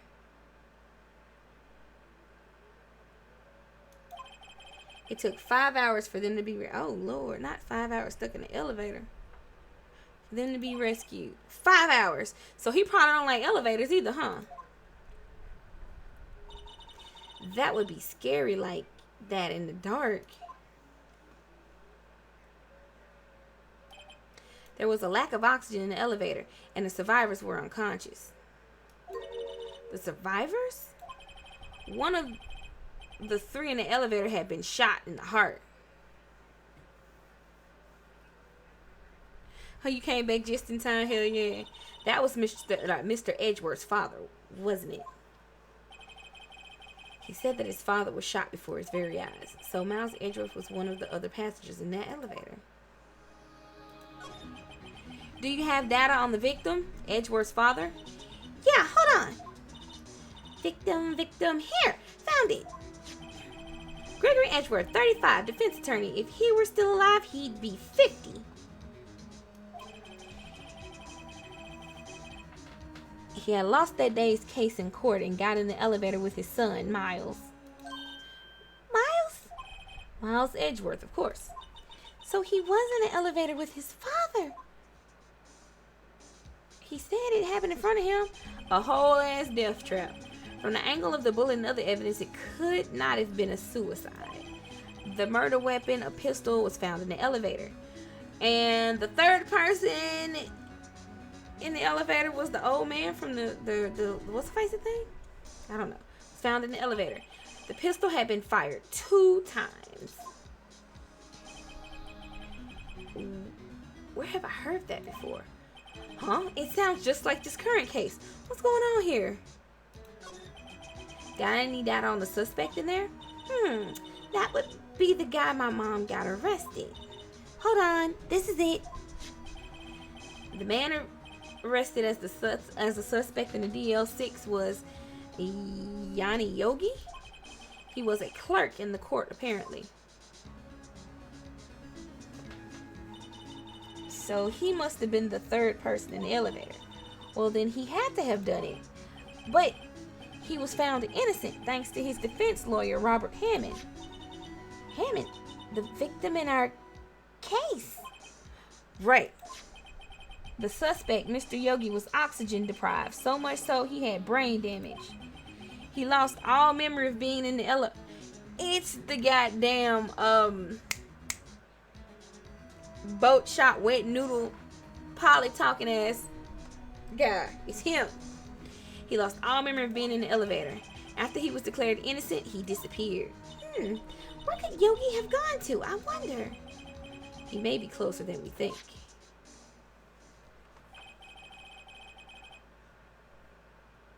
This case gave you paranoia, Lord. I guess I know generally what happened in DL6 now. I still don't know what sort of impact the whole thing had on Edgeworth. Nick, are we going to take the whole file? There's too much. We'll never get it out. You're right. How about we just take what we think we'll need?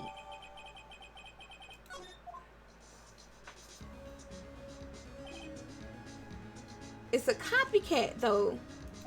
Right. That's probably all we'll be able to find here. Now, all that's left is the trial tomorrow.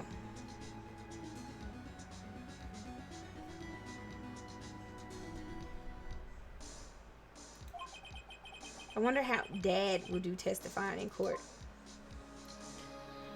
Dear old Dad, who is really Yanni Yogi. They ain't gotta tell me, I already know.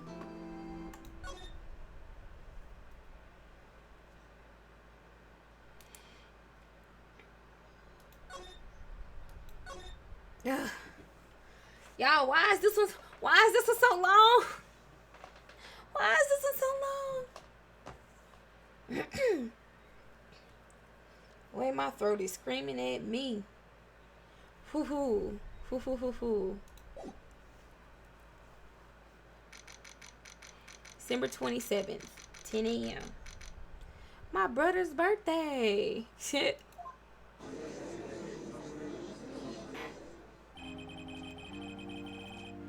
Court is now in session for the trial of Miles Edgeworth, Mr. Miles Edgeworth.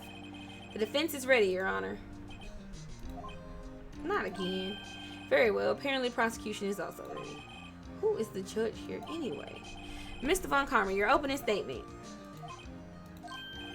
Very well. No opening statements. So, not so fast, Judge. I was taking a meaningful pause before speaking. Right, of course. A prediction. Today's trial will end 3 minutes from now. The fuck? I'm kind of hungry too, I think. Order, order. Mr. Von Karma, what is the meaning of your statement just now? Bah, must you question every... Really? Objection, must you question everything? Sir. It will be over in 3 minutes. We have no time to waste. I'll call my witness now. Right.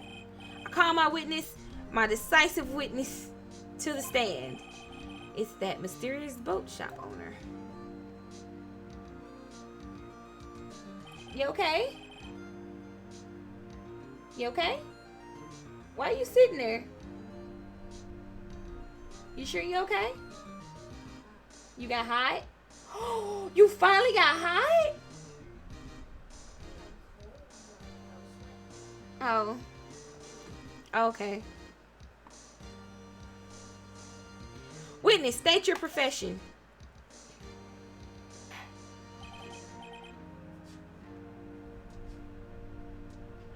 Huh, wait.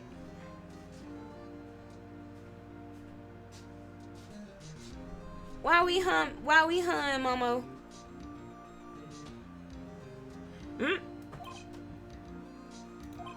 I am the proprietor of the restaurant Wet Noodle at Gore Lake.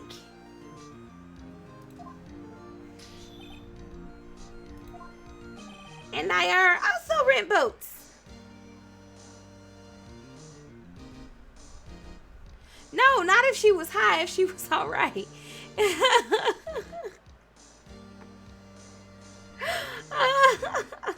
Yeah, as if she was high.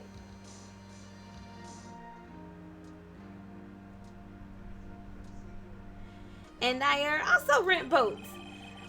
The night of the incident, you were in the boat rental shop, correct? Yep, I was. Please testify. Wait a second. We still haven't heard who this old guy is.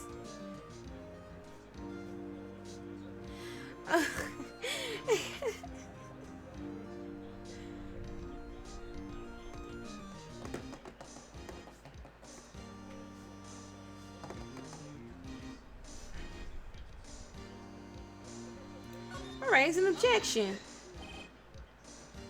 I know, he on the witness stand, he can't stay awake. Wait a minute, the witness hasn't stated his name yet. Yo mama. Because I did not ask him, Mr. Wright. Bah, whoa, bitch, why?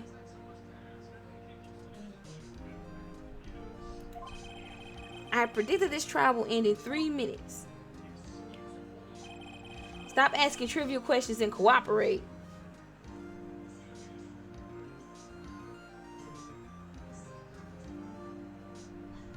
It's not your Lord, not eat me. Yeah, right. The witness will state his name.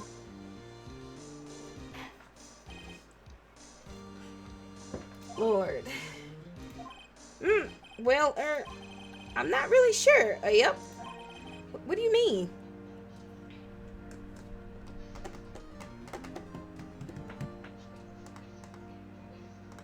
Minimum snore. He is Aggies, man. I just wanna bust him like, oh, like I know they say Karma is a bitch, but did they really have to go that hard with his character? I'm just saying. What do you mean? My memory, Your Honor. The witness does not remember anything beyond the last several years. Ergo, he can't recall his own name. He can't recall, you say? Yes, but the incident in question took place 3 days ago. He can testify. Bruh.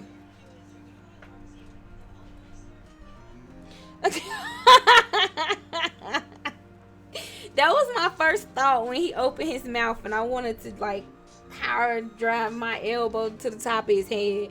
I'm like, I know, Karma's... Yo. Very well. Let's hear his testimony then, shall we? Witness? Not this man's name being Witness. He can't remember his goddamn name. He don't even have a made up name. But y'all trust his testimony enough to base the whole case on. Oh, okay. Yep. The night of the murder. It was the night of the 24th, just after midnight. Yup. I was in the restaurant where I rent boats as usual. Then I heard a bang. Yup. When I looked out the window, I saw a boat just floating on the lake. Then I heard another bang. Right? Right? I'm like, how are you giving like a testimony and you can't even state who you are on the record? Like, nothing that you say means anything. You don't even know who the fuck you are. You be making that shit up. Just like you could be lying about not having a name. Like, obviously you are not mentally stable enough to be on this damn witness stand, but they got you up here anyway. Then I heard another bang. Just about then, the boat comes back to shore and a man walks up by my window. Very well. I'd like to begin the cross-examination. Oh, there is nothing to question in my witness's testimony. Ergo, no need for cross-examination. Why is he so arrogant?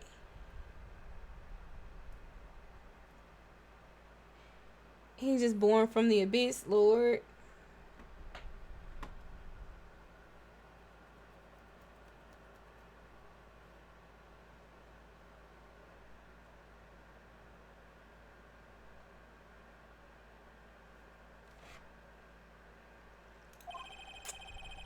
Besides, there are only 10 seconds left before our 3 minutes are up. Judge, your verdict now. Yes. Mr. Right? Hell no. Fuck him. And his 3 minutes. I'm too black for him to be wagging his finger at my bruh. The fit. It's like a whole ass. You be like, sir, if you don't put that stank ass finger that you know you ain't washed after you dug in your ass that you barely wipe. I know you just got done changing your depends, sir. You could quit playing with me. Don't put that funky ass finger in my fucking face. What are you saying? Of course I'll cross-examine the witness. Very well. You may begin.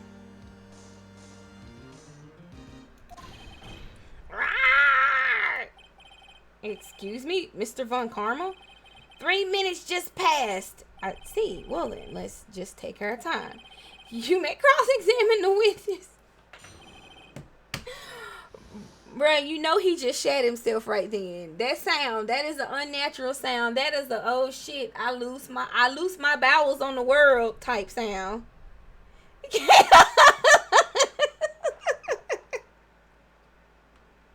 It is. That's one of them, boy. Like, you know he said in his free time. You know he want to call Phoenix boy on repeat, but he can't.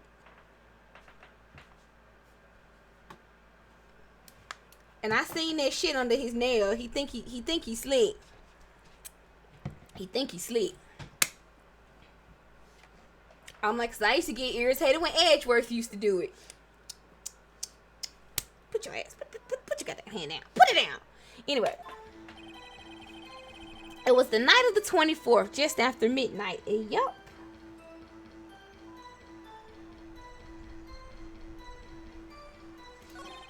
I was in the restaurant where I rent boats, as usual. I was in the restaurant where I rent boats. That sentence is just so interesting. Then I heard a bang! Yup. Enjoy your lurky.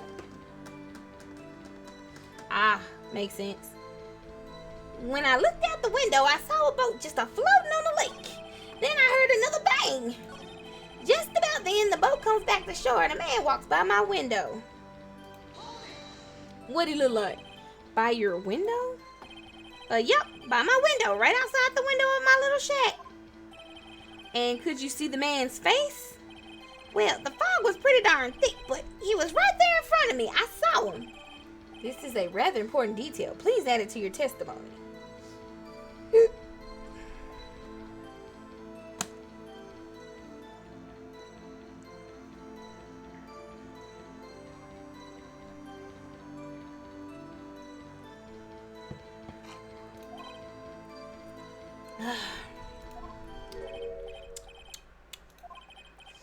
have a bad feeling about this.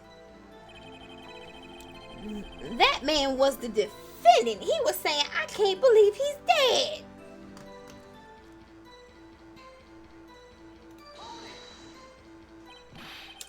Are you sure? Uh-oh. Dad!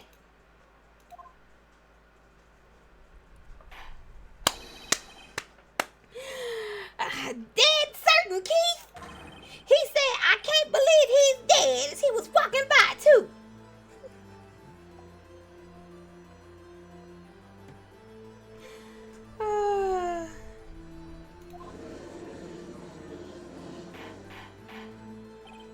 Witness, are you sure that person you saw was Miles Edgeworth? It was him, that Edgeworth boy.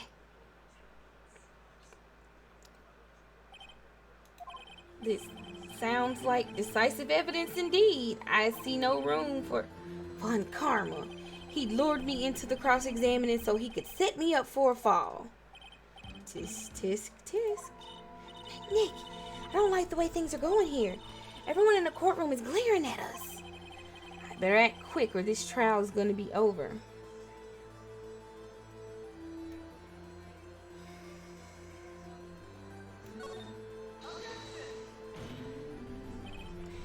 Your Honor, we proved in yesterday's trial that it could not have been Edgeworth who fired that gun. Mr. Wright, are you referring to the fingerprints from Edgeworth's right hand found on the gun and the photograph showing the man firing with his left hand? Exactly. Ugh! That is easily explainable. No, it's not.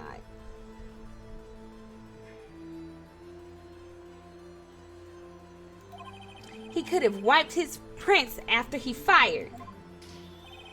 You are ignoring the truth of the matter here. No, you are conjecturing like a motherfucker. Sir, don't be making shit up. He could have. He could have. But if you ain't got no proof, bitch, then he didn't. Everything in this witness's testimony is true.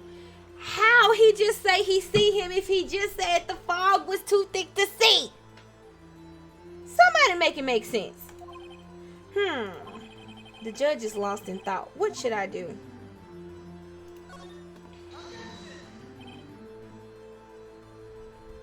How is the man a lawyer? Hell, how is the other one a judge? Look, y'all see, does that make y'all feel better? When I do that? When I do that?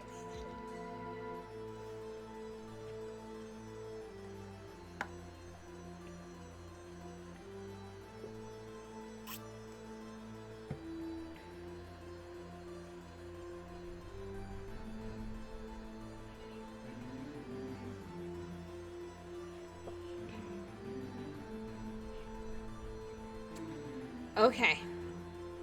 I saved it, right? Okay, yeah, I did. Okay. Your Honor, this witness claims that Edgeworth said, I can't believe he's dead, but his word is all we have.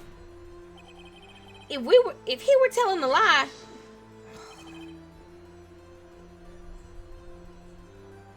Mr. Wright, in a court of law, the evidence tells all. That's not evidence, that's hearsay. By a crazy ass old man. Apparently you have yet to realize even this basic fact. If you say his testimony is a lie, show us proof. No, bitch, you supposed to show me proof that is real. Nick, do we have evidence? Right? It's no good. There's nothing I can do. Are you sure?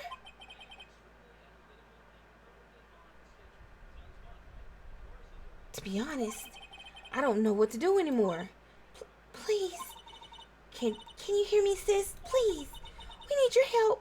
Nick needs you. 3 minutes was perhaps too high of an expectation. However, 15 minutes isn't bad. This must be a new record. Enough. The witness may leave the stand. Ain't he dead? Oh, he just asleep. This court sees no reason to further prolong the trial, nor is there any need for more time to decide the case against the defendant. This case is extremely clear. I see no room for me. Oops, I clicked. What? No.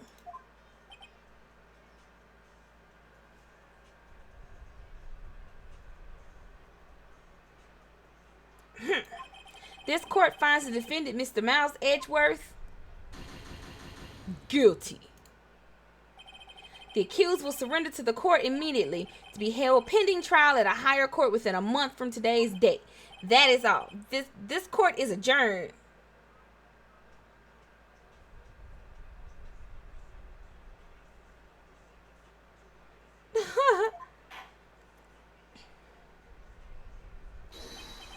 Wait! Child. who was that just now? Me. Huh? Why? Look, Larry, what are you doing here? Listen, you gotta listen to me. I was there in the park the night of the murder. I wasn't sure about it until just yesterday, but today I remembered it.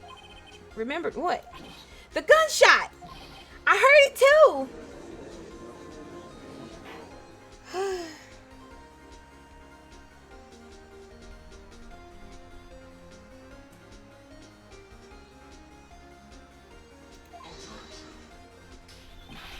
What is the meaning of this? The verdict has been decided. I call for adjournment.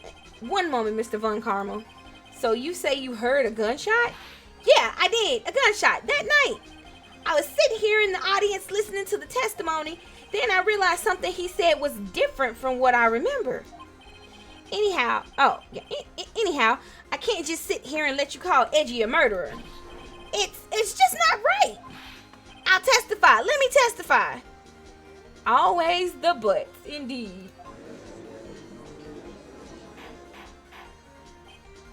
Order.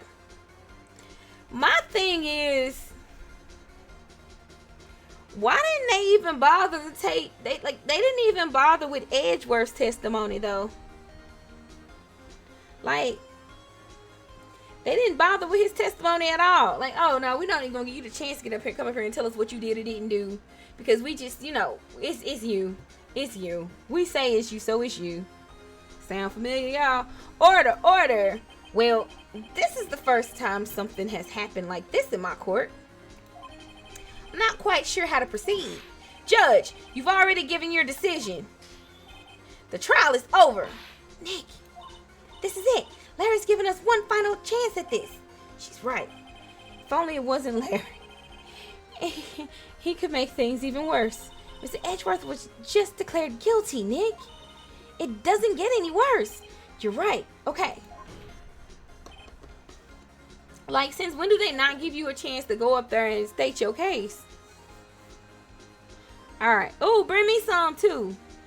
Your Honor, if there is another witness, it is our duty to hear him speak. Right here, right now. A waste of time. The verdict cannot be overturned. Allow me to speak my opinion. In all court proceedings, it is our duty to prevent an inaccurate verdict. In order to make sure no mistake has been made, every witness should be heard. What is this? I withdraw my previous verdict of guilty. Mr. Von Carmel, I order you to call this new witness to testify. Now. Yeah, bitch. Do it. What? The court will adjourn for 5-minute recess. After that, we will hear this new witness. Court is adjourned.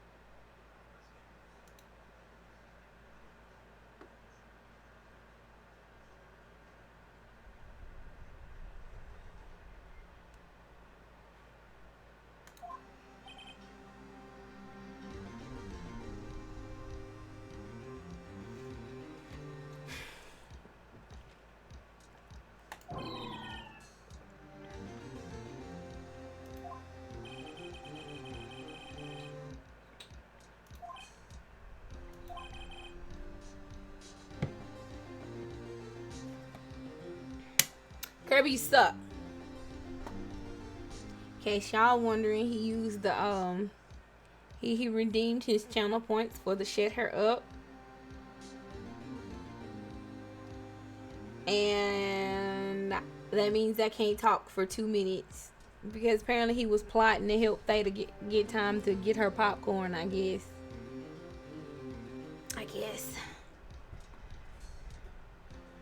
I'm gonna start being evil and running ads when you tell me to shut up, Kirby, because you be the only one to do it. Seen worse. Yeah, right, Edgeworth. You're sweating bullets. I just wonder what Larry plans to say in there. Larry was at the lake that night?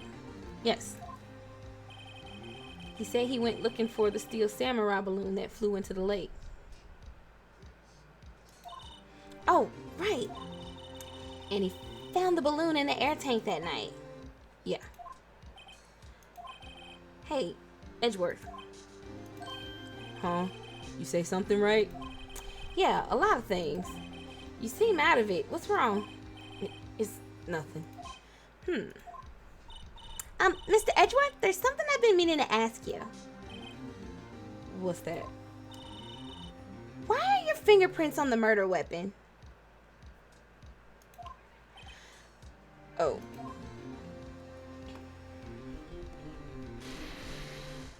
What are you laughing at now, Kerbals? When he fell into the lake, I went into a daze. I couldn't understand what had happened. I couldn't think straight. Then I saw the pistol lying on the floor of the boat in front of me. I picked it up without thinking. I didn't have a reason, really. I see. Right. Yeah? This might be our chance. Our chance?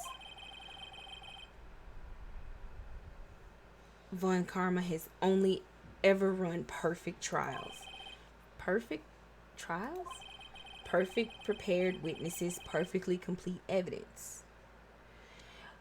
Kirby told me to shut up for 2 minutes so that you wouldn't miss nothing, I guess.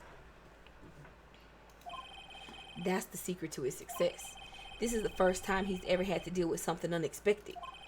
He has to let someone he hasn't even talked to testify before the court. And that someone is Larry. What are you getting at? It's likely his testimony will be full of holes, right? That's right, Nick! No 10-minute trial this time. We'll milk this one for all it's worth. Hey, it was 15 minutes. 15?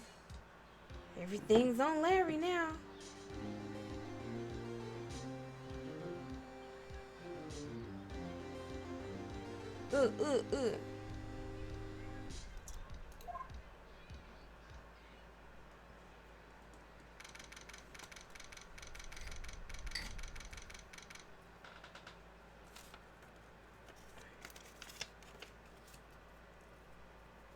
Dum dum dum.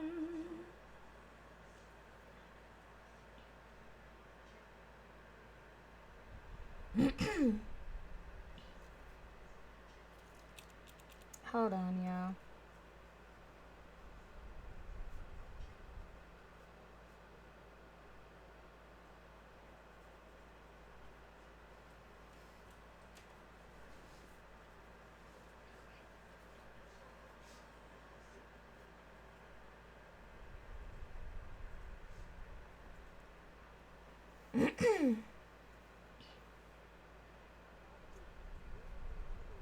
Dum dum dum dum dum dum dum dum.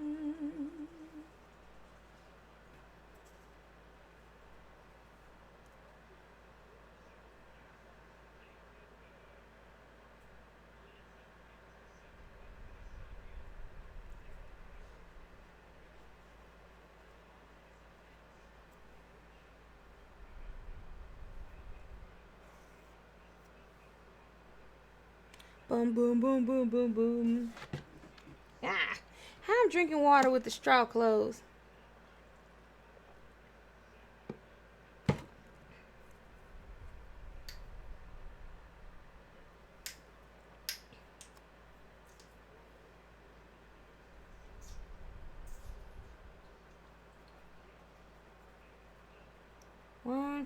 One second. I'm trying to figure something out.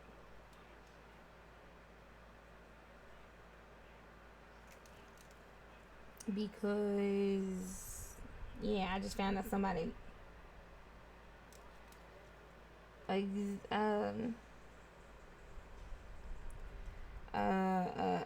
else was I say? Oh yeah, somebody just told me that they had surgery yesterday.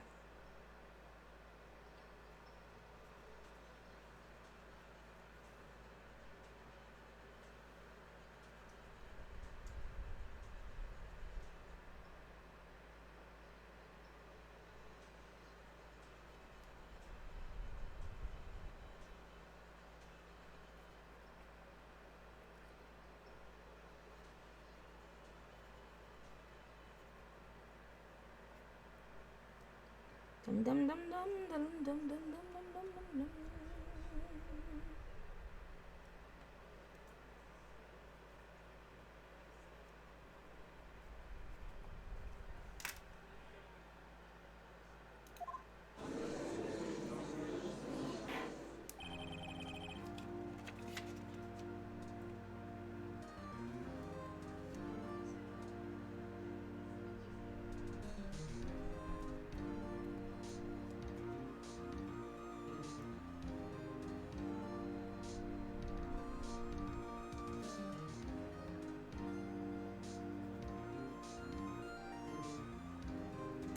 Oh, okay.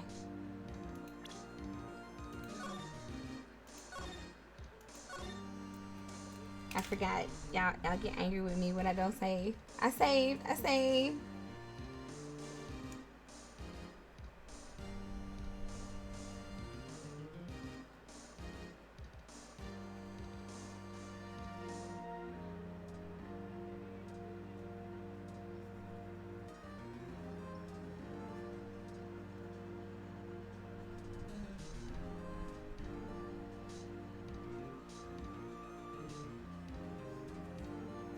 Okay.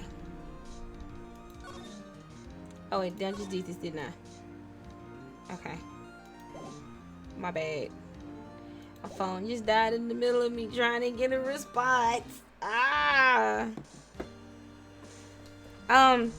Yeah, they say they're well. They say they're well, but apparently it was an emergency appendicitis surgery. Like, yeah. Had to get an appendectomy in a hurry. In a hurry. Court is now back in session. Witness, please testify to the court about everything that you saw on the night of December 24th. Right, leave it to me. He's sweating bullets. Please, Larry, don't mess this one up. Yumi, can you put this on the charger for me? The cord, because it's fast charge. It should be over there under Dottie. The cord, under Dottie. It's a shorter cord. Okay. Okay. I hate to admit it, but you're our last chance. Fun Karma didn't even have time to prep his witnesses. I just hope Edgeworth is right about this being our big break. The night of the murder. That night, I was out on a boat on the lake. I was looking for something. I found it. So I quietly slipped the boat back in at the rental shop dock. Then, just as I was thinking about going home, I heard this bang. I looked out over the lake, but I didn't see a boat. So after I heard that single gunshot, I went home.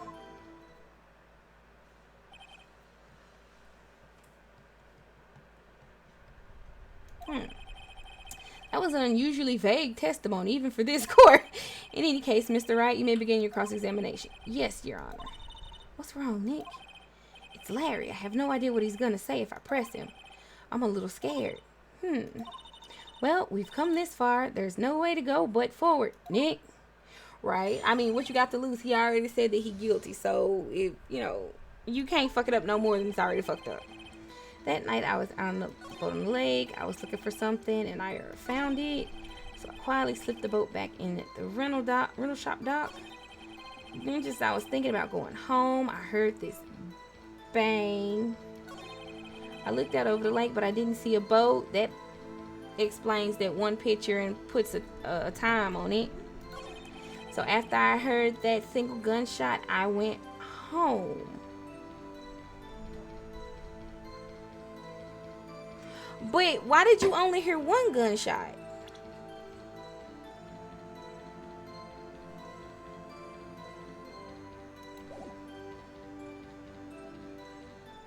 Fuck it. We'll just get straight to the point. There we go.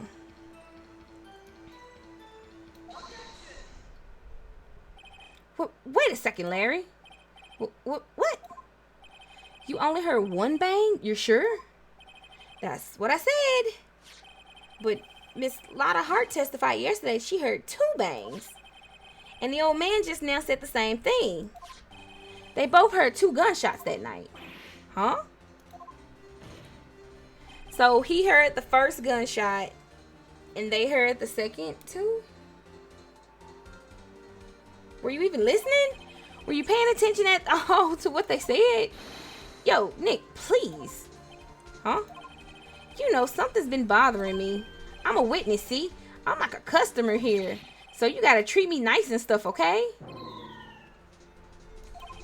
Mr. Butts. What? You only heard 1 gunshot? Are you sure? Well, to tell you the truth, I'm not sure. Eh? Not sure? How could you not be sure? Yeah, well, I might have missed the other gunshot. I was, listening to something else. Right? It's always the butts.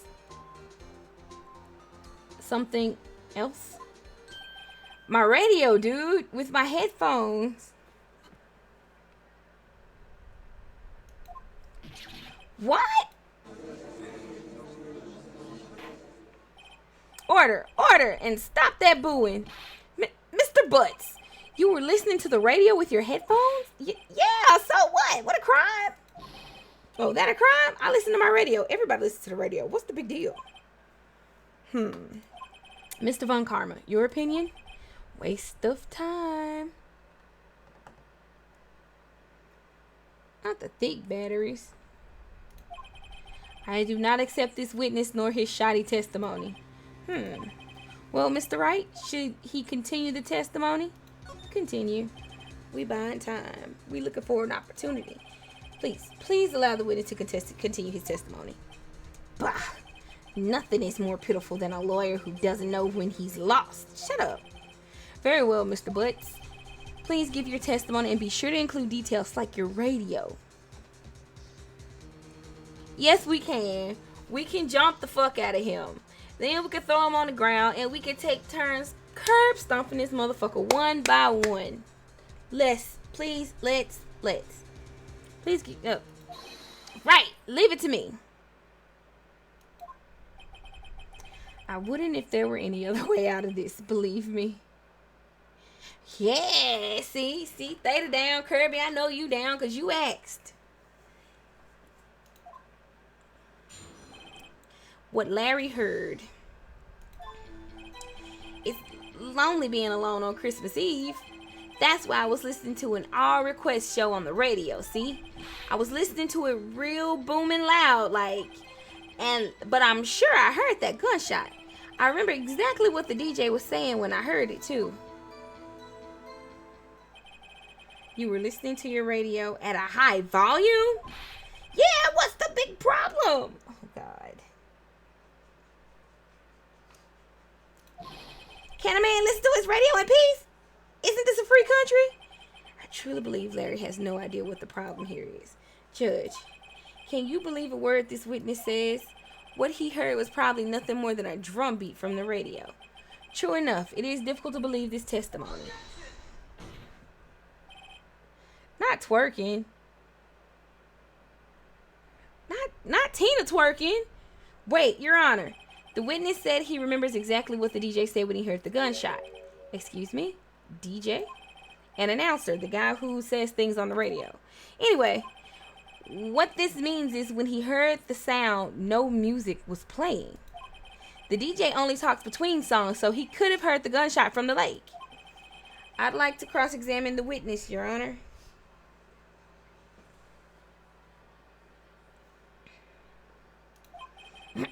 Very well, Mr. Wright. I can't believe I'm continuing this charade. what Larry heard. It's lonely being alone on Christmas Eve. That's why I was listening to an All Request show on the radio, see? I was listening to it real booming loud like. But I'm sure I heard that gunshot.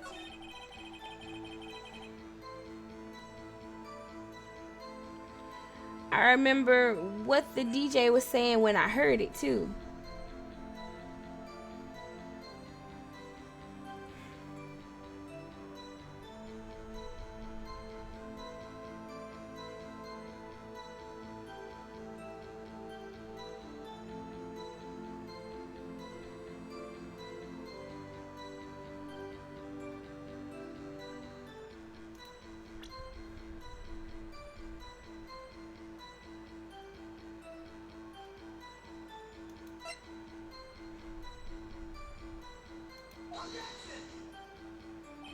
This evidence clearly reveals the contradiction in that statement, Your Honor. How exactly are that evidence and the statement just now related? They aren't, are they? Not at all. Mr. Wright, please think the facts over before making accusations. Oof.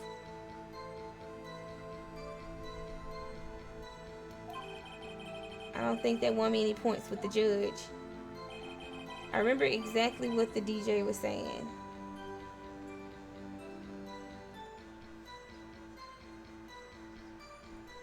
Was saying when he heard the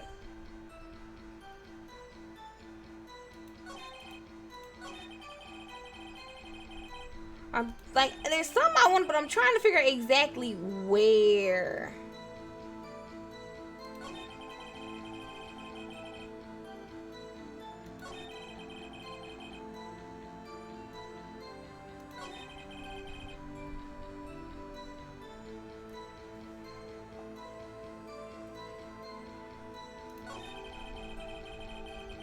What did he say? What? He might have said a time. Shut up.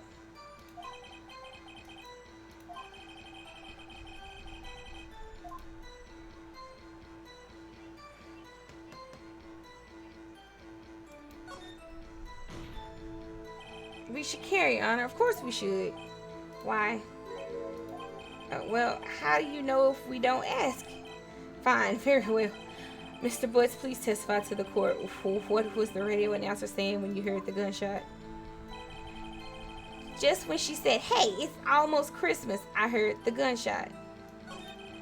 This is the most ludicrous testimony I've ever heard. But there is one gleaming ray of hope in there. I've got to press it. Oh, it's because of the time difference.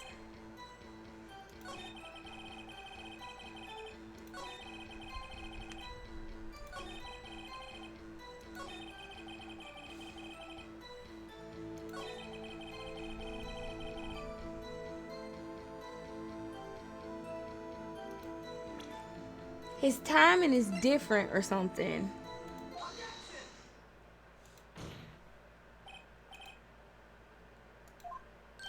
Huh? What's with the face? You look scary, dude. Hey, if you're trying to scare me, you better know I don't scare that easy. Something the matter, Mr. Wright? Your Honor, did you hear what the witness just said? The DJ said, hey, it's almost Christmas when he heard the gunshot. Indeed, and almost Christmas means it wasn't Christmas. Do you realize what this means? When he heard the gunshot, it was still Christmas Eve. That would seem to be the case, yes. But that contradicts the two testimonies we've heard so far, Your Honor. Both Miss Hart and the old man said it was after midnight when they heard the shots. In other words, when they heard the gunshots, it was already Christmas. This is a clear contradiction, Your Honor. No, it's not. It was 3 shots. Order. What does this mean? The 2 prior witnesses heard gunshots after midnight. However, this witness says he heard a gunshot before midnight. Judge, the answer is simple. The current witness is plainly mistaken. Just look at him. Suspicious. What? Well, Mr. Wright, what do you think about Mr. Butt's claim he heard the gunshot before midnight? He right. He did. Larry's not mistaken, Your Honor. He heard the gunshot before midnight. Intriguing. I'm assuming you have evidence for this wild claim. Show me the evidence there was a gunshot before midnight.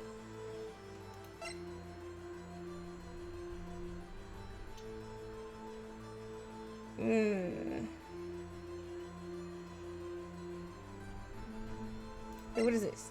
Overhead map.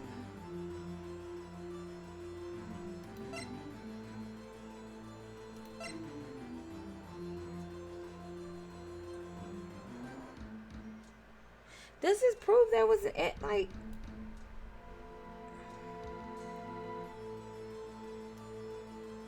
Because before midnight it was empty out there.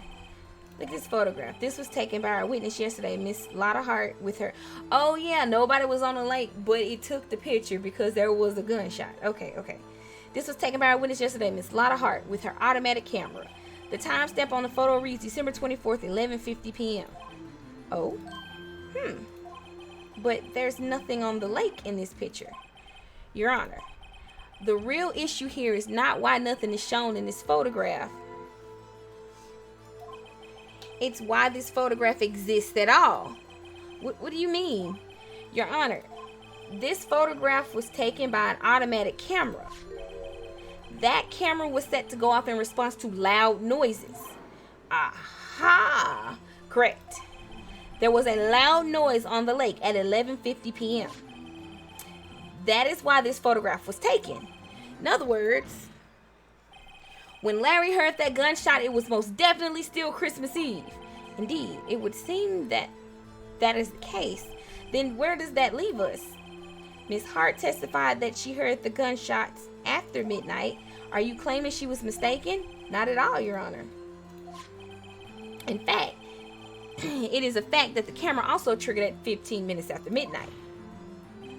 Your Honor, that night, there were 2 sets of gunshots with a 25-minute pause between them. Why would this be? Don't be fooled, Judge. That camera was set to respond to loud noises. Yes. There is no proof that the loud noise at 11:50 was a gunshot. Why? The witness could have sneezed, triggering the camera. Hey, my nose was clear that night, man. Clear. Well, Mr. Wright, there's no turning back now. Exactly. Can you prove that the loud noise at 11:50 was indeed a gunshot? Please show the court evidence if you have any. I've been talking about this since they first showed me the gun. 3 shots, man. 3 shots. This is my evidence. The murder weapon? Something about this pistol was bothering me, Your Honor. Both of the witnesses who testified yesterday heard 2 gunshots. However, the murder weapon was fired 3 times. When then was the last shot fired? Only now have I realized the truth. That 3rd shot was the shot Larry heard just before midnight. Order. That would make sense of the evidence we've seen so far. However, this leaves me wondering exactly what did happen that night on the lake.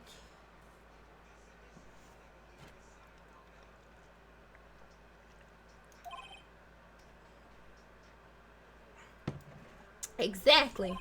If this is true, there were 2 sets of gunshots separated by 25 minutes. That's what he just said, bitch. One at 11:50, another at 15 minutes after midnight. Why? I ask you, why? Uh-oh, I better think of something quick. Wait a second.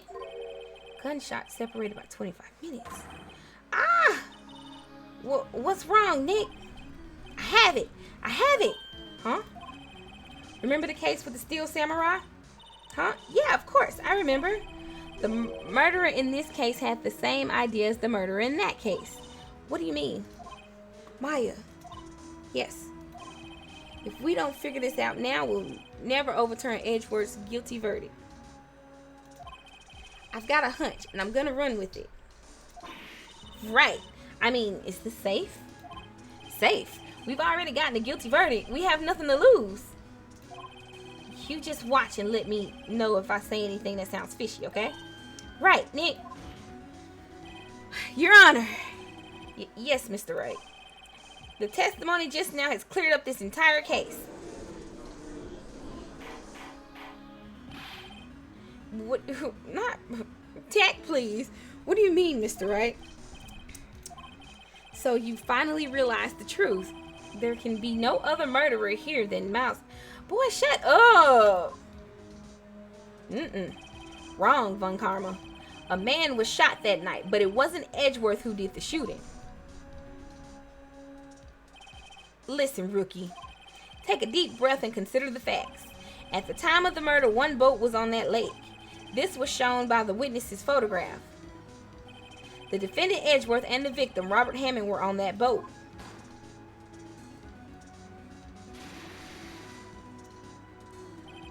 There was a gunshot fired on that boat and Robert Hammond fell into the lake. The distance of the shooting was 1 meter. It couldn't have been suicide. Well, the guilty party has to be the other man on that boat.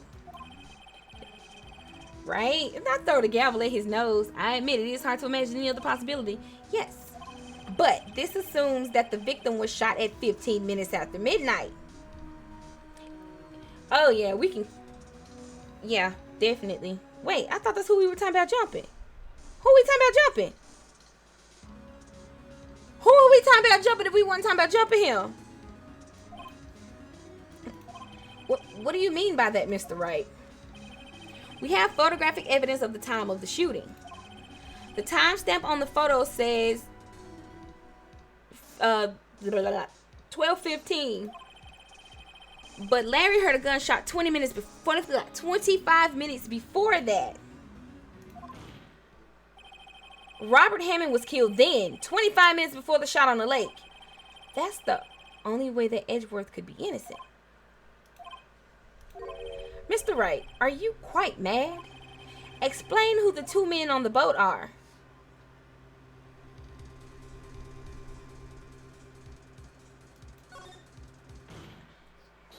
Of course, it was Edgeworth and the murderer. After the murderer killed Robert Hammond at 11:50, he assumed the guise of Mr. Hammond and met Edgeworth. What? Are you serious? Yes. Edgeworth won't tell us why he went to the lake that night. However, I have a hunch. That night, Robert Hammond called Edgeworth to the lake. Now, Edgeworth didn't know Robert Hammond's face that well. That's why he didn't suspect anything when the murderer took Robert Hammond's place. I'm not sure what to make of all this. Ludicrous! Mr. Wright, tell us the name of the murderer then. The murderer's name? Right, it's... I don't know. Actually, I don't know the murderer's name. You don't know. Bah! Again, you waste my time.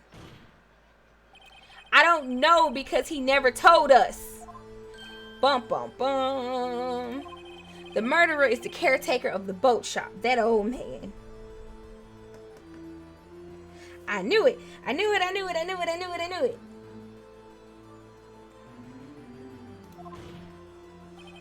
At 11:50, he was the one who killed Robert Hammond. The caretaker of the boat shop? Where did he do this? There weren't any boats on the lake then. Why would he have to go all the way out on the lake just to shoot someone? May I suggest that the real scene of this crime was not on a boat? What? Well then, where did the murder take place? Show the judge where the murder really took place. The boat shop, bitch! Great Scott, he's right. Here, of course, the boat shop where he lives. The way he could meet with the victim without anyone seeing. Yo mama. Do you have proof that the boat shop was the scene of the crime? Recall Larry's testimony, if you will.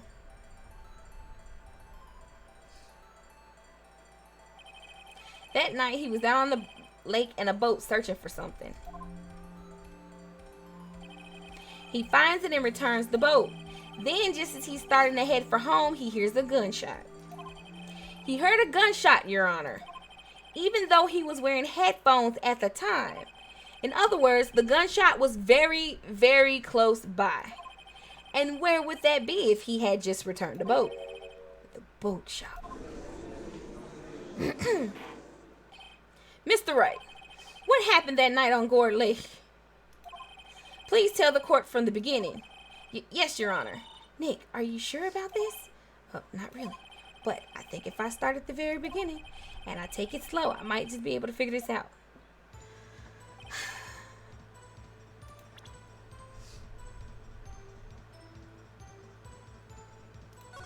I'll save this on the second one.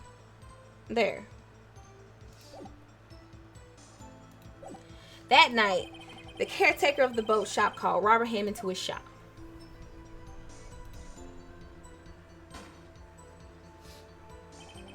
This was around 11:50. That was when the gunshot that Larry heard was fired.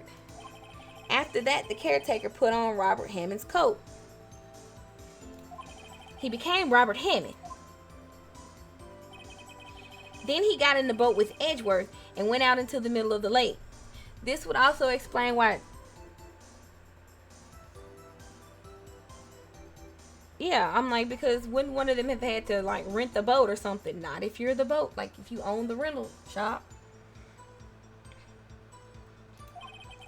Then who fired the pistol on the boat, Mr. Wright? Caught him in body about a week ago. Lord. The caretaker. Of course it was the murderer who shot the pistol. He shot twice. Both missed Edgeworth on purpose. Wait a minute. Yes?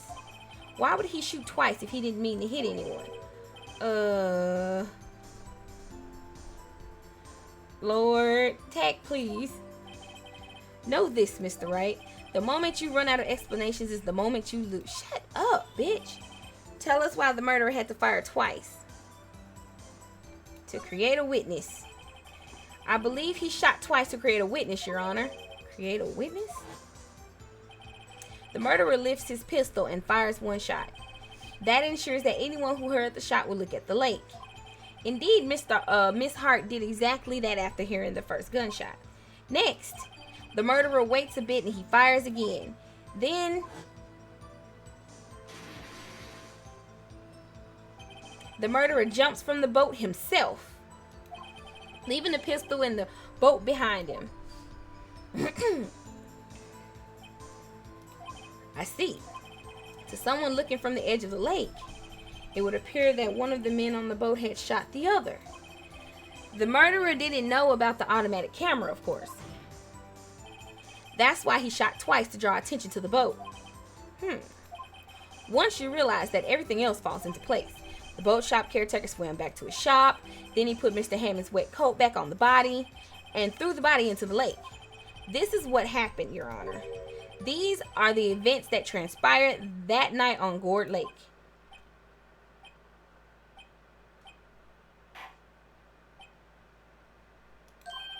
Bailiff! Bring out the witness from before. The boat shop caretaker, quickly.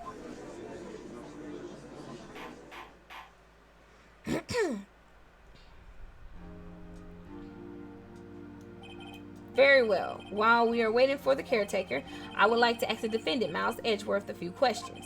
Mr. Edgeworth, please take the stand. Yeah.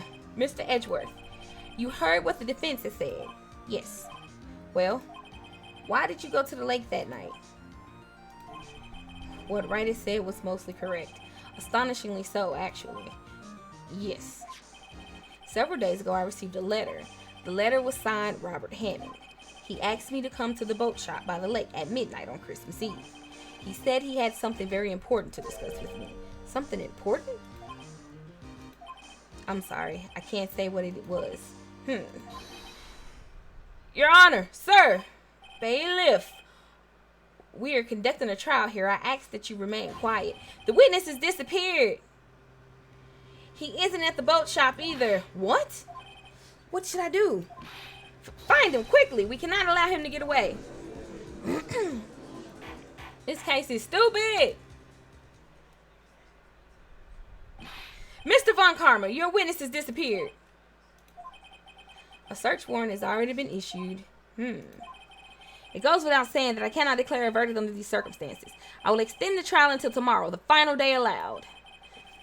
I request that the police department utilize all its forces to find that witness. Am I understood? One more thing.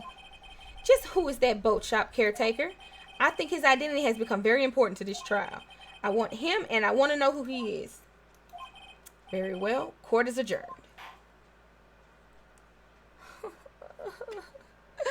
I thought I was almost done, y'all. Ugh. Yay, Nick, you did it! Yeah. Well, at least we got out from under that guilty verdict. Right. I'm like, bro, why are we still doing things? And what about Larry? That was something else. Even Von Karma didn't know what to do with his testimony. Larry really helped us out. Sure, one side sifted through his unique testimony. Still, he did save us. I just wish our cases weren't so down to the wire all the time. I know what you mean. Sometimes I feel like it's us on trial instead of our clients. Hey, Edgeworth. Mr. Edgeworth? Did you say something? Don't look so pained. Oh, so in the next one we gonna prove that he's the culprit in the other case where his daddy died and then he was the third person in the elevator, or that disappeared. Don't look so pained. I mean, it looks like you're probably going to get off the hook. You could try to smile just a little. Relax. I'm sorry, but I fear it's not over for me yet. What do you mean? Right. There's something that's been troubling me for a long time now, and I don't know whether or not to tell you. Edgeworth? No, there's so little time left. I want to tell you to get it off my chest, but... Right? I can't make up my mind. What is it about, Edgeworth? It's a nightmare I've had. A memory of a crime that I committed. A crime you committed?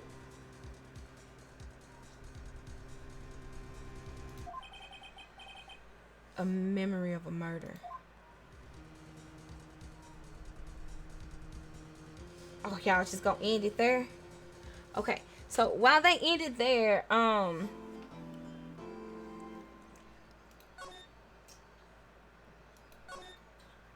gonna be back because I gotta use the little girl's room. Okay? I'll be back. Be back.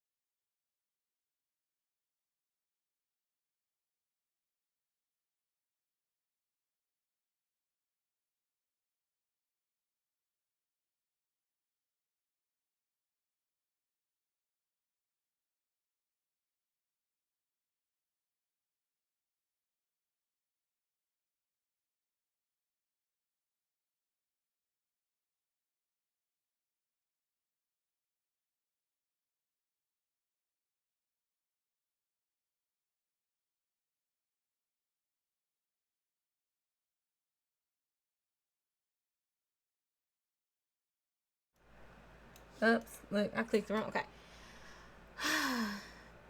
Right, this isn't. This Kid guy was eating his lunch prop. Lord.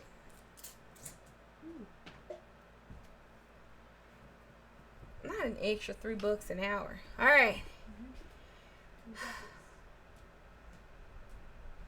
Y'all ready?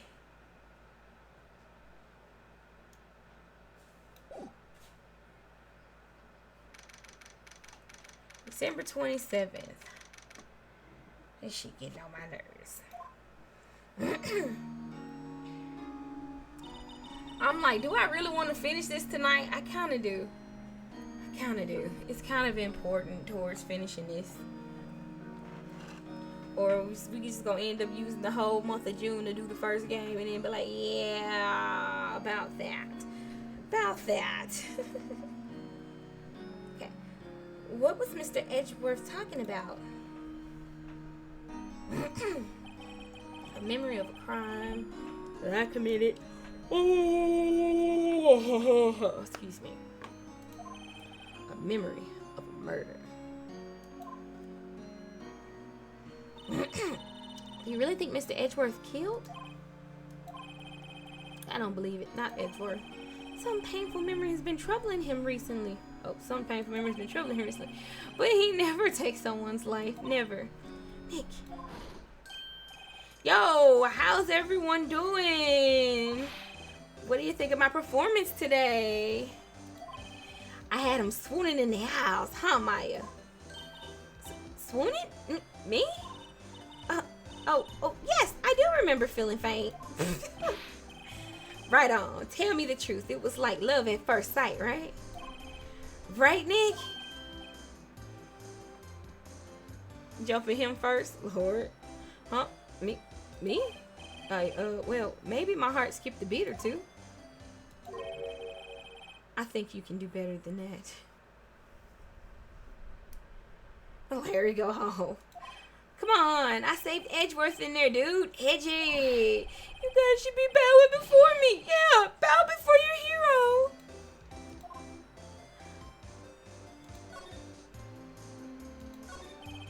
Larry, you really helped out in the trial today. You did. If you weren't there, Larry, I'm sure Mr. Edgeworth would have been found guilty. Were you sure he was found guilty? But seriously, Nick, that boat shop caretaker guy is pretty suspicious. But Edgy ain't off the hook yet. Way to spoil the mood, Larry. Hey, I'm just the guy sitting in the audience, you know? But from where I was sitting, Edgy seemed pretty edgy. I mean, can you really know he's telling the truth about that night? Nick, I don't know.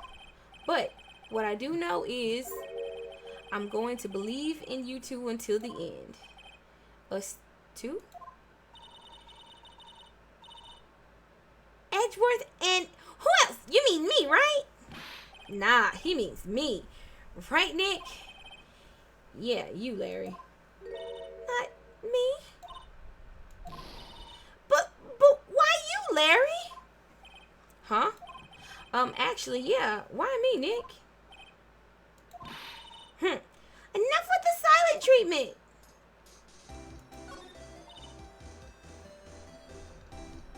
Nick, why do you trust Mr. Edgeworth so much? I mean, he's changed recently, true. But when we first met him, he was kind of a jerk, don't you think? You didn't know him back then. Back when he wanted to become a defense attorney. Wait, was that when you two were classmates? Yes, in grade school. They saved me. Miles and Larry. They saved me, and I'll never forget it. That's why I became a defense attorney, you know? What? Hey, Larry, what's he talking about? Huh? Sorry, I kind of forgot. Lord. Okay, Nick, out with it. I'm going to hear this story today, and that's final. Okay. It's kind of a long story, so hang in there. It was the very end of 3rd grade. I was on trial. A class trial. A class trial? You remember, Larry? It's spring in the 3rd grade, kid in our class got his lunch money stolen. Lunch money? Our school was pretty small. Every month, kids would bring in an envelope with money for lunch from home. Huh? I see. Anyway, this kid's envelope disappeared with $38 still inside. Oh yeah, now that you mention, I do remember you were out of school that day. Anyway, the envelope had been stolen during PE class. I was coming down with a cold, so I skipped PE that day. I was the only one not in class. So, they thought you did it? Yeah, the kids in class said I should be put on trial. Trial?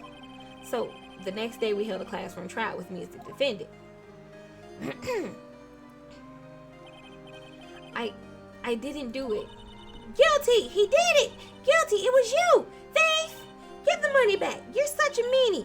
No one play with him. Just admit you did it. You can't hide the truth. Tell us the truth. We're not going to play with you anymore. Yeah, no more MR racing. You shouldn't be allowed to be in real arrest. Oh, library committee, give me back 50 cents I loaned you. Hey, did you...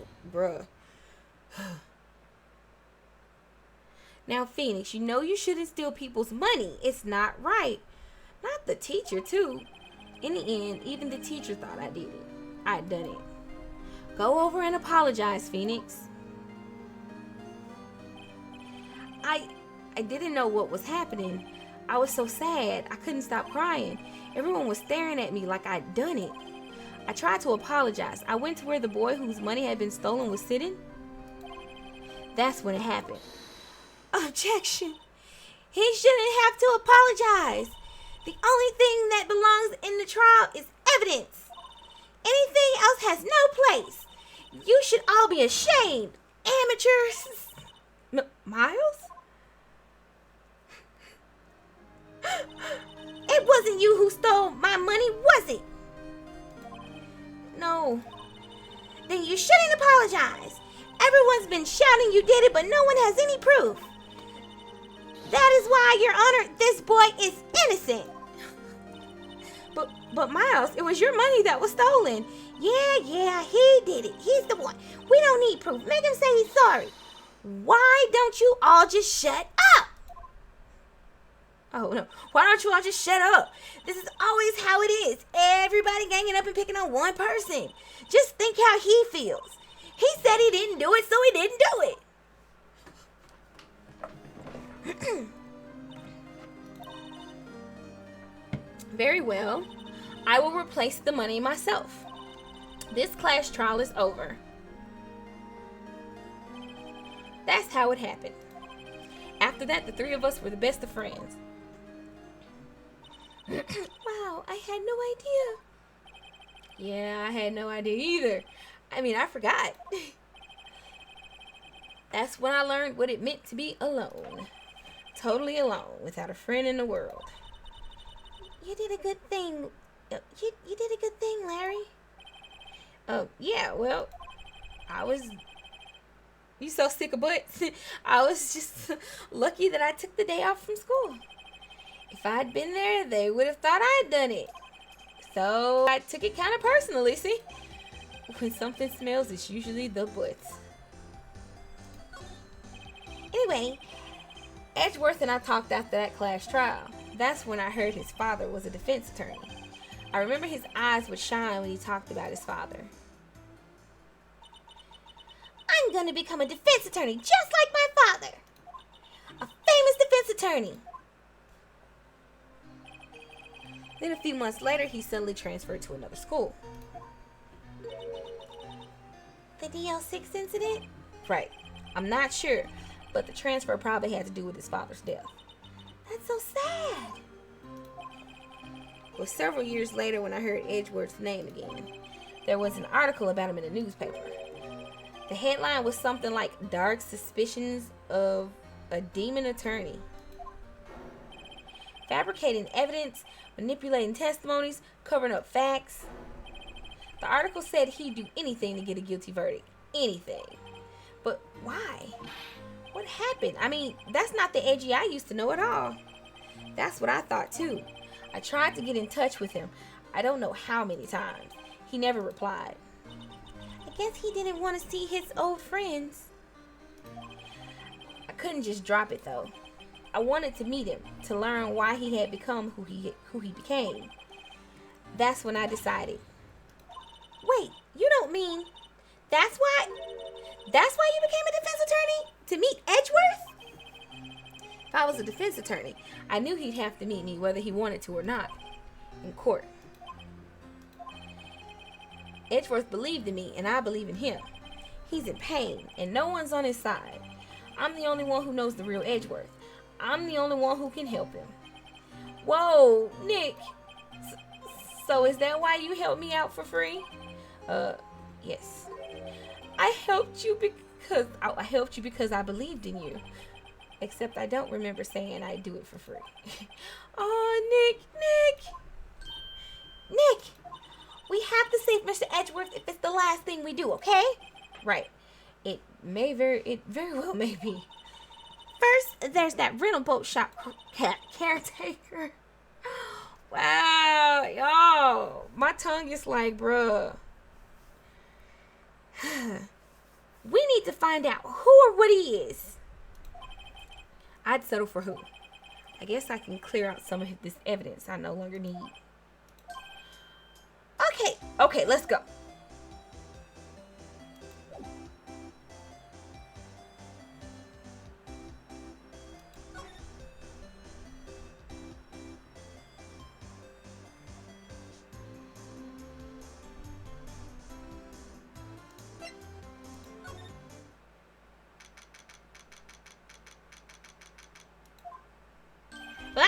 I was gonna go try to find him next. Hey, pal, long time no see. Oh, Detective Gumshoe. Close one today, eh? I got so worked up, I snapped my tie in half. Sorry about that. No problem, pal. Thanks to you, we now know who really did it. You mean the boat shop caretaker? Look, I'll make you a promise. I'll have that scoundrel in my custody by trial time tomorrow. Come what may, it's my duty to you as a police officer. Now, I'm off to catch me a criminal. Detective Gumshoe sure is active today. Oh, one other thing. Where the fuck did this come from? Eek! No one can go into the woods today. The woods? Where LaaLaBy was camping? The woods are off limits to camping, and apparently the park ranger found out. He got pretty mad. No one can go in for a while. I guess LaaLaBy's in a lot of trouble. Anyway, I'll be seeing you tomorrow.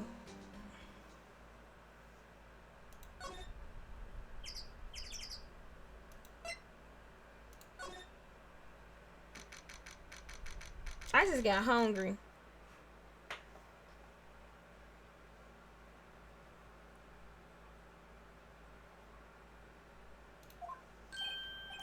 Huh? The steel eyesore is missing. Eyesore? Looks like the hot dog stand is closed too. I guess Larry's too busy worrying about Mr. Edgeworth to show up for work.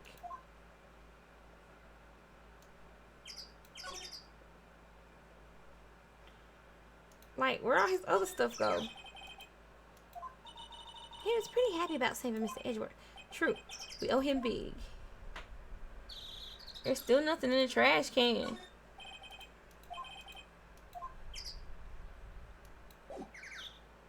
Okay.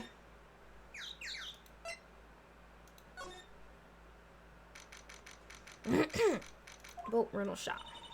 That old caretaker got away. Yep. I never imagined he might be the real murderer. Him. Oh, God. I know that clearing of the throat anywhere. Aha, hello. What might you be doing here? Out for a walk, Ah, the days of my youth, like the scent of a fresh lemon, you see. Mr. Grossberg, this is not the time for idle reminiscing. Mr. Edgeworth's trial ends tomorrow. That is true, yes. But from what I saw of today's trial, Edgeworth should be fine, right? Well, I'm not so sure about that. Ho ho, what do you mean by that? Well, I'm not sure. If you find anything out, come by my office at once. I may be able to offer you some assistance. Thanks. Bye. What do you think Mr. Grossberg was doing here anyway? Who knows?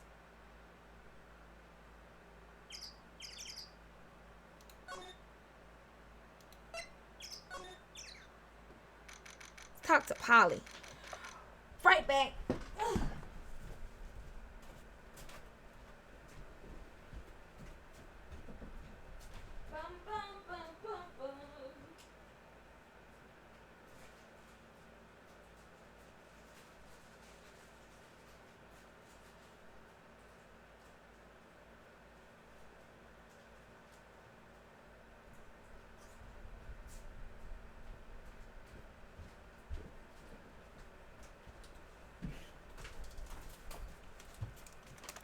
Okay. I grabbed a snack. My bad.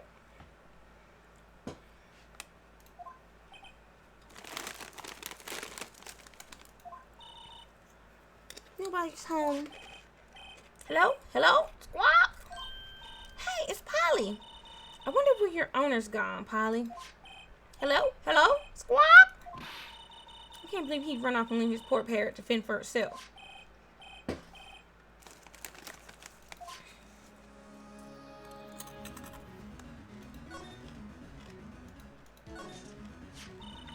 Maybe I should take care of Polly, Nick. You probably shouldn't just kidnap her. Police know about her anyway. I'm sure they'll do something. Oh, okay. Sorry, Polly. He says I can't take you. Great, now the bird's gonna hate me. Why can't I talk to the... That reminds me, Nick. Polly can know the number to the safe, right? Yeah, that's right. Polly, what's the number to the safe? Ironically enough, it's the day that the case with Edgeworth's daddy happened, her mama.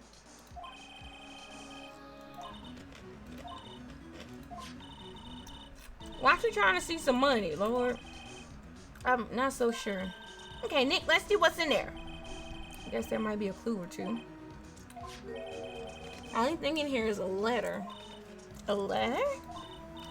Aw, boring. There's no name or signature on this thing. It's handwritten in very precise, clear letters. Get your revenge on Miles Edgeworth. Edgeworth? Nick, why would Mr. Edgeworth's name be on here? How should I know? I'm going to read the whole thing. Okie dokie. It also says this is your last chance. Now is the time to get revenge on the two men who ruined your life.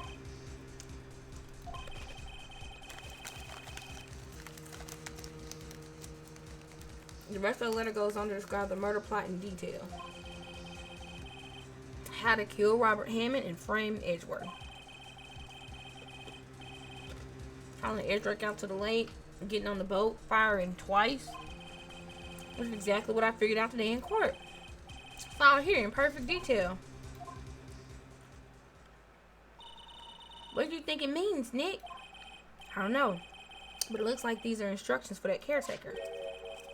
When he killed Robert Hammond, he called out Edgeworth. He was following instructions. Well, who could have written that letter? And what does it mean to get revenge on Miles Edgeworth? Look, I don't know, okay? But one thing's for certain. This letter is an amazing clue.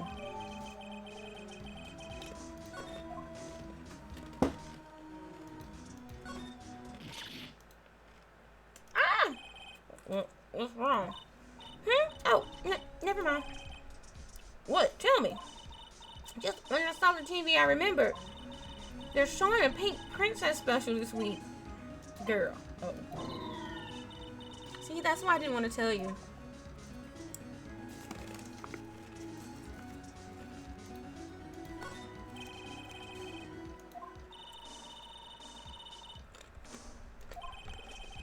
he left in a hurry, right? I don't think he came back here after the trial. Can we discuss why these are... You just put pictures of fish up on the wall to boast about them? Yeah, I guess so. Some pictures of the fish they caught, right? Right. But don't all the fish on the wall here look really puny to you? Well, you know what they say. You should have seen the one that got away. Except the one that got away from us was the caretaker. And we did see him. Why do I feel like we're having two different conversations here?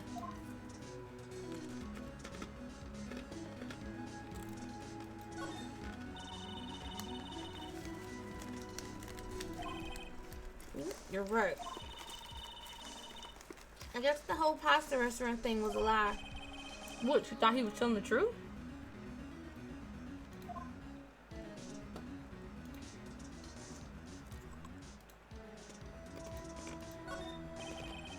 Everything's cold. Looks like he didn't turn his heater on. Guess he hasn't been back here since the trial.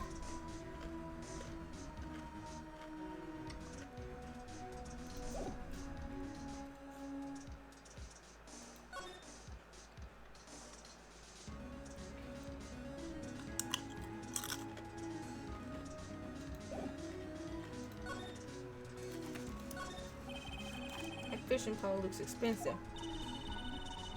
Maybe we should bring it to Detective Gumshoe. Don't you think the caretaker would mind? Well, we can just leave him the metal detector in exchange. Maybe we better not. Or...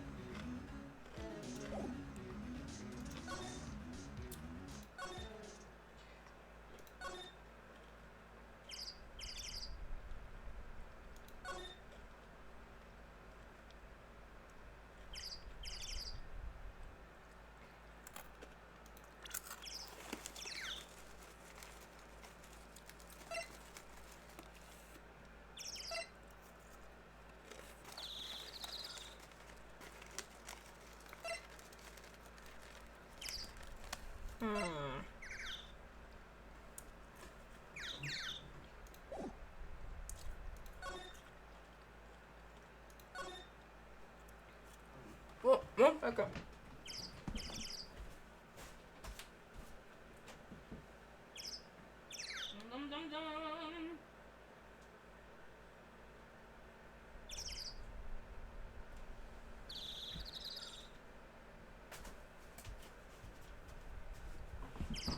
Yay, my phone is back from the brink of death and it's on 92%. Hooray. Anyway.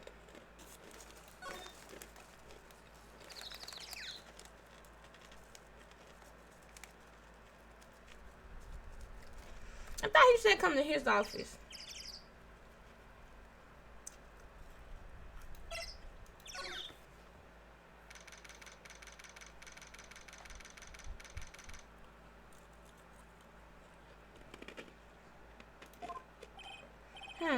Looks like this Gumshoe hasn't gotten back yet.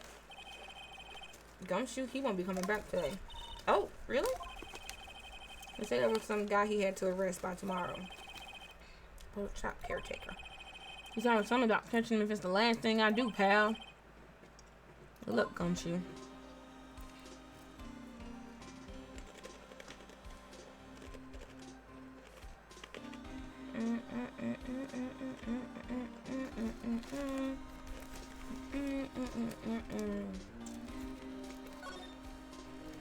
Yeah, so dude, it's like, come find me if you find anything, right? Am I remembering it incorrectly?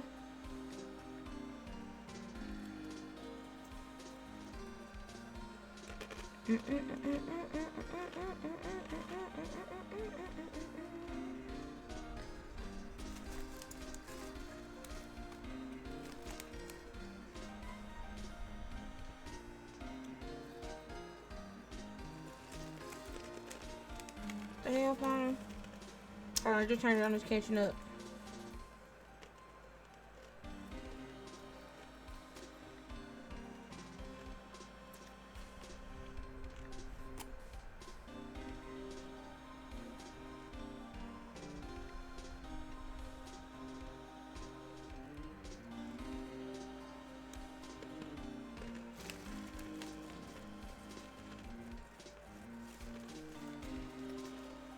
I got a message from somebody. I have no idea who it is.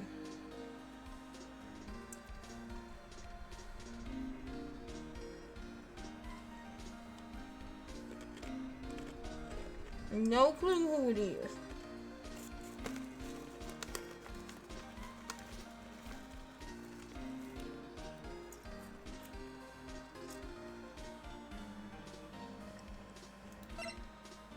Is Edgeworth here? Yeah.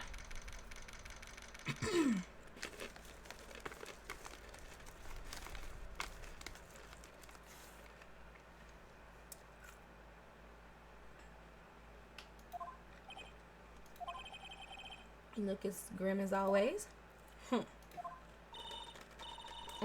Mr. Edgeworth, I heard the story about the class trial. Class trial? What do you mean?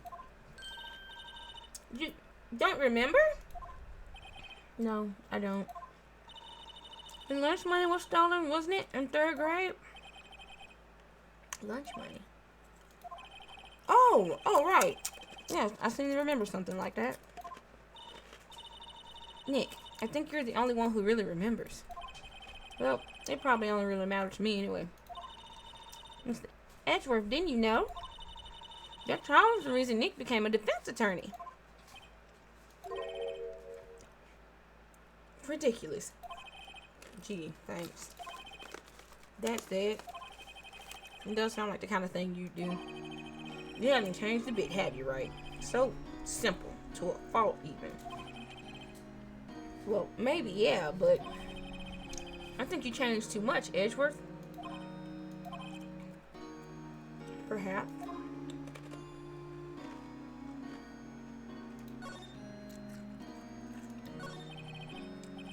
Hey, Edgeworth, why did you become a prosecutor anyway? You used to look up to your dad. You said you wanted to be a defense attorney, right? I couldn't let myself deny reality like you. What do you mean? My father was taken from me, and you want me to defend criminals? I'm sorry, right, but I'm not that good of a person. One suspect was apprehended in your father's murder, right? Yes, the man trapped in the elevator with my father. His name was Yanni Yogi. He had to be the shooter, any way you look at it. Yet, he was found innocent. The defense attorney got him off the hook. That would be Robert Hammond.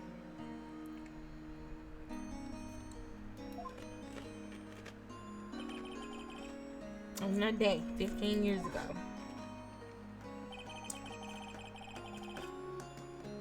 The 3 of us were trapped in the elevator for 5 hours. When we were rescued, we all suffered oxygen deprivation. I had lost all memory of the murder. Lost your memory? Even now, I can't recall what happened in the elevator. That was the crux of Yogi's attorney's argument at court. He claimed Yanni Yogi had been not of sound mind due to the oxygen deprivation. Yogi was released due to lack of evidence. Innocent. That's when I changed my mind. I started to hate defense attorneys. What's your relationship with Von Karma? He's my teacher and a man who deserves respect.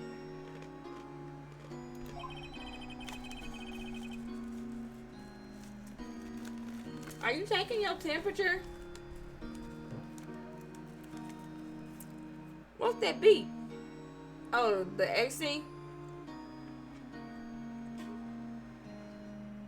I learned everything I know of courtroom techniques from him. Well, he's like my sister was to you, Nick. He's a perfectionist in all things. In court, his personal life. Yeah. He's obsessed with doing everything perfectly. Perfectly, huh? All the cases he has taken on, none were left unsolved. And not one suspect was declared innocent, ever. But But that's, I know, it's possible some of the suspects were indeed innocent. However, it is impossible for us to accurately determine that in every case. All Von Karma does is his job to find a suspect guilty perfectly. In any case, it's nigh well impossible to find a weakness in them. Should a weakness appear, he would do everything in his power to make it go away. Edgeworth, if what you're saying is true, you're headed for a guilty sentence tomorrow. He's right! Now's no time to praise the enemy, Mr. Edgeworth.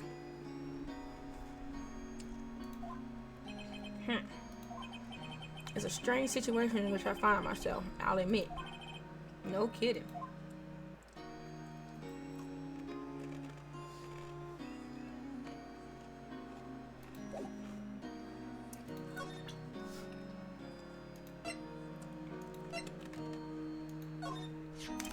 Edgeworth, see this letter?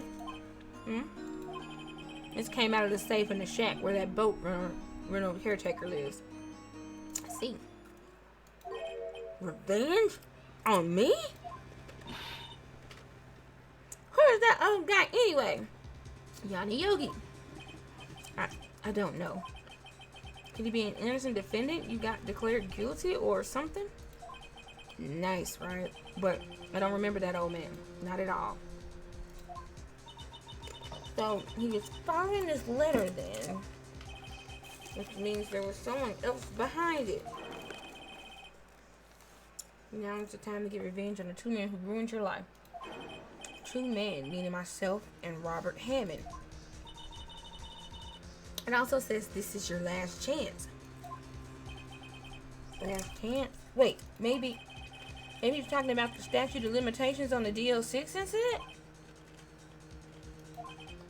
Wait, that old man. Not a problem. Tell your sister I said happy birthday too. Do you know who he is? Yogi. Could he be Yogi? Yogi? The suspect in the DL6 incident. The one who was found innocent.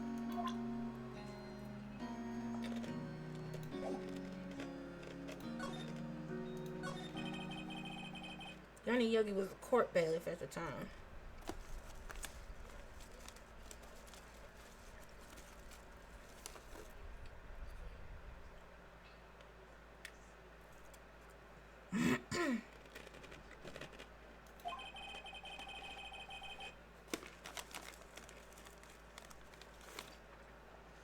We just happened to be in the elevator together 15 years ago.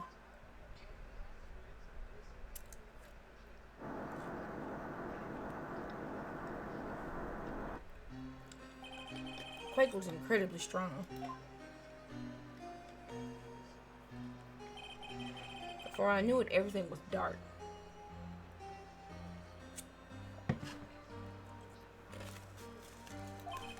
We were there for so long, it felt like forever.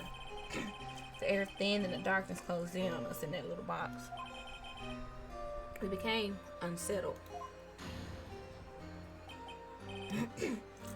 Help! I can't breathe! Quiet! I said quiet! You're not making this any easier. I want to get out! Help! Get us out! Don't shout! You'll just use up more oxygen.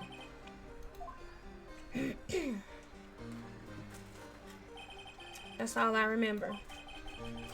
I came to, I was in a hospital bed staring up at the ceiling. In court, Yanni Yogi's mental condition was called into question. They claimed the oxygen deprivation and stress had caused temporary insanity. In the end, the claim passed the court, and Yogi was found innocent. But wouldn't he still be found guilty? No, they ain't had no evidence, I guess.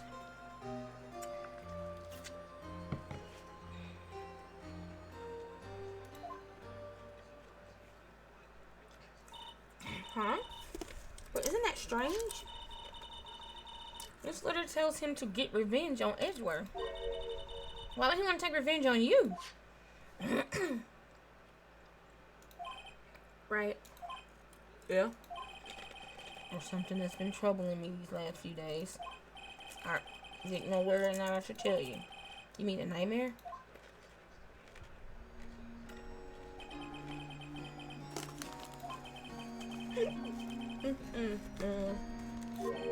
The crime you committed?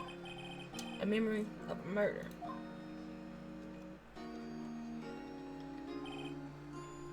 I think the time has come to tell all. Ooh, like a book? Let's go. For the last 15 years, I've had the same dream almost every night. That sounds boring, lame, and scary as fuck at the same time. I wake up in a fearful sweat every time. What kind of dream? It's a dream about my father's killing in the dark. Help, I can't breathe. Quiet, I said quiet. You're not making it easy. I know, right? I want to get out. Help, get us out. Don't shout, you'll use up more oxygen. I can't breathe. You're just using up my air. What? Stop breathing my air. I'll stop you. Ah, what? What are you? Stop breathing my air. No, Father. He's attacking Father. And I see the pistol lying by my feet. I don't know if it was evidence from that day in court or the bailiffs. In a daze, I pick up the pistol. Get away! Get away from my father! Bang.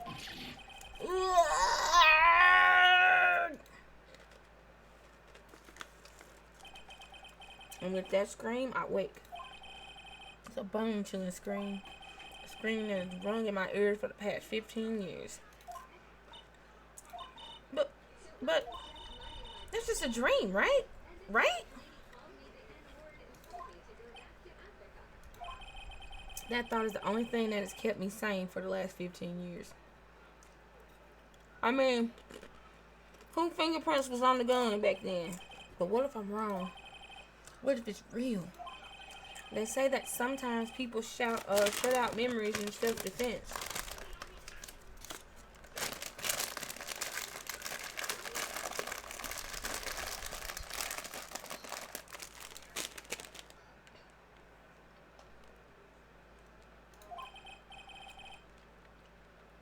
Maybe it was I who killed my father. What? If you think about that, if you think about it that way, this letter makes sense. Get your revenge on Miles Edgeworth. Think about it. Yogi was really innocent. But if that's the case, then why would they be like, the lawyer ruined his life if he was innocent and he got him off as innocent? That don't make no sense. Stop talking, Edgeworth. That's why he wanted revenge against me. Wait, Edgeworth, you mean... It was me. I was the true criminal of DL6. I shot my father. This is bad. No, he did not. What are we going to do, Nick? What can we do? I don't know. I don't think there is anything we can do, like it or not. If there's someone else who knows a lot about the DL6 incident, maybe... There is, Nick. There is someone else who knows about DL6.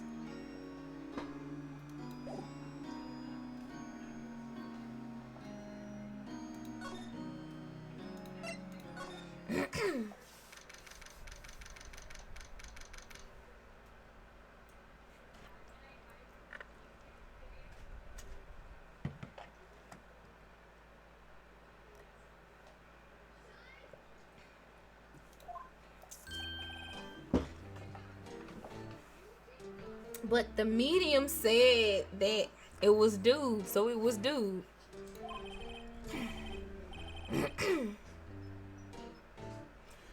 Hello there. What's wrong? You look troubled. No kidding. I can't believe you're not. My. Just calm down and tell me what's happened.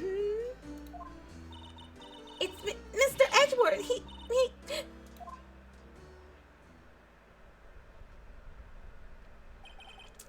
see. So Edgeworth dreamt he shot his own father? It's only a dream! Only a dream! I wonder. What? If that's the case, then why do you two look so troubled, Well, Also, consider this. Yogi quite certainly holds a deep grudge against Miles Edgeworth. So deep, he'd want to frame him for murder. This leads me to surmise that Mr. Edgeworth's dream was not a dream, it was real. As you imagine. Don't he just look like he'll sound like Colonel Sanders some kind of weirdo? Miles Edgeworth threw the pistol to save his father. The pistol fired, and the deed was done.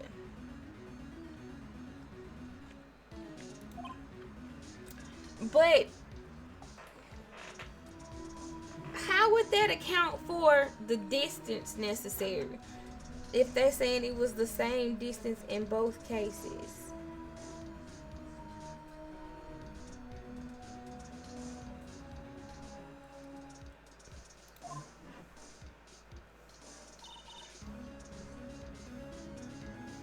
And wouldn't it have had a safety on it? No, I don't believe it. Yogi was suspected of murder and his career as a bailiff was irrevocably wrecked. Thus, he sought revenge on Miles Edgeworth. This was his last chance, of course, with the statute of limitations so close. But, like I said, that does not explain why he would want revenge on the lawyer also. So it's not that, it's something else. There is something else going on.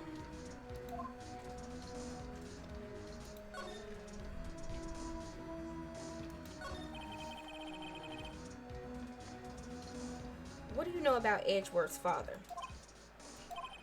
He was a defense attorney without peer. It sounds trite, but it's true. Well, he may have had one peer now that I think about it. Your mentor, Mia Fair. My sister? Gregory Edgeworth was very disapproving of Mr. Von Karma's techniques. That's no surprise. Von Karma is an extreme man. Forged testimonies and evidence are nothing to him. The result, he has a perfect win record in court. To beat him, Gregory Edgeworth tried to call attention to his methods. And? He lost, and died in despair, as it were. I see. When Gregory Edgeworth was killed, the police called on a spirit medium. That was your mother, Misty Fair.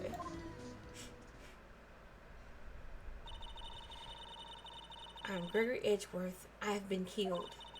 The one who shot me was the bailiff, Yanni Yogi. Yet Yogi was found innocent. That's when my mother left us. Everyone called her a fraud. That's right. Everyone thought she was, you see. Yet, now that I think about it, it seems the one who lied was Gregory Edgeworth's ghost. Gregory Edgeworth must have known who shot him. I don't believe it. So you're saying he falsified his... Oh, I don't believe it. So you're saying he falsified his testimony? That Edgeworth's dad lied to protect his son? It's only a possibility, mind you. But a possibility nonetheless.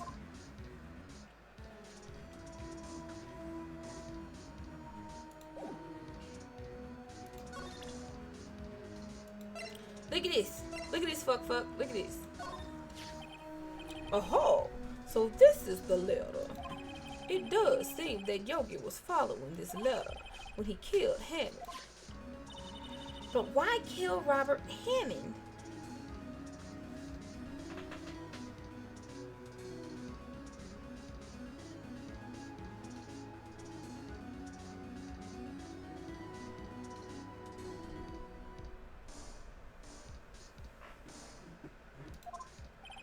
Hammond was a skilled defense attorney, but he defended clients not for their sake, but for his own.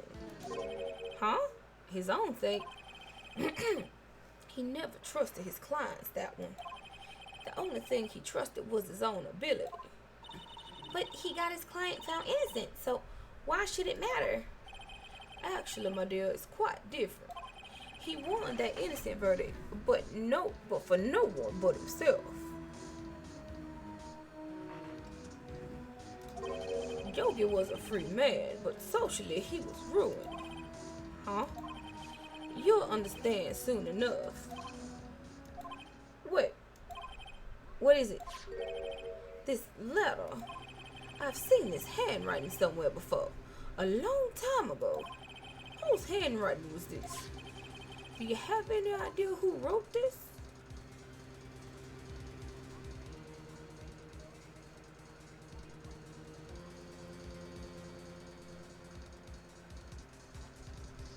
It's the only one that makes sense.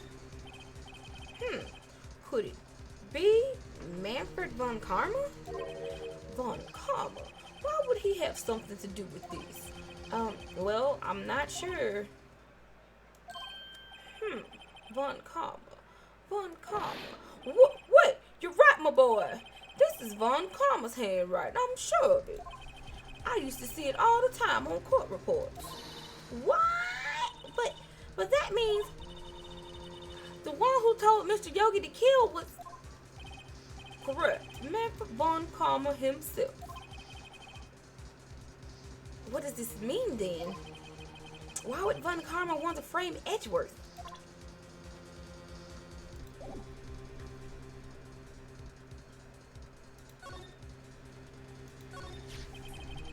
If it was truly Von Karma who wrote this letter, then he would know the truth. He would know that Miles Edgeworth had accidentally killed his own father. He'll say as much tomorrow in court, I should think. He'll press the point until the court finds Miles Edgeworth guilty. Oh no.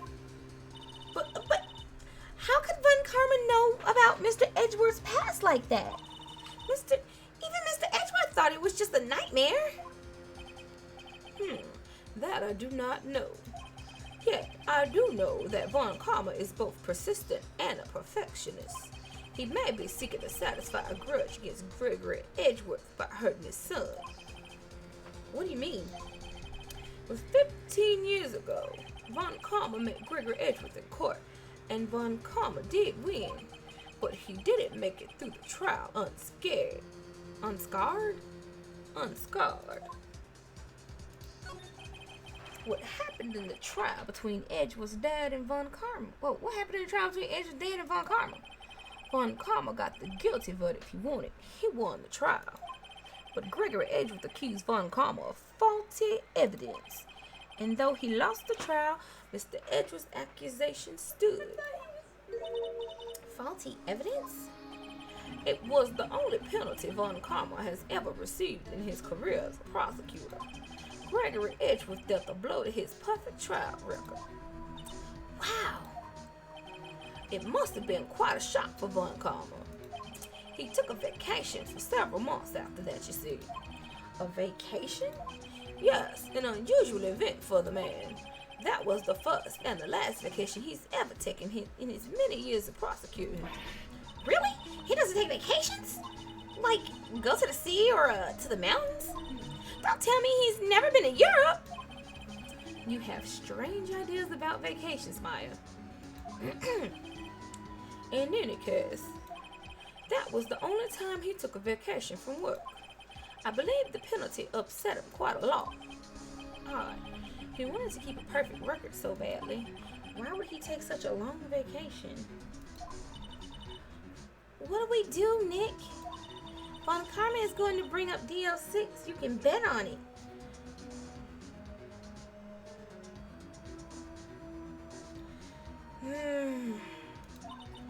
What if Mr. Edgeworth pleads guilty to DL6?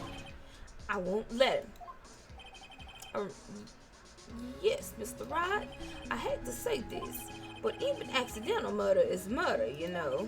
I know that. I just believe in Edgeworth's innocence. I can't believe he'd kill someone. But Nick, Mr. Edgeworth admits it himself. He admitted to having a nightmare. Girl, don't blur the lines between reality and dreams and you'll be good. His father must have lied to protect him from beyond the grave. Why the fuck would a ghost lie? I don't care. I know he's not guilty. Mr. Rod, if you say so, I suppose I could go check again. Police files might hold something of interest. Mr. Grossberg, thank you. I can't promise anything. In fact, I think the chances of finding something are slim. I understand. The police materials.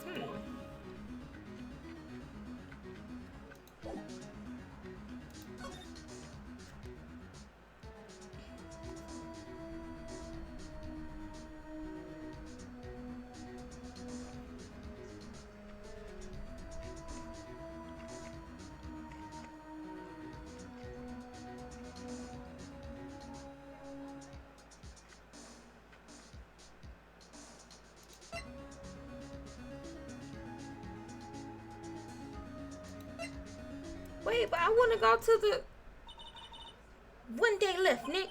Yeah, no. No time to waste. Let's get going. Y'all won't let me go where? Why did I have to come here to go to? That's awkward. There's hardly anyone here. Everyone must be out looking for the old guy, Yogi. Ah, it's you. I don't think Gumshoe will be coming back today. He's staying out late looking for someone. Sounds like Detective Gumshoe was pounding the pavement for real.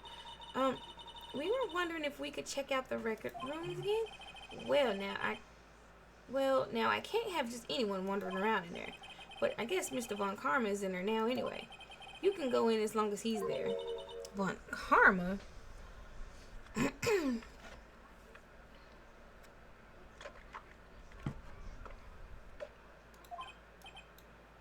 Yes, he's arrived, actually. Nick, let's hurry.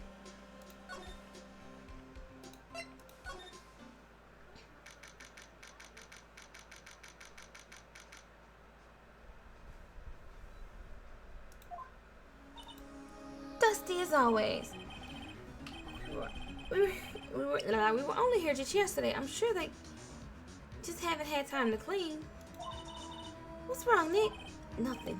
I was just noticing that he isn't here. Von Karma? Huh? One of the drawers here is open. Someone must have been looking in it recently. The label says unsolved cases. Evidence. Unsolved cases. Nick! The file for DL6 is completely empty. What? What are you doing in here? Eek! Von Karma. You! How do you know my name? Huh? Have we met? What? What are you saying? This is too oogly. We see each other every day, don't we? We're Miles Edgeworth's defense team. Defense team? I beg your pardon. You see, I rarely remember defense attorneys. They're like bugs to me. Needless things to be crushed.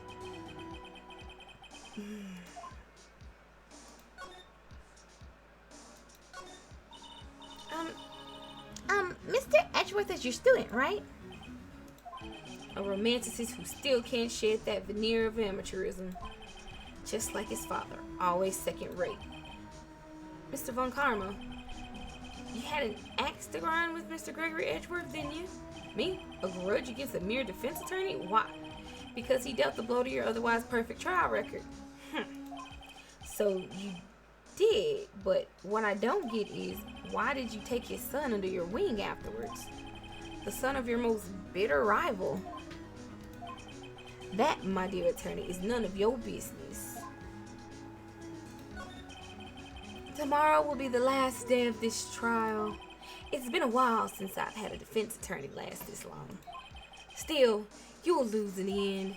Miles Edgeworth will admit his own guilt. His guilt of 15 years ago, you mean? You're quite the researcher. If you've done your homework so well, then certainly you must understand. You know what Miles Edgeworth will tell the court tomorrow. We were right. So Von Karma is going to bring DL6 in court tomorrow.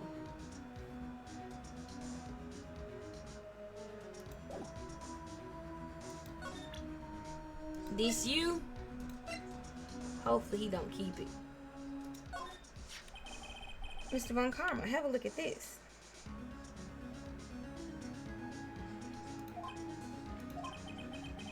This was you, wasn't it? You instructed Yanni Yogi to commit murder. Oh, my eye. It stings.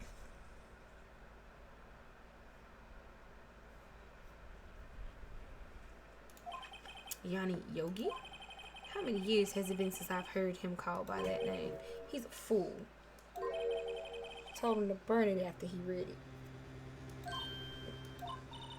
So you admit it? Please tell me you recorded this. You wrote Mr. Yogi that letter? Or this letter? Yes, my dear defense attorney.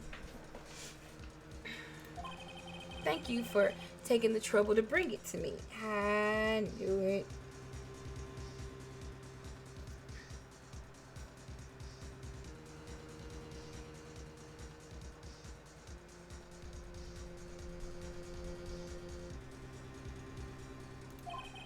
You saved me from a lot of needless hassle.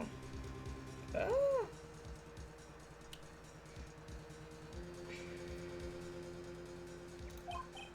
What? Nick, what is that thing? A stun gun for self-defense, usually. Indeed. 600,000 volts will course through your body like a dog touching an electric fence. 600,000. Oh, don't worry.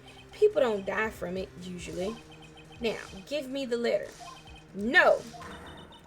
No! Whoa, what are you?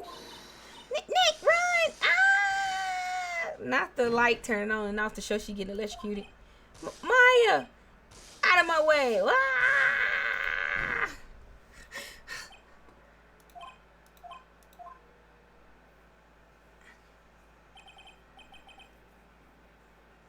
You see, I possibly yeah.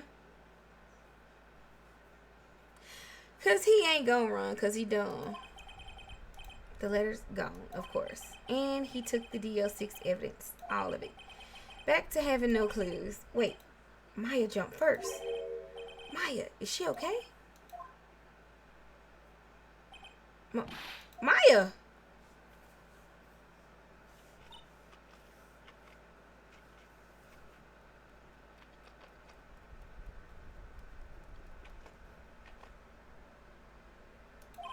Maya, open your eyes.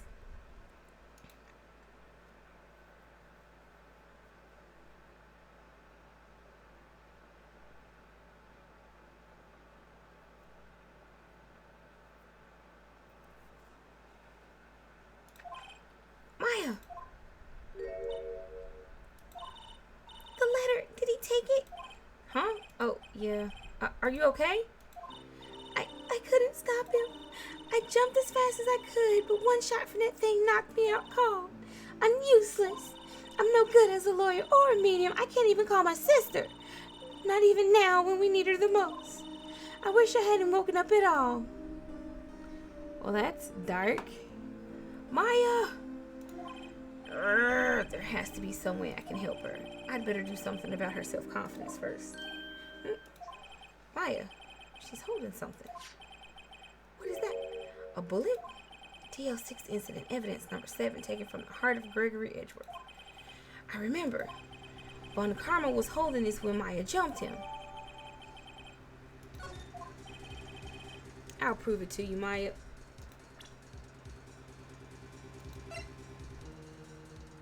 But we still got the photo. In the case file.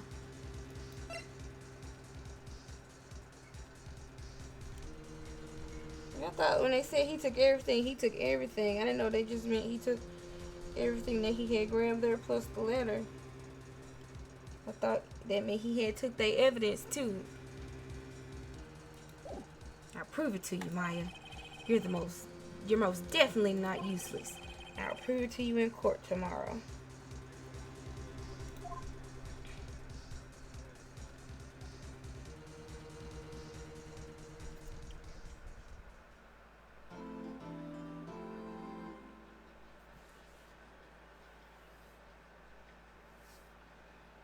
Yes.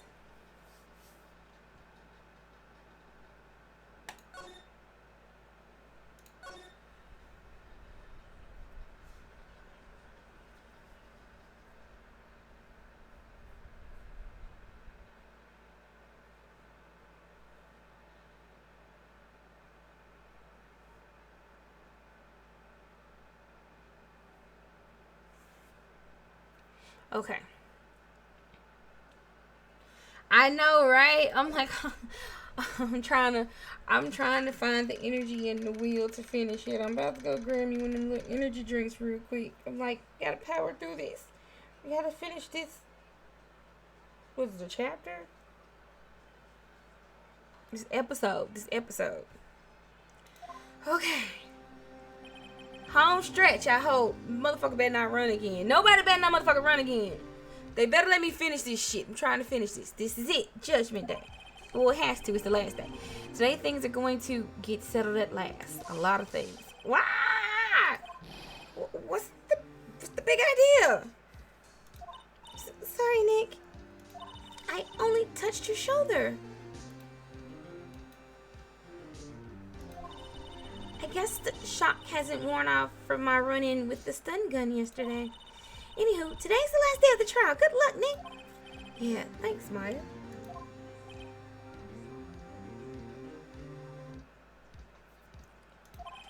Edgeworth is looking glum as always. I hope Von Karma doesn't push him too hard. Whoa! What are you doing? I'm sorry. I just thought I'd cheer you up with a pat on the back. Maya, maybe you should go outside and discharge. Right, good idea. Try not to electrocute anyone on your way out.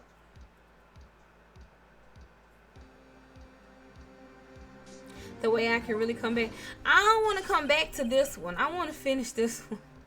Because I feel like if I don't finish this episode, then it will discourage me from finishing the entire game. It's one of them weird things where it's like, yeah, I know, fuck this, I'll come back. But then I'm going to come back and I'm like, I don't feel like doing this because it's not, the momentum will be gone. The momentum.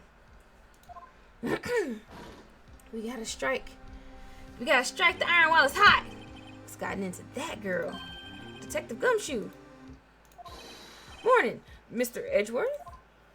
Good morning. How did it go, Detective? Have no fear. As promised, I've captured our runaway caretaker. I just brought him in. Took all night, pal. Thanks, Detective Gumshoe. You must be tired.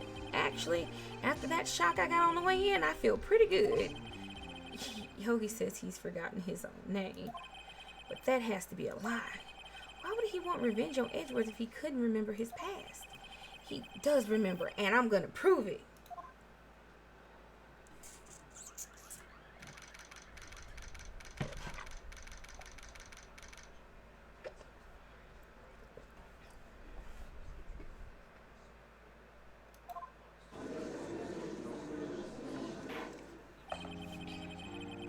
Court is now in session for the trial of Miles Edgeworth. Come on, let's keep it moving. The defense is ready, Your Honor.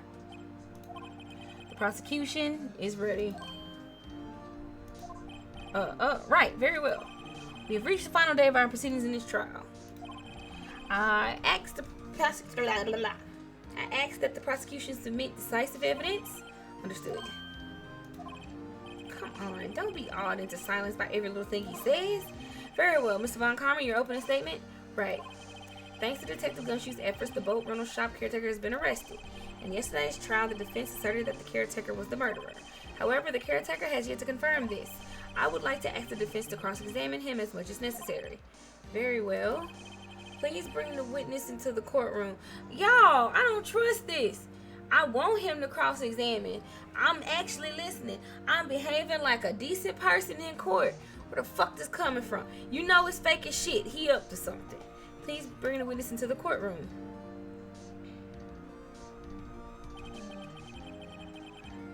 Lord. Ladies and gentlemen of the court, I believe you all remember our witness. He lives in a boat rental shop on the lake from where he witnessed the incident. In addition, he has currently lost memory of his name and identity. Witness, why did you run away yesterday? The witness was not running away, as he will now testify. I see. Very well, please begin your testimony. I'm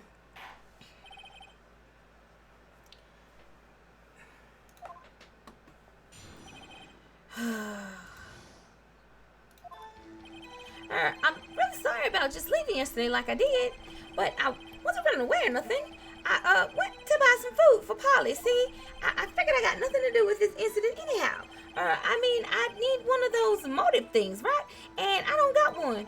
So my testimony yesterday stands as is.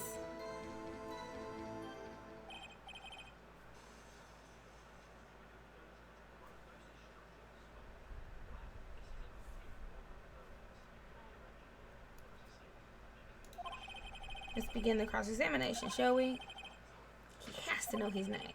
Yanni Yogi. You're Yanni Yogi, and I'm going to prove it.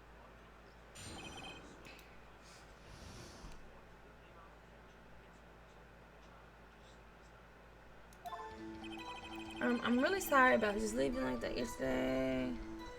There was nothing. That's for the policy. I figured I got nothing to do with this incident. Hold it!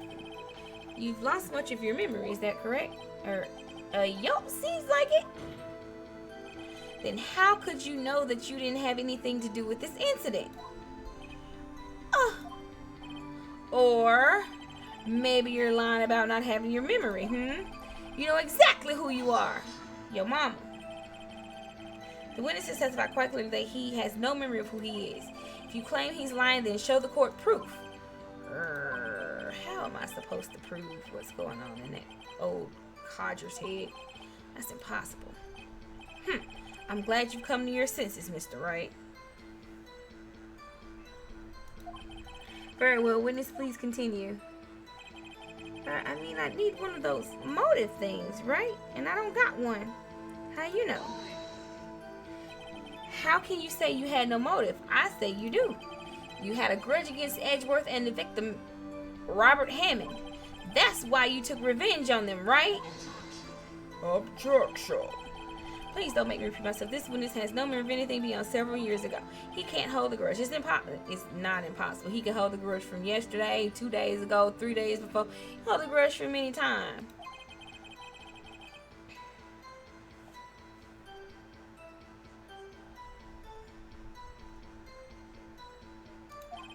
Otherwise, it's going to be this same thing over and over again until the trial ends. Might I say something, Mr. Wright?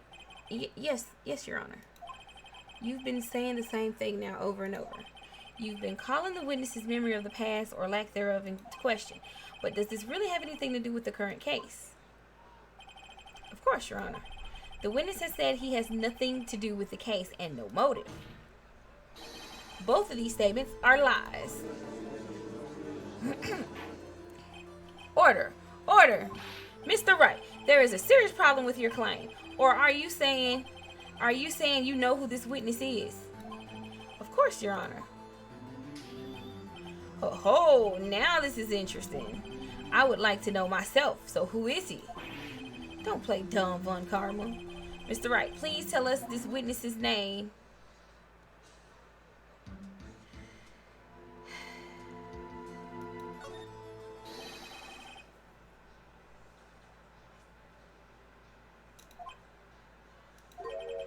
Yogi?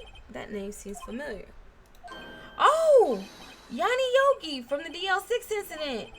Figures the judge would have heard of it. It was such a famous case. But what does this mean? Your Honor, if this man is Mr. Yogi, then he has a clear motive. Ugh.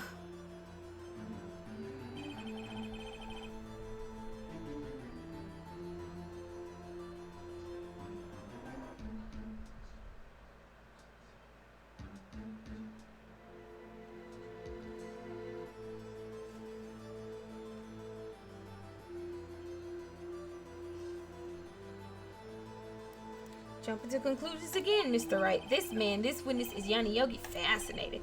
However, how do you propose to prove this to the court? This is a court of law, as you may recall. You need proof. And allow me to repeat once more that the witness has lost his memory. This is it. I have to do this now. I couldn't prove he's Yogi right here, right now. Then I've got nowhere else to go. Nick, how are you gonna prove it? How can you prove that he's Yanni Yogi? It's okay. It's actually quite simple. Your Honor, please take this man's fingerprints. Then we'll compare them to the fingerprints on file for Yanni Yogi's 15 years ago. I see, that makes sense.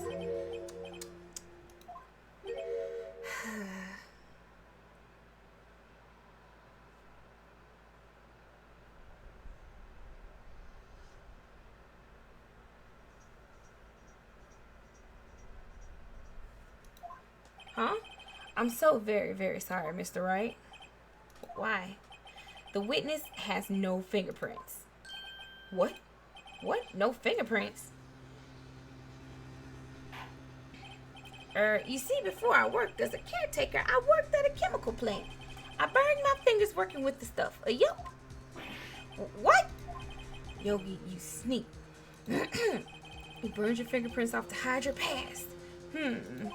Well, if the witness has no fingerprints, I guess we will not be able to prove his identity. No. DNA evidence? Swab that motherfucker's mouth. He can't change that shit. Well, what will you do, Mr. Wright?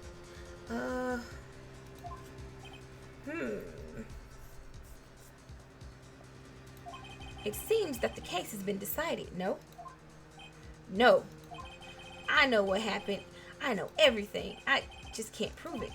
But no, I can't let it end like this. I can't lose. There has to be another way.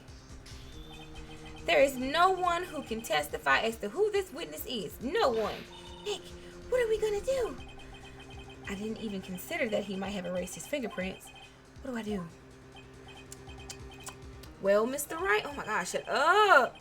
Perhaps you'd like to cross-examine his parrot for a little comic relief, Yeah, very funny. You're a sore winner, Von Karma. Oh, wait a second. Cross-examine his parrot? What is it, Nick? No, you're not going to. Your Honor, the defense would like to take Mr. Von Karma up on his proposal. Take Mr. Von Karma up on my proposal? Exactly, Your Honor. I would like to cross-examine the witness's pet parrot.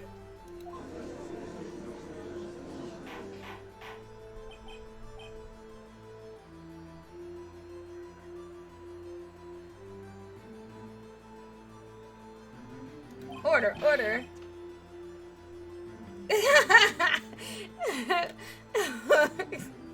I'm not Pope Polly the Fed. Well, what do you think, Mr. Von Karma? Need you even ask? This is a farce. I object. Wait a second. You were the one who suggested I cross-examine the parrot, Von Karma. I have a right to do as you suggested.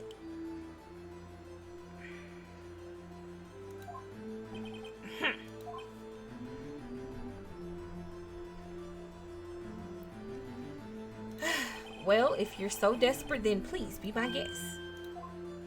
Of course, should you go through with this and nothing comes of it, then I hope you're ready for the consequences. Nick, this is crazy. Well, still want to go through with your little game? Yes, I'm doing it. Let's do this, bitch. What do I have to lose? Once again, let the parrot take the stand. I will cross-examine her, Your Honor. This is the most ridiculous thing I've ever heard. Von Karma's read every person's testimony, every piece of evidence, except the parrot. She's my last chance. At least, I think so. Bailiff, bring in the parrot. Polly, let's go. That's quite a bird. Please tell us your name. Name. The witness is ignoring me. It must hurt to be ignored by a bird. Him. Very well. Witness. Who is your owner? Please testify for us.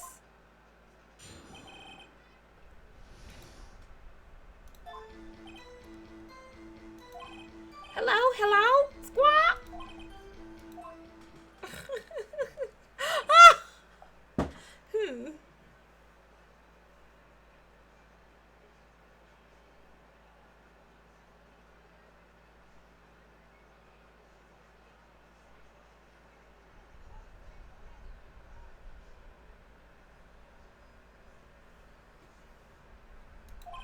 Certainly the most concise testimony we've had so far.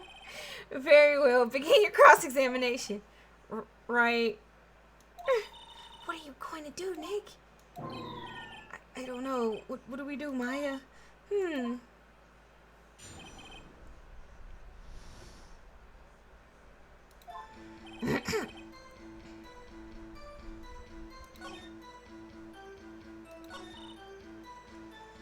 Well, I guess we should try to get some information out of her.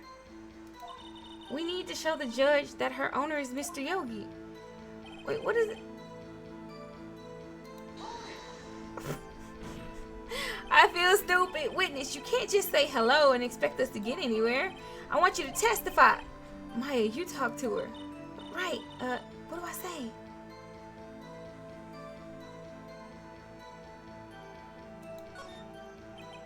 As I recall, 2 days ago. Oh, my back is itchy.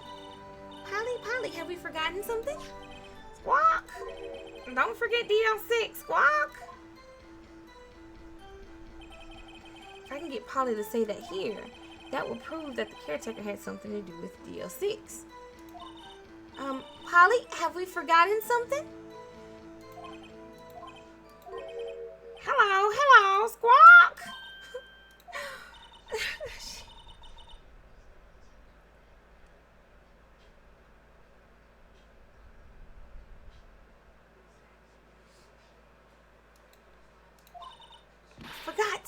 We forgot something. Uh-oh. It's not working, Nick. She won't say it. This is ridiculous. Why won't she say it? Something the matter, Mr. Wright? Wait. Don't tell me Von Karma expected this. He couldn't have retrained the parrot, could he? Did he train her not to respond when we asked if we'd forgotten anything?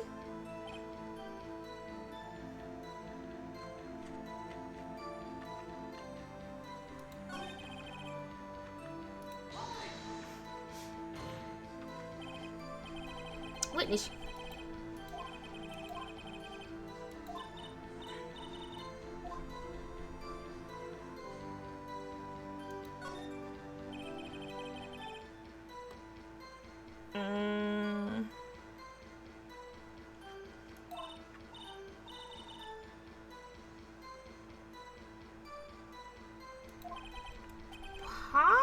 Polly, squawk. Mr. Wright. I think we've established that this parrot is named Polly. Does this have anything to do with the owner's identity? Of course. Yes, it does. Ha, fascinating. You claim that the parrot's name will provide her owner's identity? Then show us this proof. Nick, don't you think you're taking the bluffing a little too far? Listen, we're not here to answer the question of who is the caretaker. We're here to prove that he is Yanni Yogi. All we have to do is tie the name Polly to Yogi. Your Honor, the proof that the parrot's name reveals the caretaker's identity is... I don't know. Ain't this the only thing that got something to do with him and the...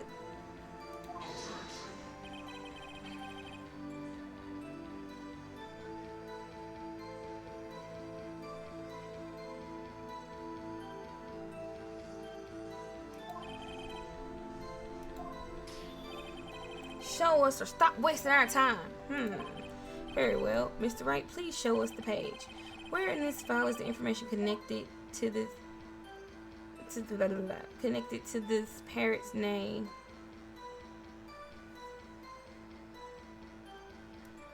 Suspect data. It's on the suspect data page. This page has all the information about Yanni Yogi. Right after he was arrested, his fiancée committed suicide, see? Indeed, it does say that, yes. What was his fiancée's name? Polly Jenkins. Polly! Exactly, Your Honor. He wanted to remember the name of his fiancée who had committed suicide.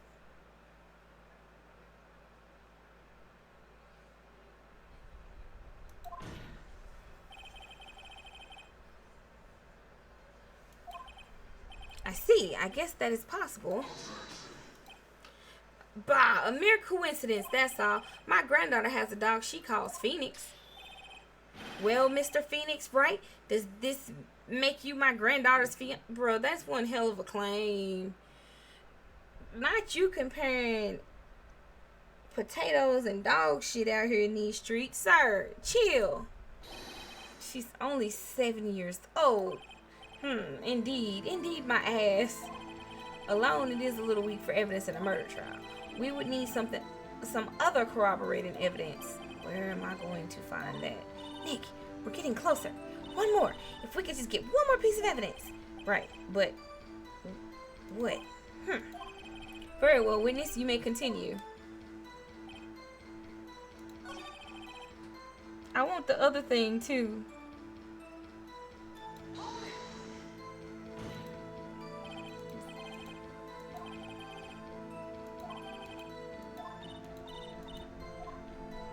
What's the safe number?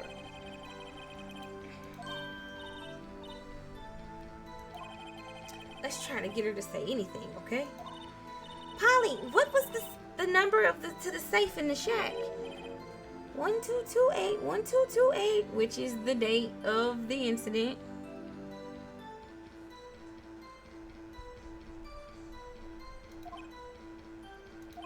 My, what a reckless parrot. Well, Mr. Wright, you aren't claiming that this number has something to do with the caretaker. Actually, it does.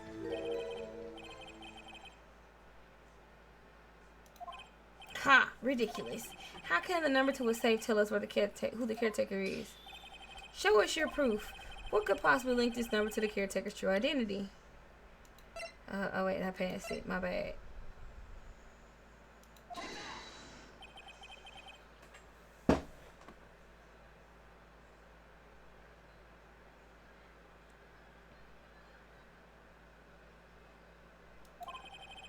What is this obsession you have with that case?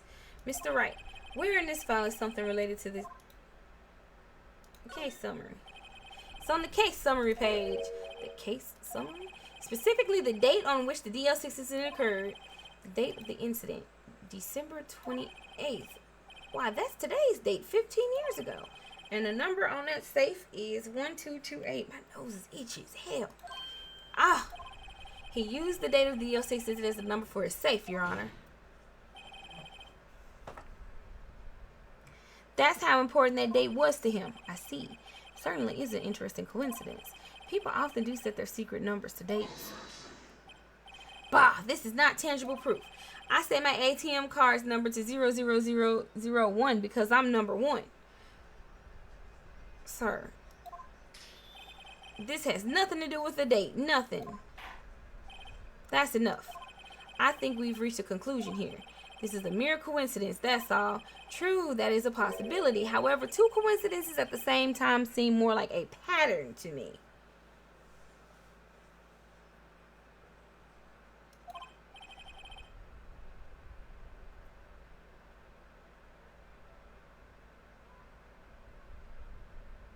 What are you saying? Summon the caretaker off the boat shop immediately.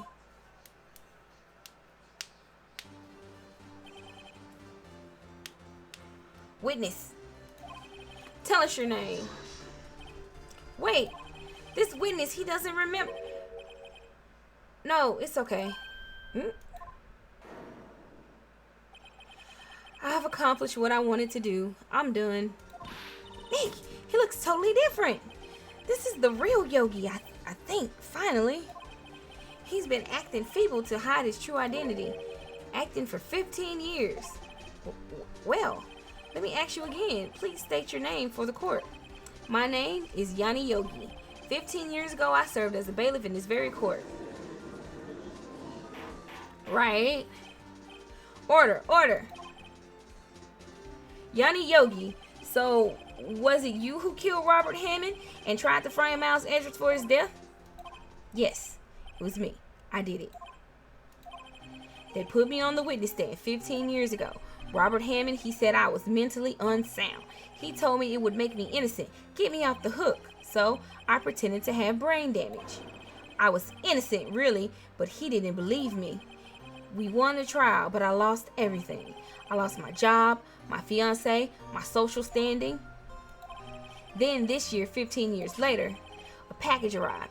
It was a letter and a pistol. The plan was written out in careful detail. It was a plan for me to take my revenge on the people who ruined my life. I didn't care who had sent it.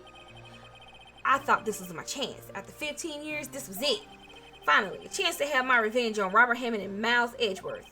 I have no regrets. Wait a moment. Revenge against Miles Edgeworth? What do you mean? I'm not at liberty to speak on that matter. Why don't you ask Mr. Edgeworth yourself? Anyway, I admit it. I was the one who killed Robert Hammond. Oh, okay. That was fun karma. Where is Mr. Yogi? Under arrest, Your Honor. I saw no room for error in his confession. Then the defendant, Miles Edward, is innocent in this case, at least. Very well. Will the defendant please take the stand?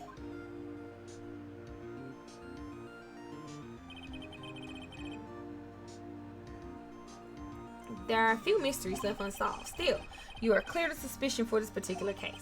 So I would like to pass judgment on the murder of Mr. Robert Hammond. Any objections? I don't believe it. Why isn't Von Karma saying anything? Because that's not the one he want him to confess to.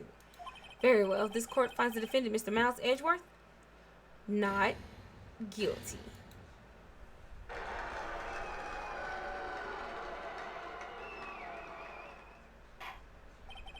That is all. This court is adjourned.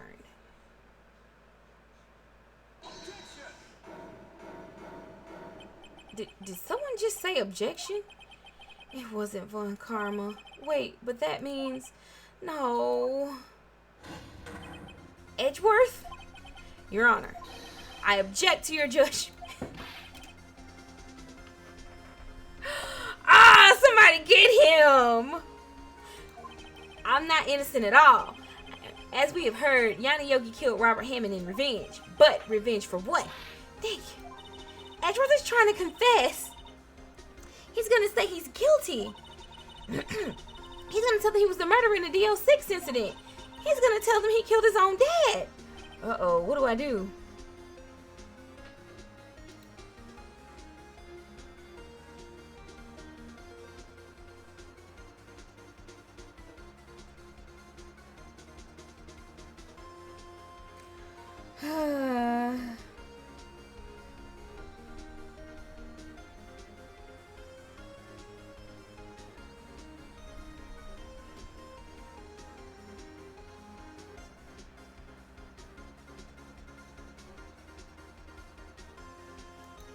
Bruh, I object. This ain't got nothing to do with this case. This case is over.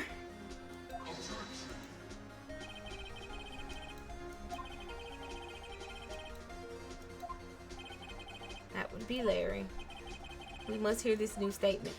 But this statement don't got shit to do with this case. We have a duty to hear Mr. Edgeworth out.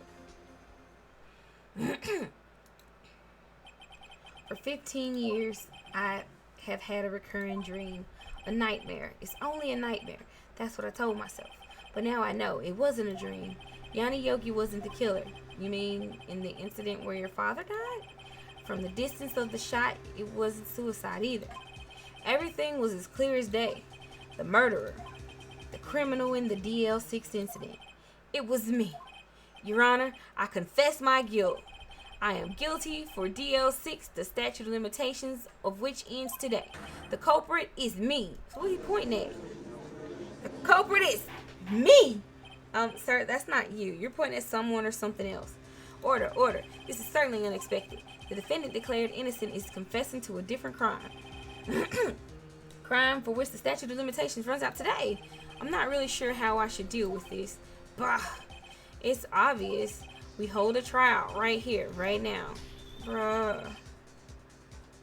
I thought we were done. Y'all. Oh my God. This shit keeps dragging on and on and on. We tried this man for his crime of 15 years ago. Somebody shoot me. Shoot me. I think I would like to take a 5-minute recess. During this time, I will consider the appropriate course of action to take. Court is adjourned. Okay. Yeah.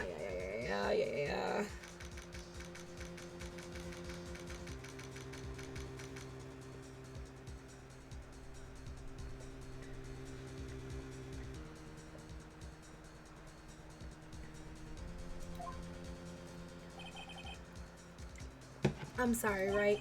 I've just wasted all of your effort. You knew that, yet you did it anyway. Mr. Edgeworth, I just don't believe it, sir.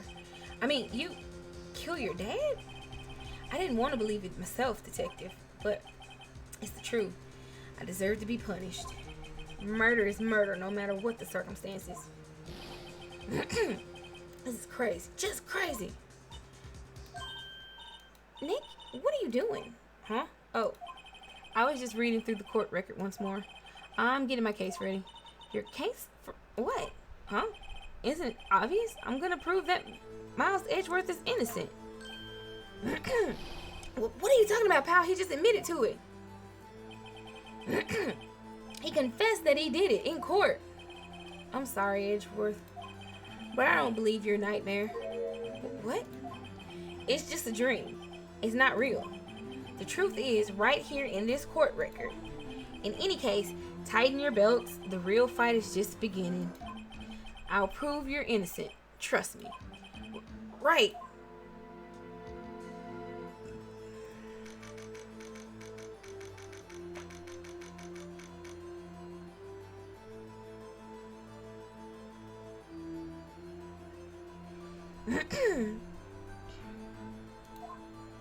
Yes, you're trapped here with me.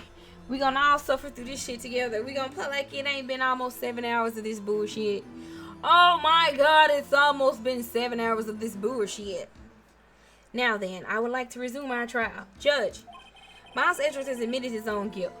He has confessed his crime. Let us begin by hearing his his testimony. Then, though pointless, let the defense do their cross-examining. Bruh. I want to fall asleep too, but I'm determined to finish this. I am determined. I am bound and determined. I see. Does the defendant have any objections? No, Your Honor. Well, Karma, you knew this was going to happen from the very beginning, didn't you? Very well. Will Miles Edgeworth take the stand?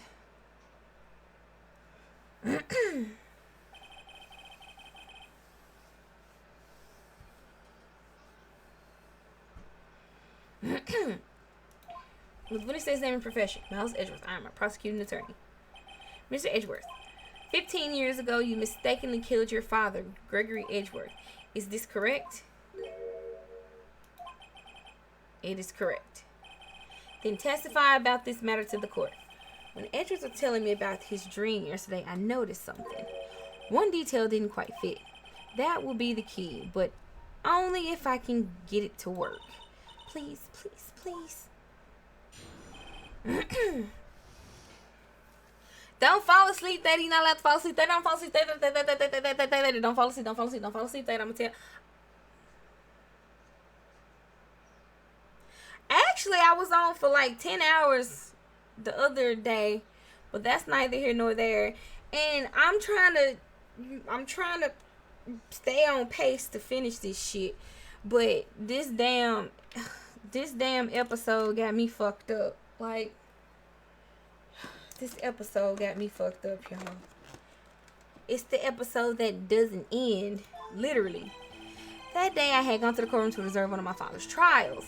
As we went to leave, an earthquake struck, trapping us in an elevator. My father and Mr. Yogi lost their composure and began to argue. Just then, something heavy fell at my feet. I picked it up and threw it at Mr. Yogi. I wanted them to stop fighting. A moment later, there was a single gunshot, then a scream. It was a terrible scream. I remember it to this day. That's all.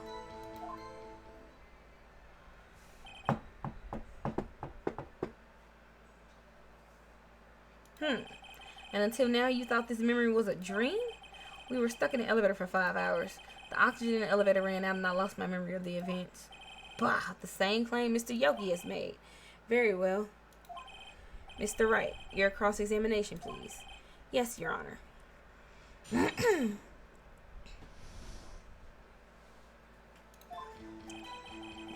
to the courtroom. Fox Charles.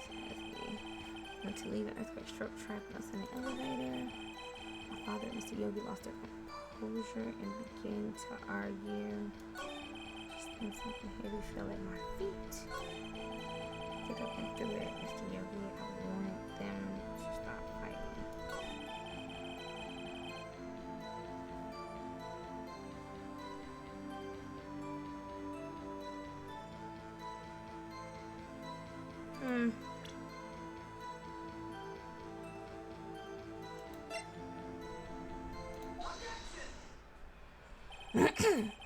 Are you sure you only heard one gunshot? Yes, I'm sure of that. I heard the shot and the scream. Then everything faded. I was unconscious until the rescuers came. I see. No, Your Honor. Unfortunately, you don't. Look at this file one more time. It plainly contradicts the witness's testimony. You do enjoy dragging out that file. Now, shut up. I don't accept this evidence unless you can tell us what page it's on. We don't give a shit if you accept it. The judge needs to accept it.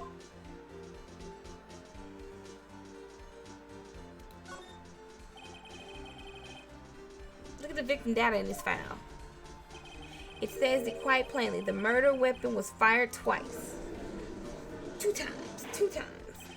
Miles Edgeworth only heard one gunshot. Yet the murder weapon was fired twice. The first shot was the accidental firing when the pistol was thrown. So, who fired the remaining shot? Bum, bum, bum.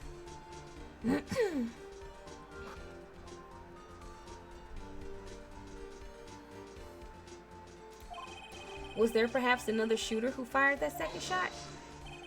Your Honor, as I'm sure you're aware, this incident occurred 15 years ago. The evidence is dated. The pistol did fire twice. However, we do not know when that second shot was fired.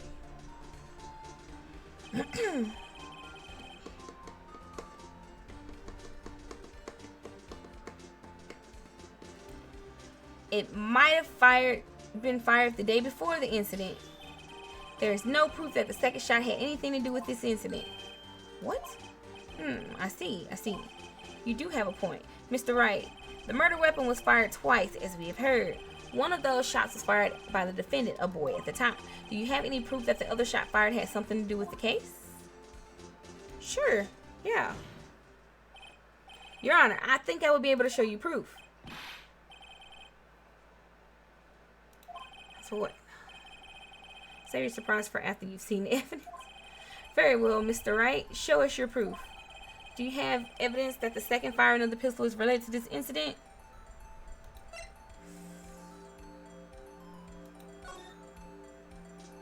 Yep. This. Look at this photograph. One in his heart and one in this glass. There's a photograph of the crime scene 15 years ago. I can see that the victim lying there is Gregory Edgeworth. This proves the murder weapon was fired twice at the time of the incident. This photo proves it.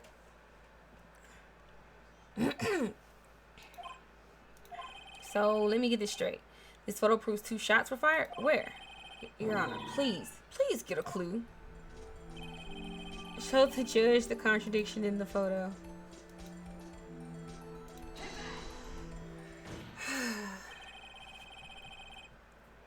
As should be obvious, the contradiction is here.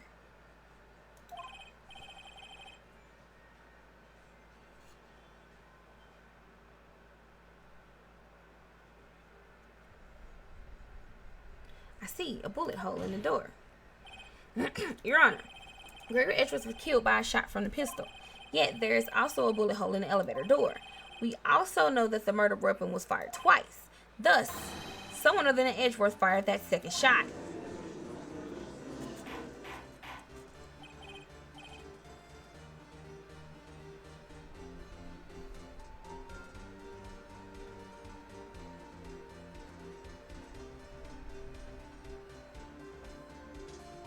Order, order.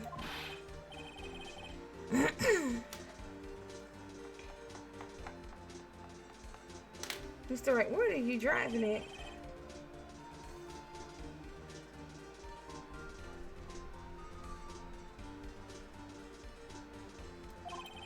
At the time of the incident, 2 shots were fired. One went into Gregory Edgeworth's heart. The other hit the elevator door. Remember that the defendant lost consciousness after the shot he fired rang out. In conclusion, he must agree that the second shot was fired by someone else. Mr. Wright, but who could that someone else be? The murderer, of course. I knew I should have stepped in before your wild fantasies got out of hand. Mr. Wright, look once more at the DO6 incident case file. Look closely. Try the case summary page. Case summary. That's on page 1. Look what is written there. Not a single clue was found on the scene. If the pistol had indeed been fired 2 times, then the other bullet would have been discovered on the scene. He does have a point. That second bullet has never been found. Why? Because the second bullet does not exist. Sir, whatever. The bullet that claimed Gregory Edgeworth's life was the one fired by his own son. So how would there be a hole in the door? That is the truth of this matter. It's not. The whole truth. It's not. It was undoubtedly something else that made that bullet hole in the door. Sir, whatever.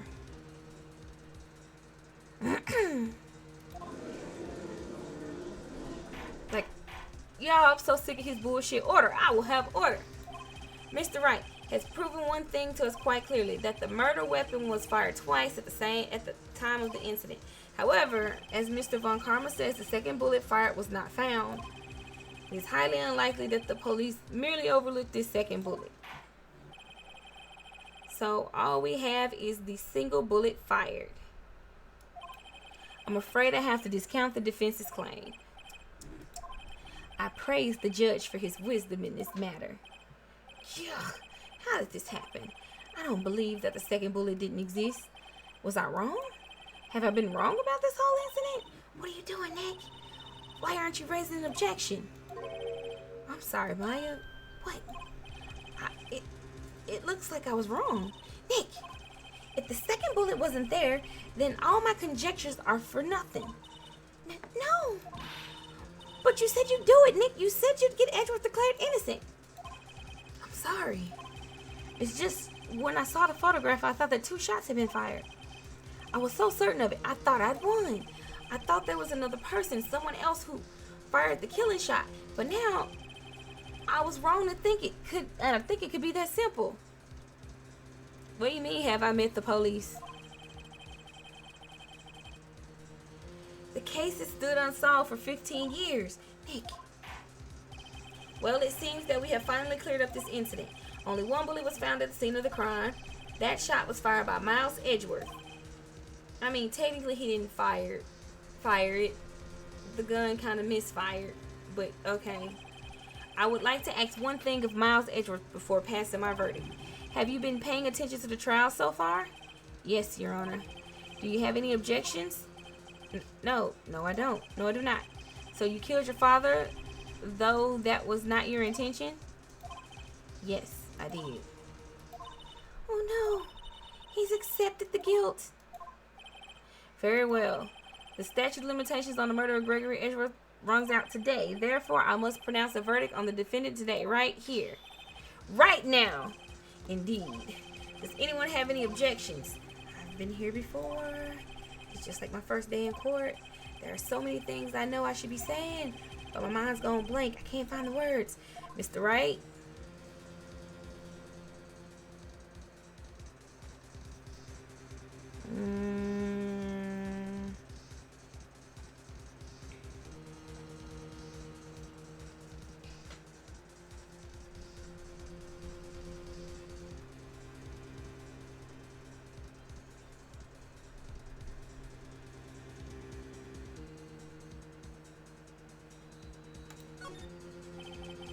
Every lead I thought I had has been squashed.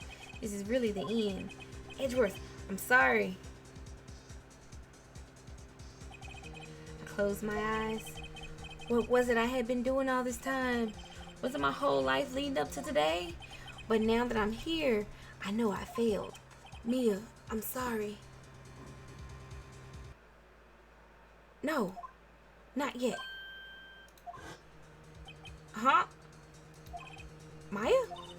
What? Object! Your only weapon! Are you okay? Hey, what's happening to me? I have to think. Wait, don't think. Act. Objection! Your Honor! Your Honor, I object! Mr. Wright, on what grounds do you object, Oof.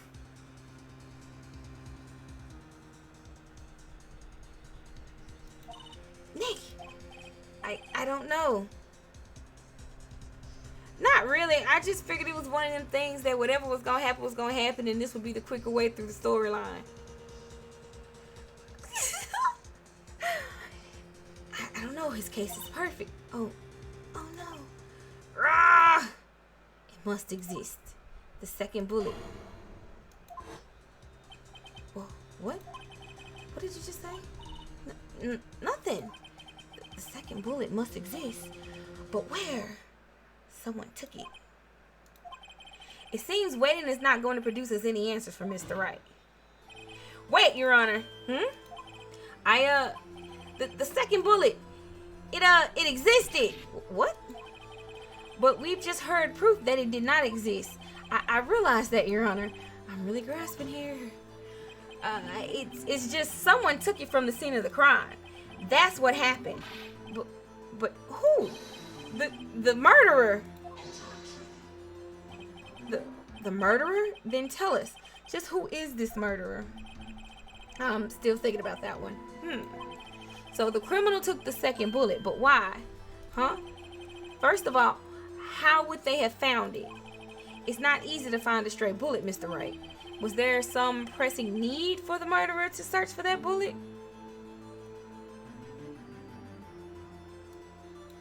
The murderer didn't need it. Why would the murderer have spent time to look for a stray bullet?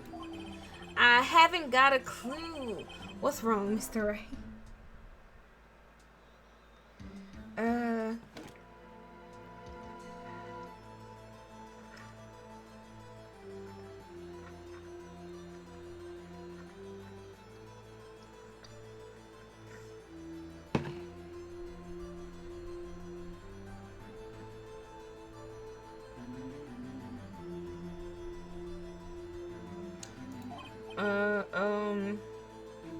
The bullet's not in there because maybe the bullet that shot him. Hold on.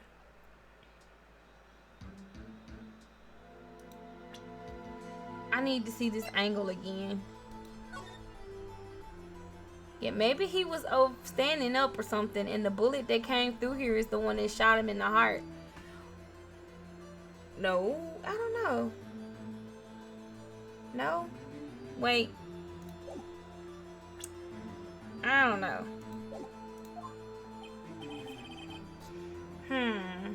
The murderer had no reason to take that bullet. You don't want to admit it, but it's true. Had to take it. Had to take it. The murderer, what does that mean? You're thinking too normal. Think crazy. Don't think why the bullet was taken. Think why the bullet had to be taken. Mr. Wright. Yes, Your Honor. I have no idea what I'm doing. Well, the murderer had no intention of taking the bullet from the scene. But, the murderer had to take that bullet. Had to? I didn't click everything. I didn't really click anything. I just went to look at the picture real quick. I didn't present anything or anything. I just went to look at something. So I'm not clicking everything.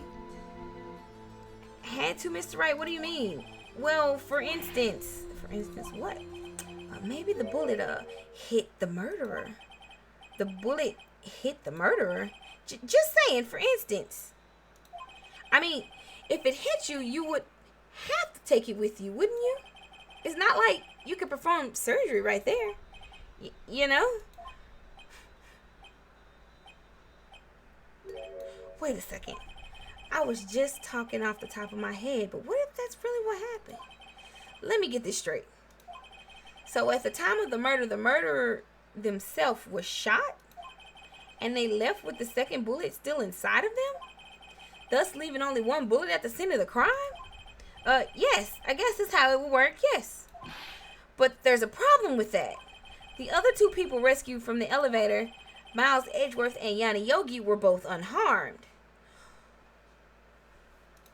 So that would mean the murder came from outside, yes.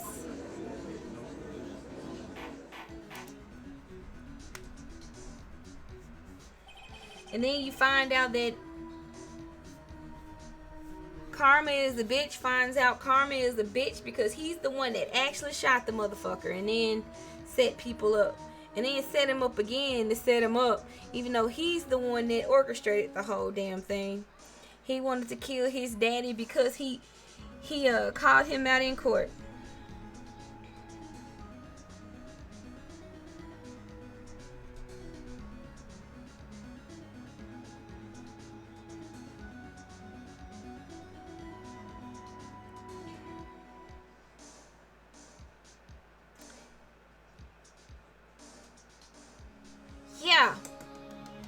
Yeah. And when Miles threw the gun, it shot Von Karma. It shot him, and that's why he had to take vacation for several months. Because his ass was fucking shot. And he didn't want nobody to know. And it was a secret. I wonder if he got the bullet removed or if he still got it.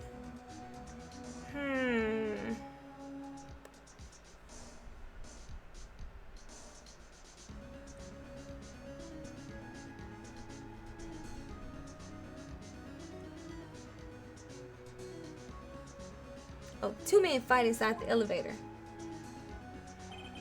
Trying to stop them, the boy picks up the pistol at his feet and throws it. The pistol discharges and the bullet goes through the elevator door and hits the murderer outside. The boy loses consciousness. Then the murderer opens the elevator door and sees the men inside.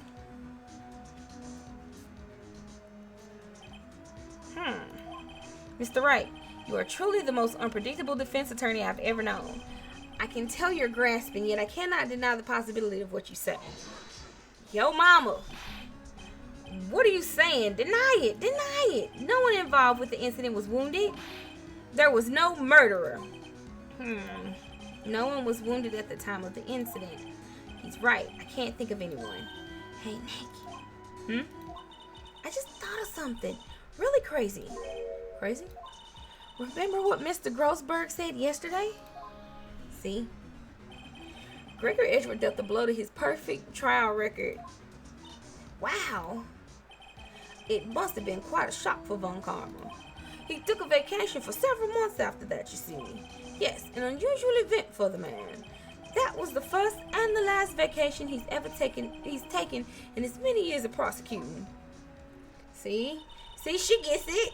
What if Von Karma didn't take that vacation because of shock, but took it because he was injured? Which would mean, it could only mean one thing.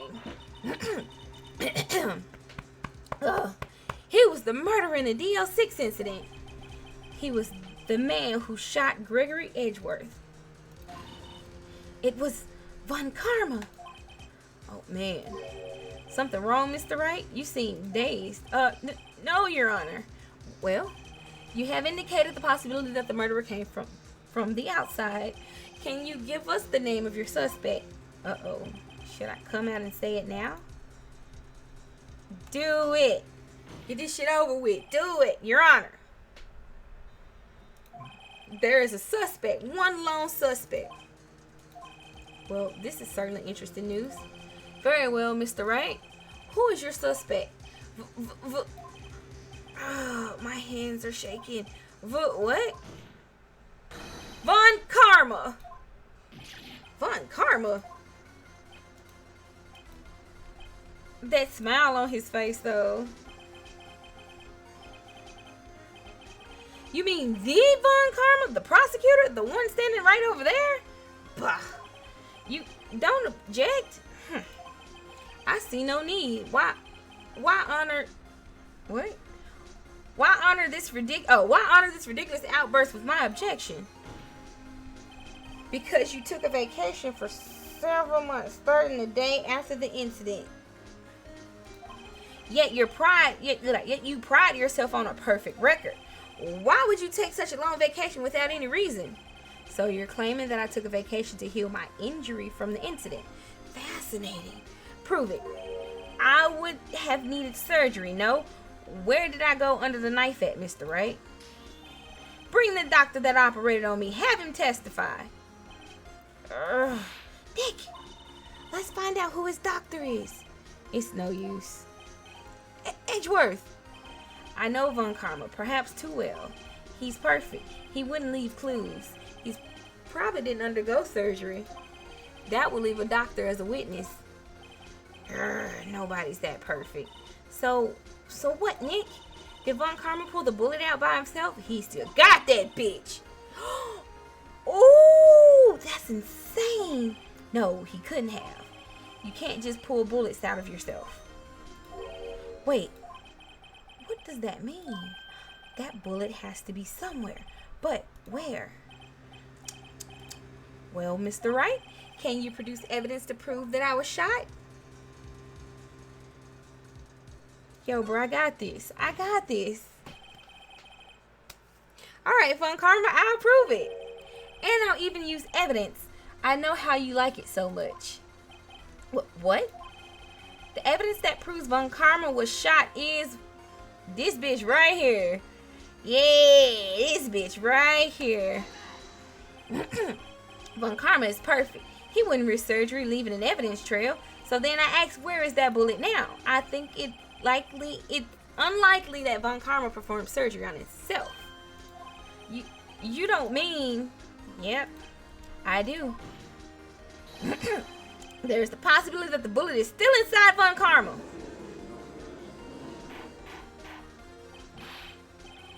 Is that even possible for all these years? Well, there's one way to find out. We could use this metal detector. Well, Von Karma, I'm gonna run this over you and see what we find. I refuse. You refuse? But refusing this means you acknowledge that the bullet is still inside you. Order. Order. Your Honor, the defense requests that we be allowed to use the metal detector. Judge, I call for a suspension of this trial. This is an invasion of privacy. The statute of limitations runs out on this case today. It was you who said we had to end it right here, right now. Enough. I permit the use of the metal detector. Mr. Von Karma, you will submit yourself to testing. Nick, what does this mean? I don't know, but we have to give it a shot. Beep, beep, beep, beep, beep. Come on. It reacted. Something's inside his right shoulder. The bullet. Mr. Von Karma? You. It was you. I was afraid this would happen, and so I remained silent. Indeed, there is a bullet in my shoulder. However, it has nothing to do with this incident. What? I was shot in the shoulder long before the DL6 incident. I claim that the bullet in my shoulder has no relation to DL6.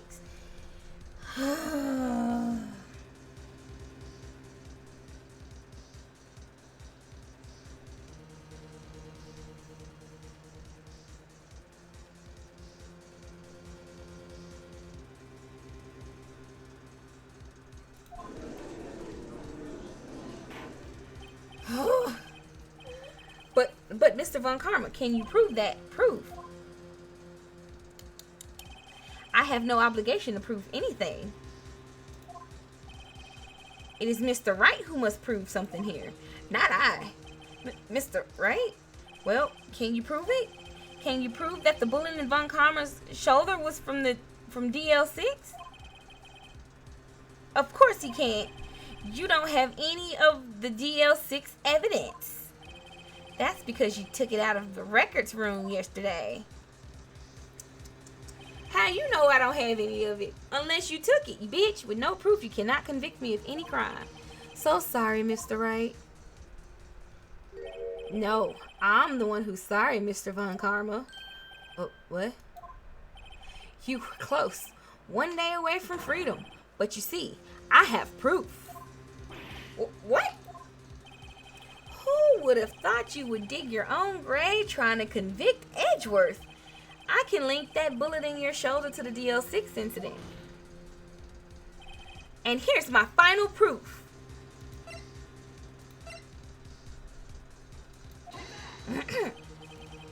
That's a bullet. Where did you get that?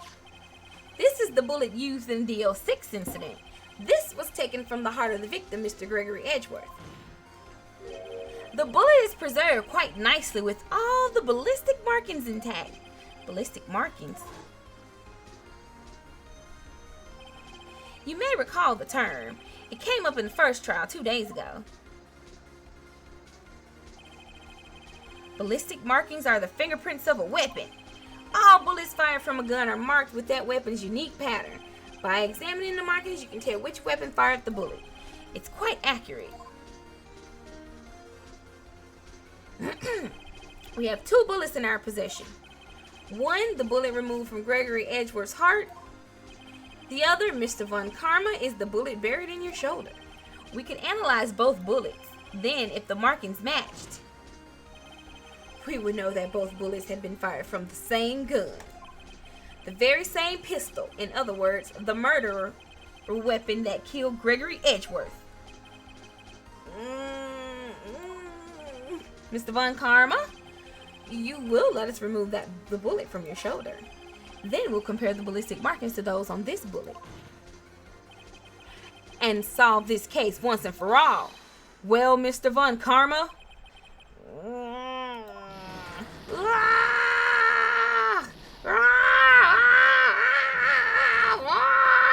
Is he throwing a temper tantrum? My guy. That scream. I've heard that scream before. Wait, I know. Help, I can't breathe. Quiet, I said quiet. You're not making this any easier. Stop breathing my air. I'll stop you. Stop breathing my air. Get away. Get away from my father. Bang. I picture something like, real monsters. For real. That's what it sounds like to me. It's that scream I heard in the elevator 15 years ago. Von Karma, it was you who screamed. Yeah, bitch. Yeah, ho. Mr. Von Karma. Edgeworth, only you would dare defy me. So it was you. You and your father are my curse. Your father shamed me with a penalty on my record. And you left a scar on my shoulder that would never fade. I'll bury you. I'll bury you with my bare hands. Death, death. Oh, okay. Calm the fuck down, bro. Chill. Relax, Von Karma. Relax. What we've been saying this whole time, man. Karma is a bitch. Chief Prosecutor, I'm sorry. Von Karma, it's not like you to make this kind of error. I never would have thought that Edgeworth would be the one to catch you. I was careless. I'm sorry, but you will have to be penalized. I've covered for you in the past, but not this time. Edgeworth! It was a shock like none I had ever known. Me? Penalized? It took hours for me to regain my composure. Suddenly, I found myself in the darkness. I was in the court records room. I must have wandered in there without thinking where I was going. The room was pitch black. The lights must have gone out. I went out into the hall and felt my way to the elevator. I pressed the button, but nothing happened. No power, bitch. Then there was a noise. I was in pain. a horrible burning pain in my shoulder.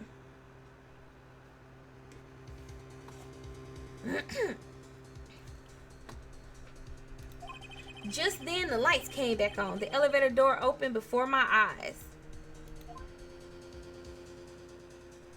This dude said that, like, Lord, I don't even know. Wait, who is that? Who is LaaLaBy? Who is that?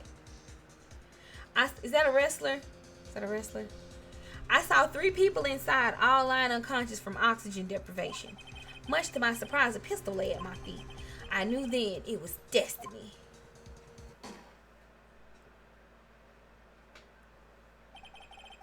In his last moments, Gregory Edgeworth was still unconscious. He died, never knowing who had shot him. Oh, Dinkelberg. Oh, Lord. He tried. Oh, he died, never knowing who had shot him. Later, he spoke through a medium, blaming Mr. Yogi. He was fooled. It was the perfect crime. So the ghost did lie. He just didn't know it was a lie. Who would have thought another man would have come to open that elevator door? Judge. What? What are you doing? Do your job. Bring it into this miserable charade. Now, end it. Very well.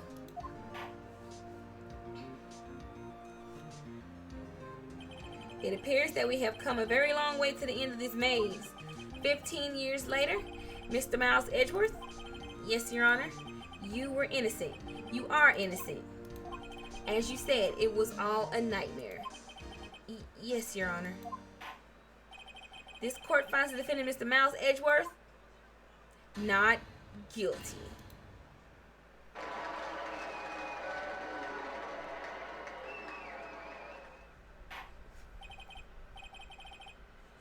That is all. This court is adjourned. Nick,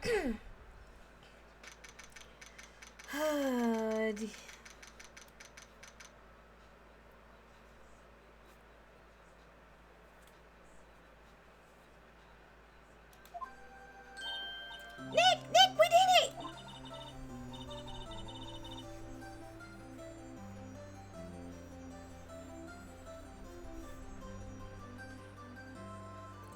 Did you see his face? Von Carmen looked even paler than usual. He's pretending to be all cool, but inside you crushed him, Nick. Crushed! I gotta say, I'm impressed. Hey, it was pretty close, though. I was sure we'd had it. I know, I was on the verge of tears the whole time myself. But now it's all just a good memory. So it's finally over, Edgeworth. Right. Yeah? I'm not sure how to say this. I know. Try. Thank you. I see. Thank you, right? You're welcome. I think you could have done better than that. Sorry, I'm not good at this sort of thing. You gotta learn, Edgeworth. She's got you there. Woo! Amazing, pal. You pulled through just like I thought you would. I'll never forget this. I owe you one, pal. And tonight, let's party. Dinner's on me. Yeah, my salary went down a bit this month. But who cares? Lord. See, Mr. Edgeworth, you should take a lesson from Detective Gumshoe. That's how you say thank you. I see. Ooh. I feel foolish. Don't worry, take it a little at a time. You'll get used to it. It's been 15 years since I've seen Edgeworth this unguarded. Hey, y'all. Oh, God. LaaLaBy! Y'all were great in there. Thank you. Yo, Edgeworth, congrats! Thank y'all very much. I knew you were innocent from the start, of course. Just look at you. You wouldn't stick your hand in the cookie jar even if no one was there. You were the witness on the first day of the trial, weren't you? Yeah, be bygones, eh? Speaking of which, what are you doing now, Lotta? Who, me? Oh, I went back to college. I gave up trying to be an investigative photographer pretty quick. Really? That's too bad. Huh? Isn't that the hot dog guy from the park? Huh? It's over, Nick. My life is over. Why the sad face, Larry? What happened now? Oh.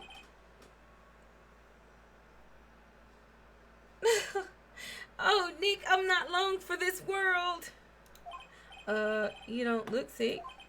It's Keonce. She's going to live in Paris. Paris, Nick. She's leaving me behind. Should have seen that coming. Yo, Edgy, there you are. Yes, here I am. Congrats, Edgy. Here, a little gift for me in celebration. Celebration? That's unusual for you. Harry Butts, you come along tonight too. My treat, pal. Huh? Thanks. Looking forward to it. Yo, Nick. That's the suit that questioned me. When he says treat, that's not police talk for prison food, right? Right? I think you'll be fine, Larry. Right. Yeah? What's up? That envelope that Larry gave me, it's got money in it. Well, yeah. That's not that strange. People give money away to celebrate sometimes.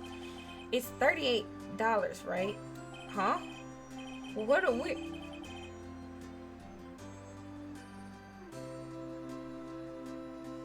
Bruh, did he steal the $38? What a weird amount. I mean, it's not a little, but it's not a lot either. 38 exactly? Nick! Wasn't that exactly the amount of lunch money that was stolen from Mr. Edgeworth at school? $38. No. No! Larry, it was you! What are you so surprised about, right? Huh? Larry was absent that day from school, right? But that doesn't automatically rule him out as a suspect. What? Think back to that day 15 years ago. Larry took the day off, but he was bored, so he came into school anyway. Then he saw the money lying there, and the rest is history. I never was good at history, huh? Edgeworth, you didn't know, did you? I suspected. I just couldn't picture Larry protecting you like he did that day. Everyone else was saying you did it. The whole class was against you, remember? Yeah, too well. Right? You may not know this, but we used to have a saying back in school. When something smells, it's usually the butts. I know. Really, right? I'm surprised you didn't figure it out. Well, this sure is an unexpected turn of events, eh? Edgeworth? You should have told me. Now, Nick, it was 15 years ago. Don't you think the statute of limitations has run out, Mr. Edgeworth? I'd say so, yes. There you have it. Where does that leave me? I became a defense attorney because of what you two did.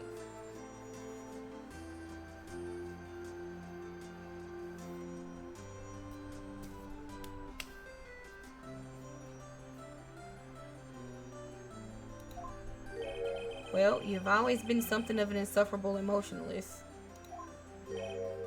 Yeah, you get worked up too easily, too. Death!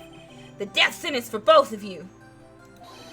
Man, if I only had known I'd become a prosecutor. The same goes for me, only the other way around. For the longest time, I thought that I might have killed my own father. I thought I might be a criminal. I became a prosecutor in part to punish myself. If I had known the truth, I might have become a defense attorney after all. Can I give him this? Here, take this. Oh, wait, I can't give it to him like that. Oh, wait, I forgot. I have to do a present thing. Edgeworth? Want to switch, right? Hey, y'all, line up. I'll take a photo.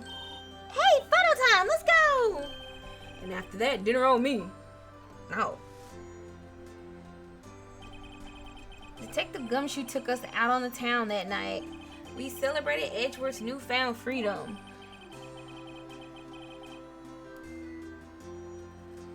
Even though Edgeworth himself was still in detention. Why was he still in detention? December 29, 5:02 a.m. Writing Code Law Offices.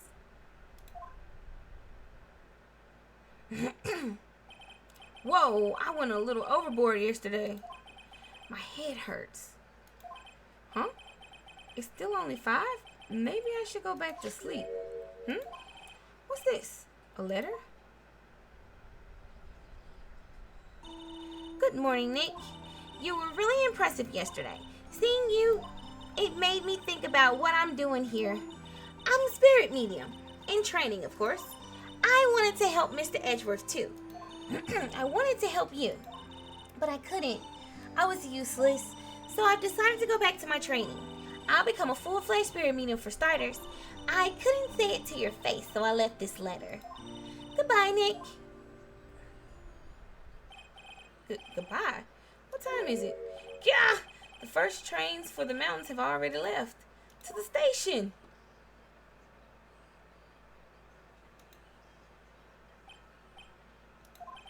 I guess I'm too late. Hey! Nick! Maya! So, you're leaving? Yeah. It's hard being a spirit medium who can't talk to spirits. And I think you'll do fine without me, Nick. Be good, okay?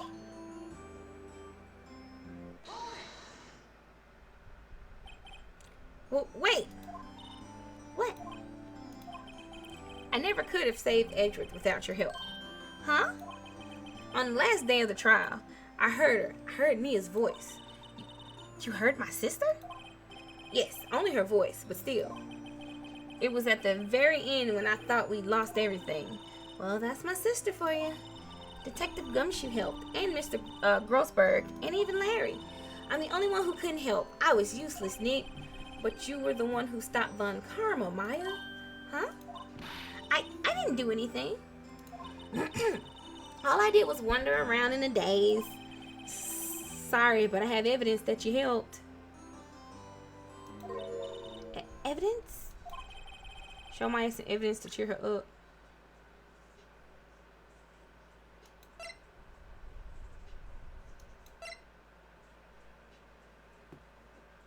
Is it the bullet?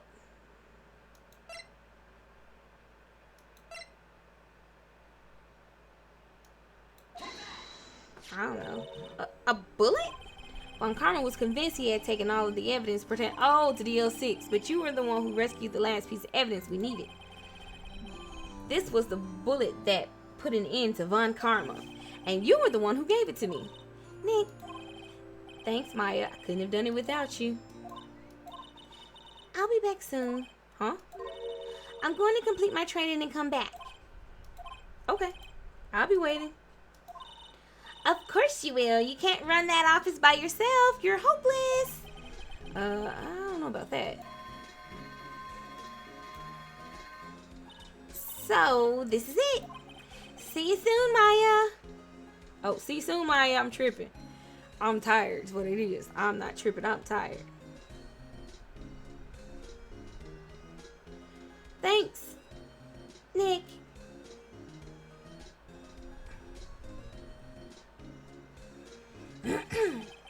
So my story ends. Time to turn a new page and say goodbye to the novice defense attorney that I once was. Now a new story begins with the same old crazy cast of characters. Ha! Don't think you've graduated yet, amateur. Mr. Wright, perhaps you'd like to rethink that claim? Yes, Your Honor. Uh-oh, I got a bad feeling about this.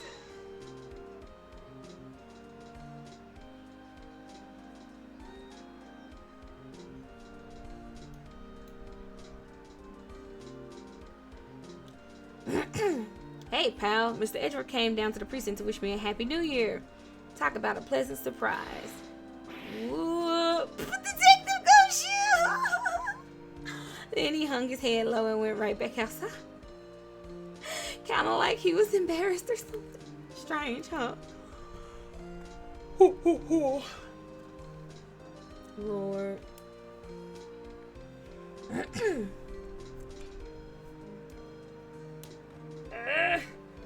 Huh? Nick? No, I haven't seen him lately. Who, me? I've been working at Cheese Shop. Not a cheese shop. That's Missy's a nice lady. She exactly something. I don't know. Huh? Oh, she's in Hawaii right now. Yeah. Not another model.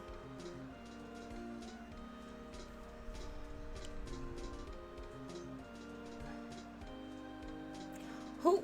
Right? Yeah, I remember him. I heard he's been busy lately, you know? Not to ring my own bell, but I sort of taught him everything he knows. I'm sure he's grateful. Sir, no. Just absolutely not. Abso-fucking-lutely not. No.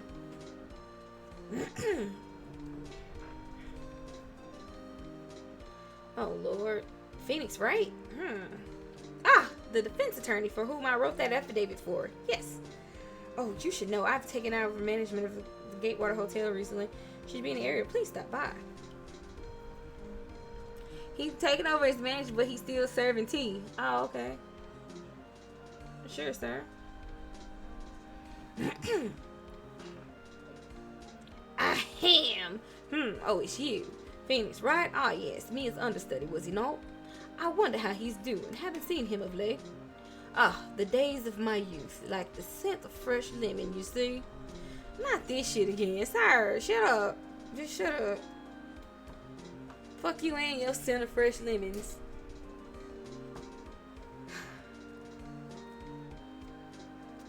Phoenix, right?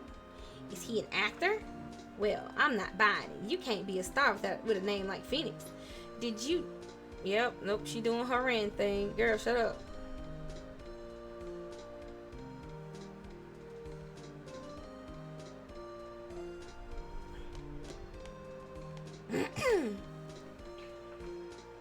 I'm pleased to announce that The Pink Princess is a hit. I'm sure I owe that Mr. Wright a great deal. Oh, and I'm keeping my face out of the public eye till the show's over. I wouldn't want to ruin any kids' dreams, you know? I'm just tripping because his big ass is the Pink Princess.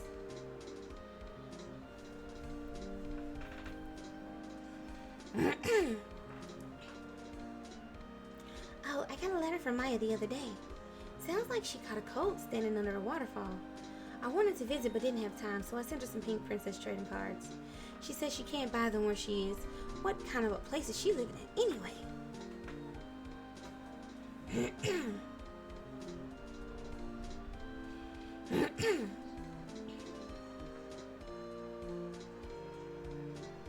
Right? Who's that? You want to talk? Let's talk Pink Princess. Alright. But, you know, I snuck into the studio the other day and I saw her. The one inside the Pink Princess suit. Ugh, what a dog. It's kind of a shock for a boy of my tender age.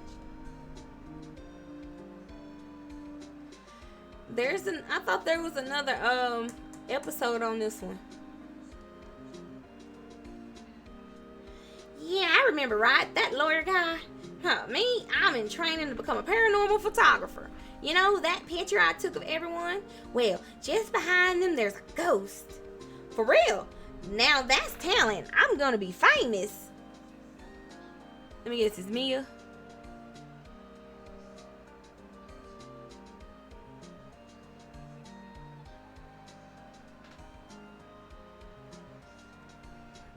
Yep, see, it's Mia. There's not credits after every episode. It's just that in the original game, I think it was for like Game Boy or something, this was the end. But yeah, see, hold it. They added an episode for the trilogy.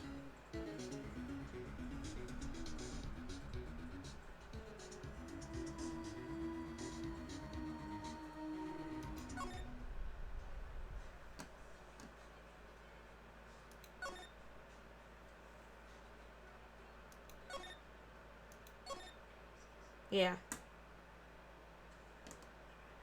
So one more episode and then 2 more games to go.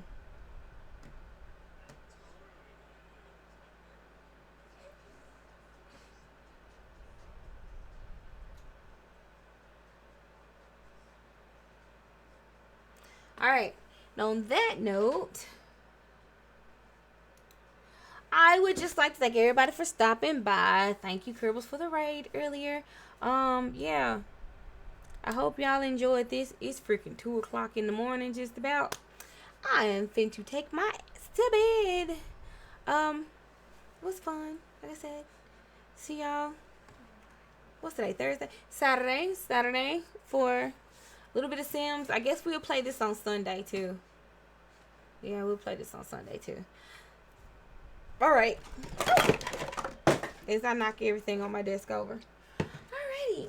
Well, yeah. Bye. See y'all later. Good night.